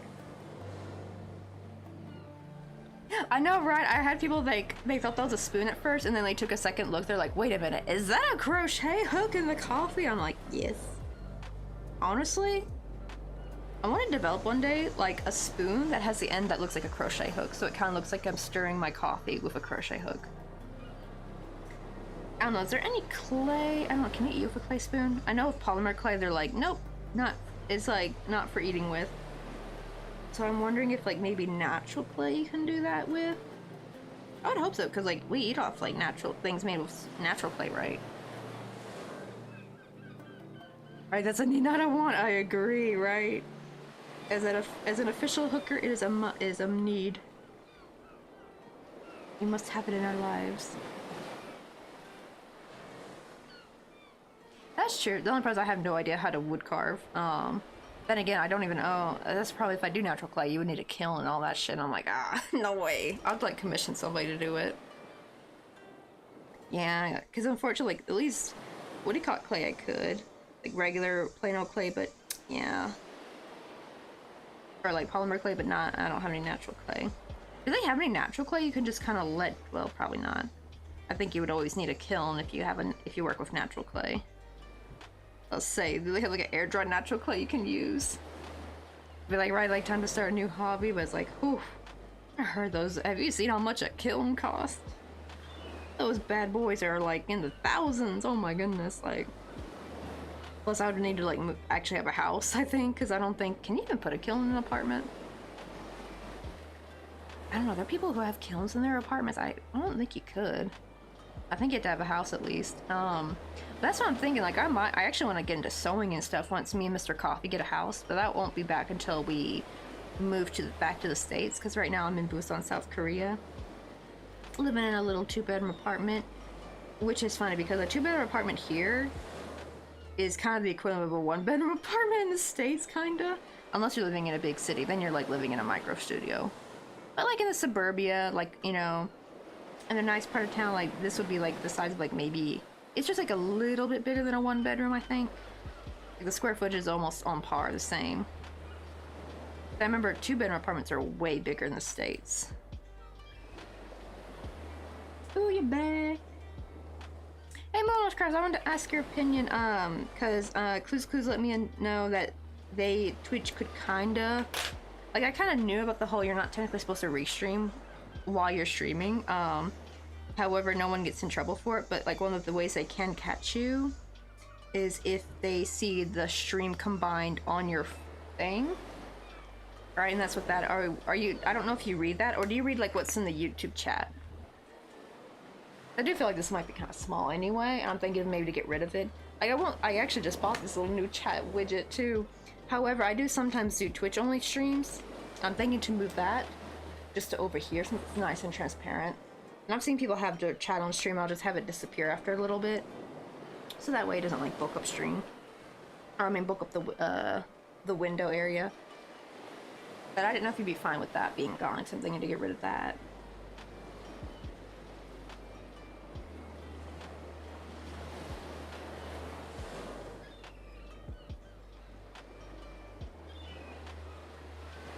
Ooh, I want to do the first gen cross stitch. I found it online for free. Ooh, like first gen Pokemon? Oop, I'm gonna have to restart cross stitch next year if I can finish the whips I have. Ooh, how many whips you got at the moment? Oh, maybe that would make sense. Yeah, if you can like rent one. Probably still expensive though. And plus I don't even have any of the thing. I would have no clue to even start about making stuff with clay. But there are people on Etsy though who do commissions, and I'm like, maybe I could commission someone to do that. Someone who's already got all the expertise and equipment. And or like a wood carved one. Like a wood carved one would actually be kind of nice. Like a little wood carved spoon with like a little crochet hook end. So that way when I stir my coffee, it looks like I'm stirring it with a crochet hook instead. Oh, I forgot to put the needle in there. Whoopsie. Because I have like this little 3 chain loop, and I want that to stay open. Because sometimes the heat will melt the stitches, and I don't want that to close up. And actually what helps is if I apply the heat with the needle in it, it'll actually help keep it even more open. There we go. Whoosh! Ah, the needle's hot.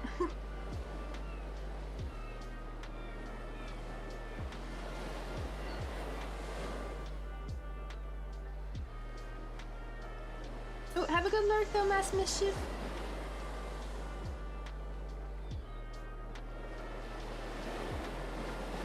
I like how Rue's like, I declined to answer that question respectively. And I'd be like, can't let them know how many whips we have. I felt bad for Peacemaker's whips. He had a bunch of amigurumi whips where all the pieces were already crocheted. Everything, all the pieces that he needed were done. Just he had to put them together, he had to sew them together, and he was like, nah, I can't do that. And he said some of them were like decades old. And I'm like, bro, how could you do that to your poor amigurumi?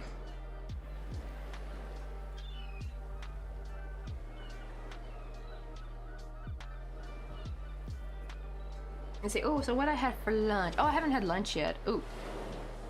To be fair, I did eat right. I had like a late breakfast though. I literally ate like right when the stream starting page was going. I was actually eating my brunch, I guess. I guess is 10 o'clock considered brunch, or that's considered still consider breakfast. I guess maybe more 11 or 11:30 is like brunch. I don't know. But I had eggs and toast, but I do need to eat something a bit after stream. And or go on a quick, but Mr. Coffee has some, chow mein he made, I think, is it chow mein or chow mein?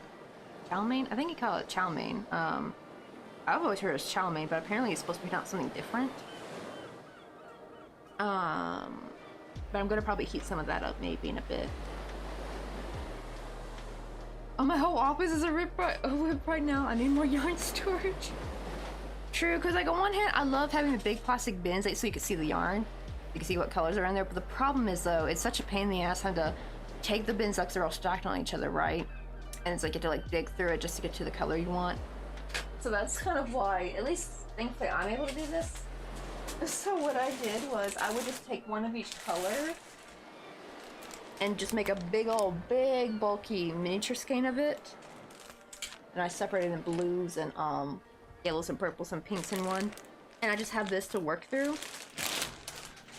And then when I use up all of the color, I just go back and get some of that, more of that same color. Oh my god, this is getting drenched. Look how wet this is. There's so much condensation. Let me get this a quick pat dry, so this is like soft and wet.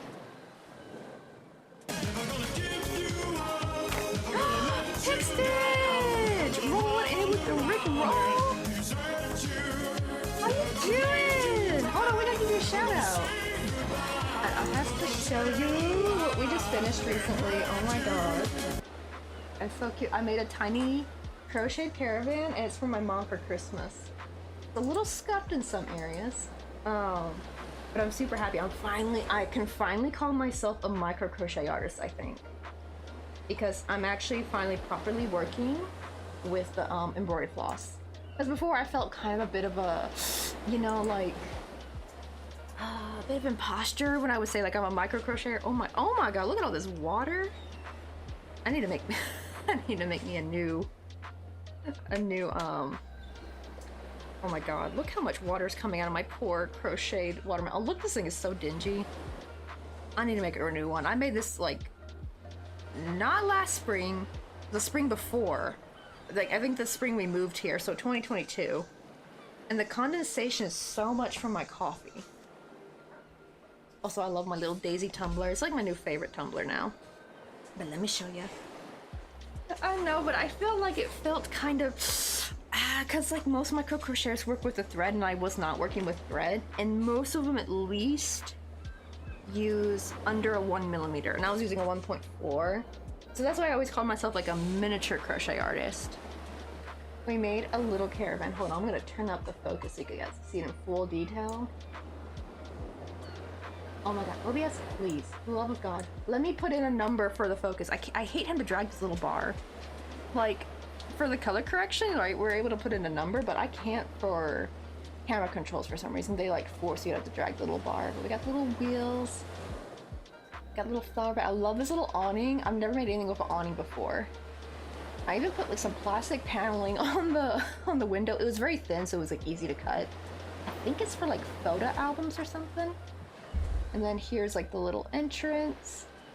So it looks like you're looking out the window when you're inside, and then when you're looking inside, it looks like you're looking into the wallpaper, like this little section. And here's our little kitchenette. We have little rustic old bunk beds, and I made like a little daisy granny square. I was actually shocked by how big these turned out. I thought I was gonna have like a tiny little granny square blanket, but just one granny square was already so big, so I just had to do with just two.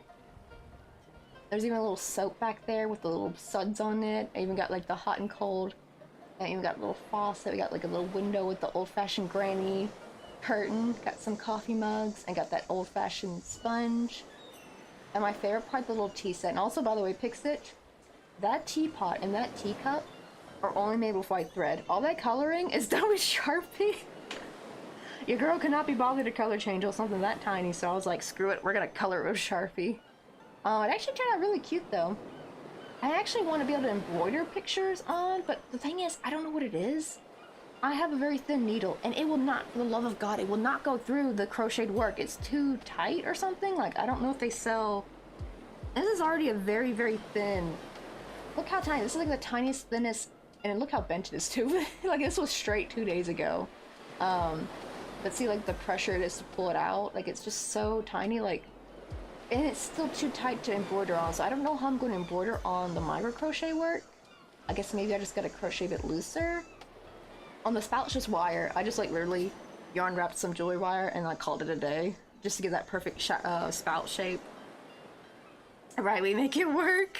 I was actually surprised how well the Sharpie took, and that same pink Sharpie actually was perfect for, like, the raspberry dripping on the little cheesecake. I don't know if you can see that. I was gonna use red, but I'm like, nah, red's gonna look too dark. And actually that shade of pink perfectly looked like how, like, when you top raspberry syrup stuff on, like, a cheesecake, how it has, like, that clear see-through look to it. Oh, I should. I didn't think about putting a license plate. I should probably put, like, mom and put, like, a little heart or something. Or maybe instead of an O, use, like, a little heart shape for mom. Oh my god, that's a good idea. I need to do that. Because I can crochet that off and just glue it on there. I don't need to sew it on, thankfully. The back is kind of plain, though. But I'm gonna make... I was originally gonna make these guys to go in there, but they're too big. So I'm thinking to try to make these even smaller. Like, I have never tried making these with thread yet, so I'm gonna try and see how tiny they turn out, and then I can, like, put them in there. Because this is supposed to be, like, little Polly Pocket. I want to make some characters. I don't know if they'll fit here. Maybe they will a little bit. And then we have, like, a little skylight. Also got some plastic paneling. I use the handle, instead of putting, like, a boring button, I put that so it can, like, tie it. And then also we finished the tiki bar. This is what we worked on through summer. Oh my god, right? Imagine how big this would be and chunky. Oh, there is a pattern for, not the exact one I made, but, like, I got the idea from Kate Bruning's camper. She has a free version of the pattern. However, that version is where you sew it up, so you don't open it up. The paid version that's in her book called Let's Go Camping, that's where the pattern is for the one that can open up. But, like, yeah, you could probably find it. I don't know if it has. I don't know if she's got an ebook version of it or not. Hot drinks really get you going. So passionate. How you doing? When you feel your soul. But yeah, you can always try. Like, I hope they have an ebook version. Because honestly, I would probably like to see that gigantified. Because, like, anything with chunky art is really cute. I still, like, when I move back to the States, I definitely want to get me some chunky yarn. Also, pics, like, oh my god, me and Mr. Coffee have been looking at apartments, where we might move. It probably won't be till, like, 2026, 2027 when we move. But we're kind of looking for an area that's near SF State in Daly City. Okay, so let me see, what was So Passionate up to, real quick? I noticed Twitch has a new thing where it actually shows what you were doing. Oh, it says Makers and Crafters. Were you guys working on the diamond painting again? Or are you making some soaps? Or doing a little bit of crochet? And we found the Westlake shopping center. It has, like, apartments around it. There's a Ross there, which is really good because that means I can work. And I literally just walk to work. I don't have to, like, take the BART or take Muni. Frick Uni. Middle finger to the Uni, because, like, your girl don't want to get groped by weird people on there no more. I already had that happen. Never again. And, what do you call it? And there's a Joann's there. And there's a Chipotle there, though I probably won't really get Chipotle very much, just because of how, oh my god, Mr. Coffee showed me how much they're charging for a burrito now. I'm like, absolutely not. But there's a Safeway there. That's what I'm really happy about. There's a Safeway. I'm really excited for that, because, like, we can just walk to everything. We don't need it, because we were going to get a car and pay for, like, a cheaper apartment. But, hey, if we don't get a car and live there, we just have to pay the more expensive. We actually he did the calculations, and it's actually cheaper if we live there, paying a higher rent. But with everything so close, and there's a bus that shuttles to SF State, we wouldn't need a car, so we don't got to pay for gas, you know, car repairs, insurance, that's probably where the most of it will go. So it actually be cheaper. But here's the little, like, tiki bar, and this is my little favorite spot with the little peach soda. Got, like, the, oh my god, this pop filter, I swear, it's always in the way of the camera. Oh my god, this palm tree took forever, like, each individual leaf. The stem was really easy. That's just, you know, thread wrapped around wire. And I even made them have a whole little tortilla. I love, like, this little shovel and pail and the little, what do you call it? Ooh, what fell? Oh, what the heck is this? Oh well, I'll just toss that. Seemed like weird green wire just fell from here. What do you call it? Like little sandcastle, and also my other favorite little detail, the little melted ice cream. really adds to the beach scene, you know, like the chaos of the beach. I'm actually gonna put this on the coffee page. I just need to make one more baby chick. Actually, the baby chick's like halfway done. I just haven't finished him yet. I've been putting him off to finish the camper van, and then now we're working on fall charm. So that poor little baby chick's just waiting to be finished. But I need one more that can go here, and then I need to make them props because I need to make her a little sun hat. Maybe one of them some sunglasses, and one like a little pina colada they can hold, kind of like what she's holding, right? Like make something like that. And just like put like a little baby chick right there. They can kind of chill. That's so passionate. Thank you so much for the freaking 100 biddies. Wait, tosses back and runs back to lurk mode. Oh yeah, because it's like kind of late your time, isn't it? It's like 2:24 p.m. So I would imagine it's like nighttime over there. But definitely don't worry. You know, if you gotta lurk, you know, do your after stream self care. Get all that good stuff in. Let me see. Did you ever say? Wait, my phone just died, but I was using, sounds silly because my computer's being silly, so I'm going to lurk. But have an amazing stream. Oh no, I missed it almost. Oh, okay, we're doing some stitching on the Alice project. Okay, I want to see that. I'm going to go check the VOD later and see that. Oh yeah, I should make one wearing like little swim shorts. Yeah, then maybe the one who lays here can have some swim shorts because for these, so since these are going to be for people, I'm going to also make extra of these, like the little sticks that you stick them on their booty hole, because I don't want to glue it to the seat if someone wants to leave a seat blank. So I'm going to make a couple of these in case somebody loses them, but I actually dotted with an orange Sharpie where you're supposed to put them on. So they actually have official little buttholes. Yeah, I'm like super happy with how that turned out, because this was last year's like little tiki bar, and I really wanted to make something like extra and big. Which reminds me, I still need to make another tiki. I need to make another like more like this one, like a small one for my sister, because she now wants a tiki bar. She saw a picture of that one. She's like, Jinya, I want you make me for Christmas. And I'm like, okay, girl, I got you. But I gotta hurry though, because Mr. Coffee goes to San Diego. Thankfully it's near like October, like near Halloween. I think the week of Halloween, I think he goes to San Diego. So your girl got a little bit of time, but I really need to start crunching. But we finally made our last leaf for the charm bracelet. But look how cute this charm bracelet's been turning out. Like, I'm gonna make all these charms in threads. This is gonna be the first completely thread only thing I've made, because I've kind of done like a little bit of a mix. Be like, right, I still vote ranch. But that's what I was thinking I was gonna do probably for next summer, or like maybe technically spring. So that way it's done by summer, because that would be kind of cute, like a little ranch, because we do need some place for the little sheriff. He does need a little home. I gotta get through some of the Christmas gifts, so we're gonna probably do that a lot on stream. We gotta get some fall items out to put on the coffee page, and also Halloween. Gotta get that done. Or we can make it during Christmas maybe, because usually you're technically supposed to make like summer things during Christmas, and then technically, like I've been doing summer stuff all throughout summer, so I should have actually been making like more fall and Christmas stuff, but I just can't do it. I'll do it towards the tail end, like what I'm doing now, but for the whole, I want to make summery stuff during summer though.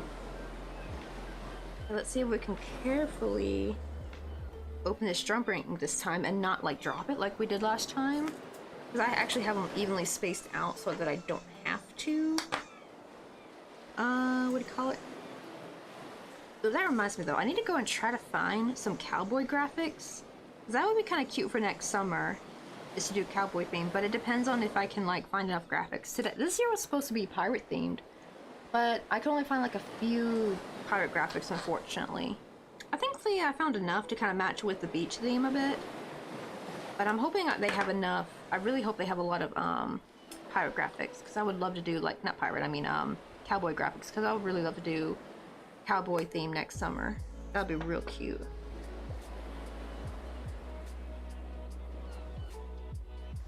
Uh-oh, no, don't you dare, don't you move on me.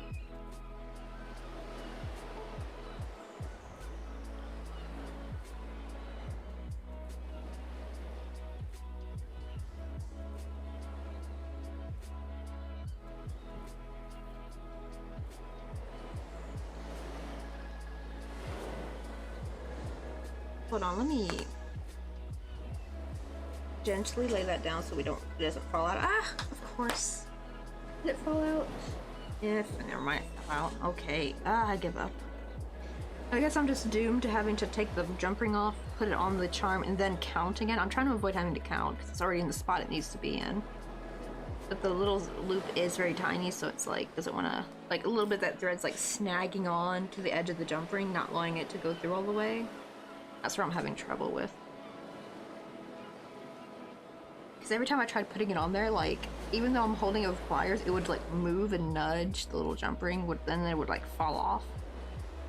I'm like, come on, jump ring, like cooperate with me. We hate having to count. We already count enough when we're crocheting. I don't want to have to count all the time for like putting the jewelry together. Okay, there we go. Okay, now I gotta count again. Let me put this down. Make sure it's facing the correct way. Okay, I gotta put in the 10 spaces from this one.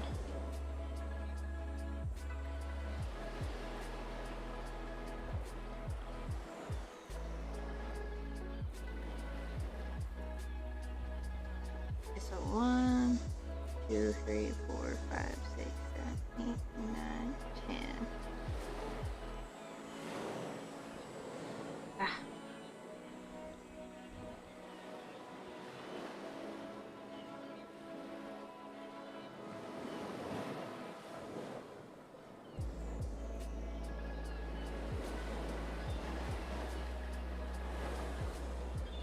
There we go. Oh. Don't want to do that again. No, no, no, don't drop it. Please don't drop it. Oh my god. Cooperate with me, tools. Cooperate with me. Don't be my enemy.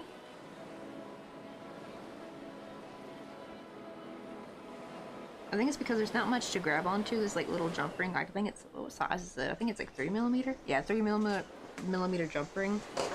And it's like, it's easily slides off the tools. Like it will just go flying.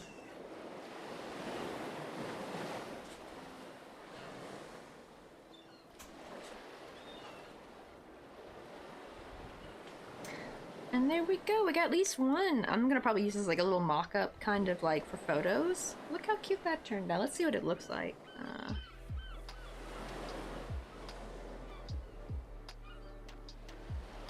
Which I've always been horrible at trying to put like bracelets on, I'm not gonna lie. Ah, shoot.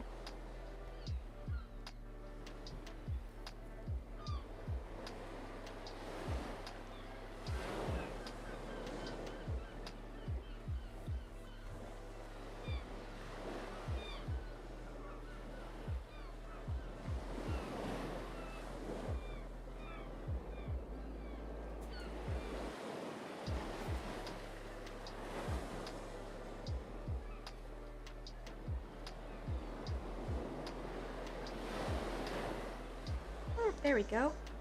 That's how it's going to look, but look how cute that is.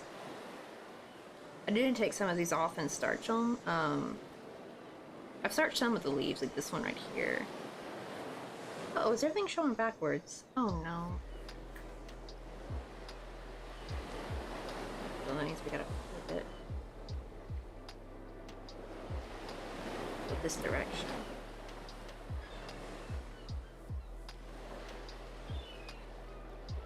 That better?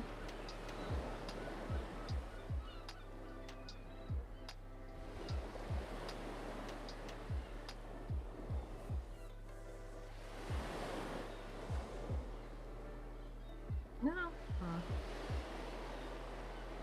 Hopefully people don't notice, like the back of crochet, like hopefully it still looks the same to them. I have been told by people who don't crochet they don't really notice it.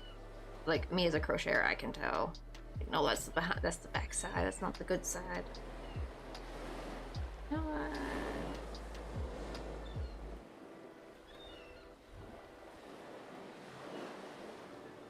Let's see. I have everything showing on the correct side from a lobster thing going in this direction. Or did I put, wait, or did I put these charms in backwards? Hold on, maybe these last two charms I put backwards? No, that one's right. What about this one? No, that one looks good too.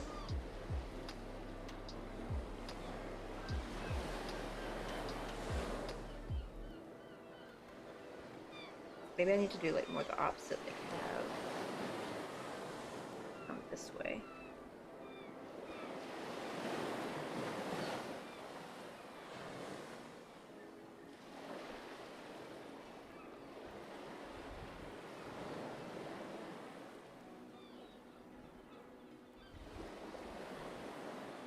There we go, okay there. I was just putting it on wrong.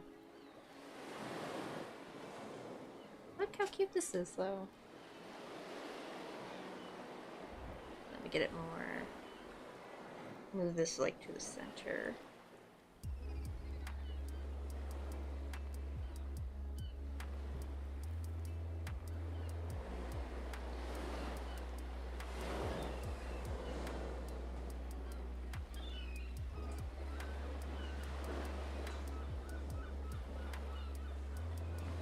I guess you guys can see that a little bit up close. You might have to like probably adjust the charms a wee bit, but yeah, they turn out really cute though. Look at that, it's a little claw charm bracelet. Yeah, so I definitely need to starch the flowers because I see that petal smaller than the other ones. I think this turned out really cute though. Let me see. Oh my god, we've already been going 4.5 hours today, y'all. Let me take this off real quick.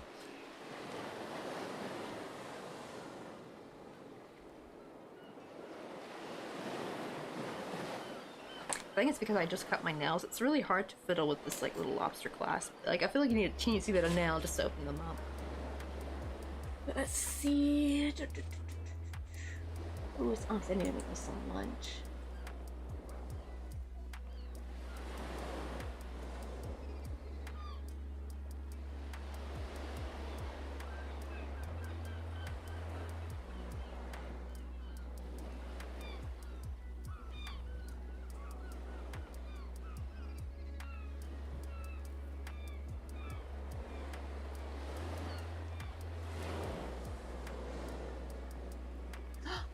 Raindrop bracelets is on. Okay, it is time for us to return the favor.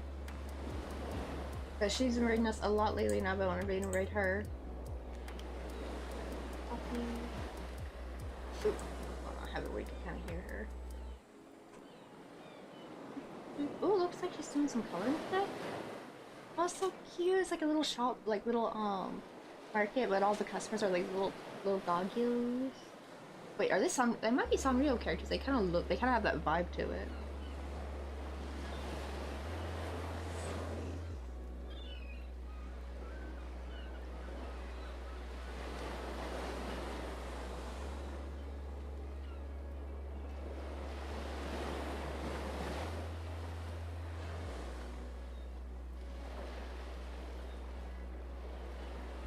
Oh, hey, Lazarla! Oh, you came just in time because we're about to raid out, but I can still show you real quick. We finished one charm bracelet. So this is just a charm bracelet with just 3 different charms in like a nice little pattern. I'm gonna have it as like one of like little showcases to kind of show how people can like, you know, you can order or you can like pick one of the same charms, maybe some in different colors. I got like 3 different oak leaves on there. Got some sunflowers. Wait, let me, where it is. You kind of can't really see, it's kind of blurry.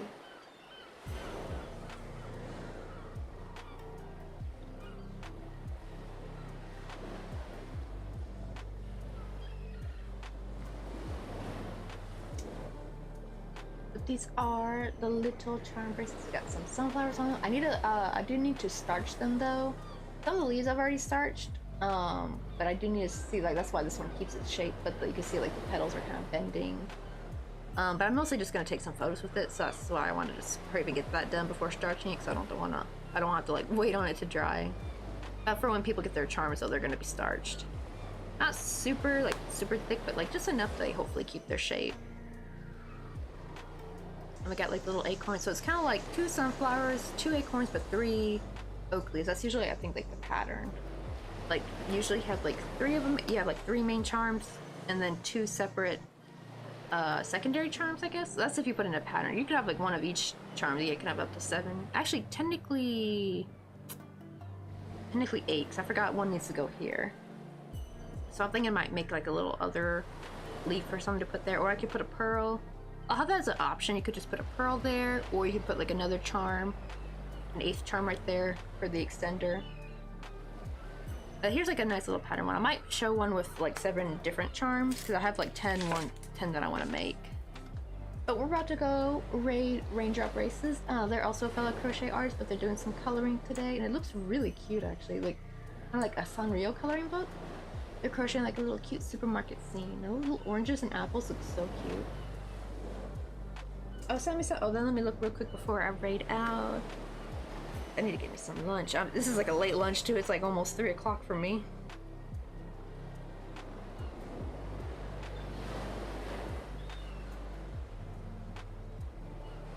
Oh, is this like the glow-in-the-dark yarn? Let's see.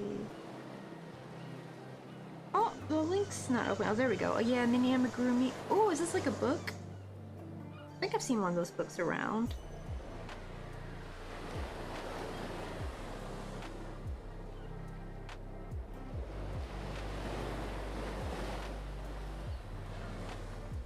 Oh, I've actually made one of these. This is actually one of the few things I've made, when, what do you call it?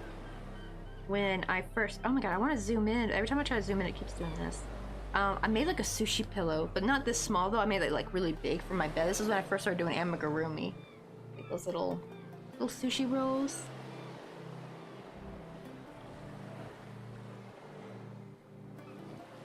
Alright, I'm gonna make one with 3 charms per link. Gotta go for that ruffle skirt look, JK. Oh yeah, that book too. Yeah, good pattern book. See, like, I want to make something like that one day. I really want to have my own little like micro crochet book. I feel like that'd be like something. I do know sometimes the amigurumi field of crochet can feel a bit oversaturated, but I feel like there might be some space for like the micro crochet community, because most micro crochet books I found are not in English. Like I think there are a few that may have been translated to English, but they're mostly in either Russian or Japanese. So I think that'd be kind of like a great way to like, you know, kind of enter in more into the micro crochet field. Maybe do a book on like crochet doll making or dollhouse making. Like I've also seen someone made it actually. Like I was talking about how I wanted to make a crocheted dollhouse where everything's crocheted. I found one on Pinterest. It's a little bit bigger, but it's still it's kind of like my splitted yarn size actually. And it's exactly what I wanted to make. It's so cute. I need to find like post it in the like the ideas section of our Discord when I find the pin again. It's super duper cute though. That's kind of like the idea I had, like just making a dollhouse with different little rooms. I love how this little charm bracelet, this is like kind of what I envisioned too. Like look how cute this is. It's just fall. It can be like on your hand, on your wrist. I am debating if I want to add extra jump rings though to make these a little bit more dangly, because I feel like they don't move around enough with just one jump ring. So I might change it. Because the problem is I originally had 2 jump rings, however that second jump ring made it face the wrong way, so I think I might need 3 jump rings to get it to face the correct position.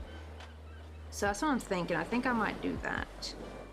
And see if that looks a bit better if they like, because I feel like they don't jingle enough to be like a charm bracelet. They kind of like, you kind of have to like adjust them manually. I'm like, that shouldn't be how you do a charm bracelet, so I'm gonna need to add some jump rings. And or should I add chain? You know what, that might be better. Instead of using all, because I have like a limited amount of jump rings. Because that's what I like about this chain, is that you can like take it off at the individual link and close it back up. You don't have to destroy it. I have some chain that's like that where you have to like really destroy a link just to like cut the amount you want. This one you actually can open it up and close it, so I might maybe do that. Take like 3 chain, because these loops are small enough to get it through the tiny hole. So I'll see that. I'll see if that works. And if that looks better, if that looks more jingly, because this jump ring is just not jingly enough, in my opinion. So, and it'd be kind of nice not to use all my jump rings, because like I have way more chain than I have jump rings. I have so much chain I need to use. That's why that's why I'm trying to use up it for like charm bracelets, because I was like, I originally got it for earrings, but I'm like, I don't really need this much for earrings, I think. Let me get the raid started. But I think you guys will like Raindrop Bracelets. She's super sweet, really funny. The crochet dollhouse will be wild. That's gonna be more of a personal project for me though. So that's why I haven't started yet. But I think I'm gonna start small by doing the sceneries, like if we did the caravan. I think that's like a good start. Like, do things like that, sell them on the coffee page, and then one day when I have like, I'm making more of a stable income, then I might work on it as just like for like a YouTube video kind of thing. / streaming. I think that'd be kind of cool. What was I gonna do? Oh, I gotta type in the raid commands. So if you, let's see, if you are subbed and have the emotes, here is the raid command for you. And if you don't, here is the raid command using the Microsoft emotes. Go ahead and copy that before I forget. But today's Monday, so I'll see you guys tomorrow. I'm thinking maybe tomorrow I can work on pumpkins and apples. I need to work on some more amigurumi style ones, and I definitely want to work on a coffee takeout cup. But I might design the coffee takeout cup afterward, like at home, and then just make it on stream, because I feel like that'd be a bit difficult to design on stream. I think that'd be kind of a lot of fun. We can do, let me reopen Twitch. For some reason, I can never go back to people that are live for some reason. Oh, it's about to auto-rate me out, so I'll see you guys. Bye!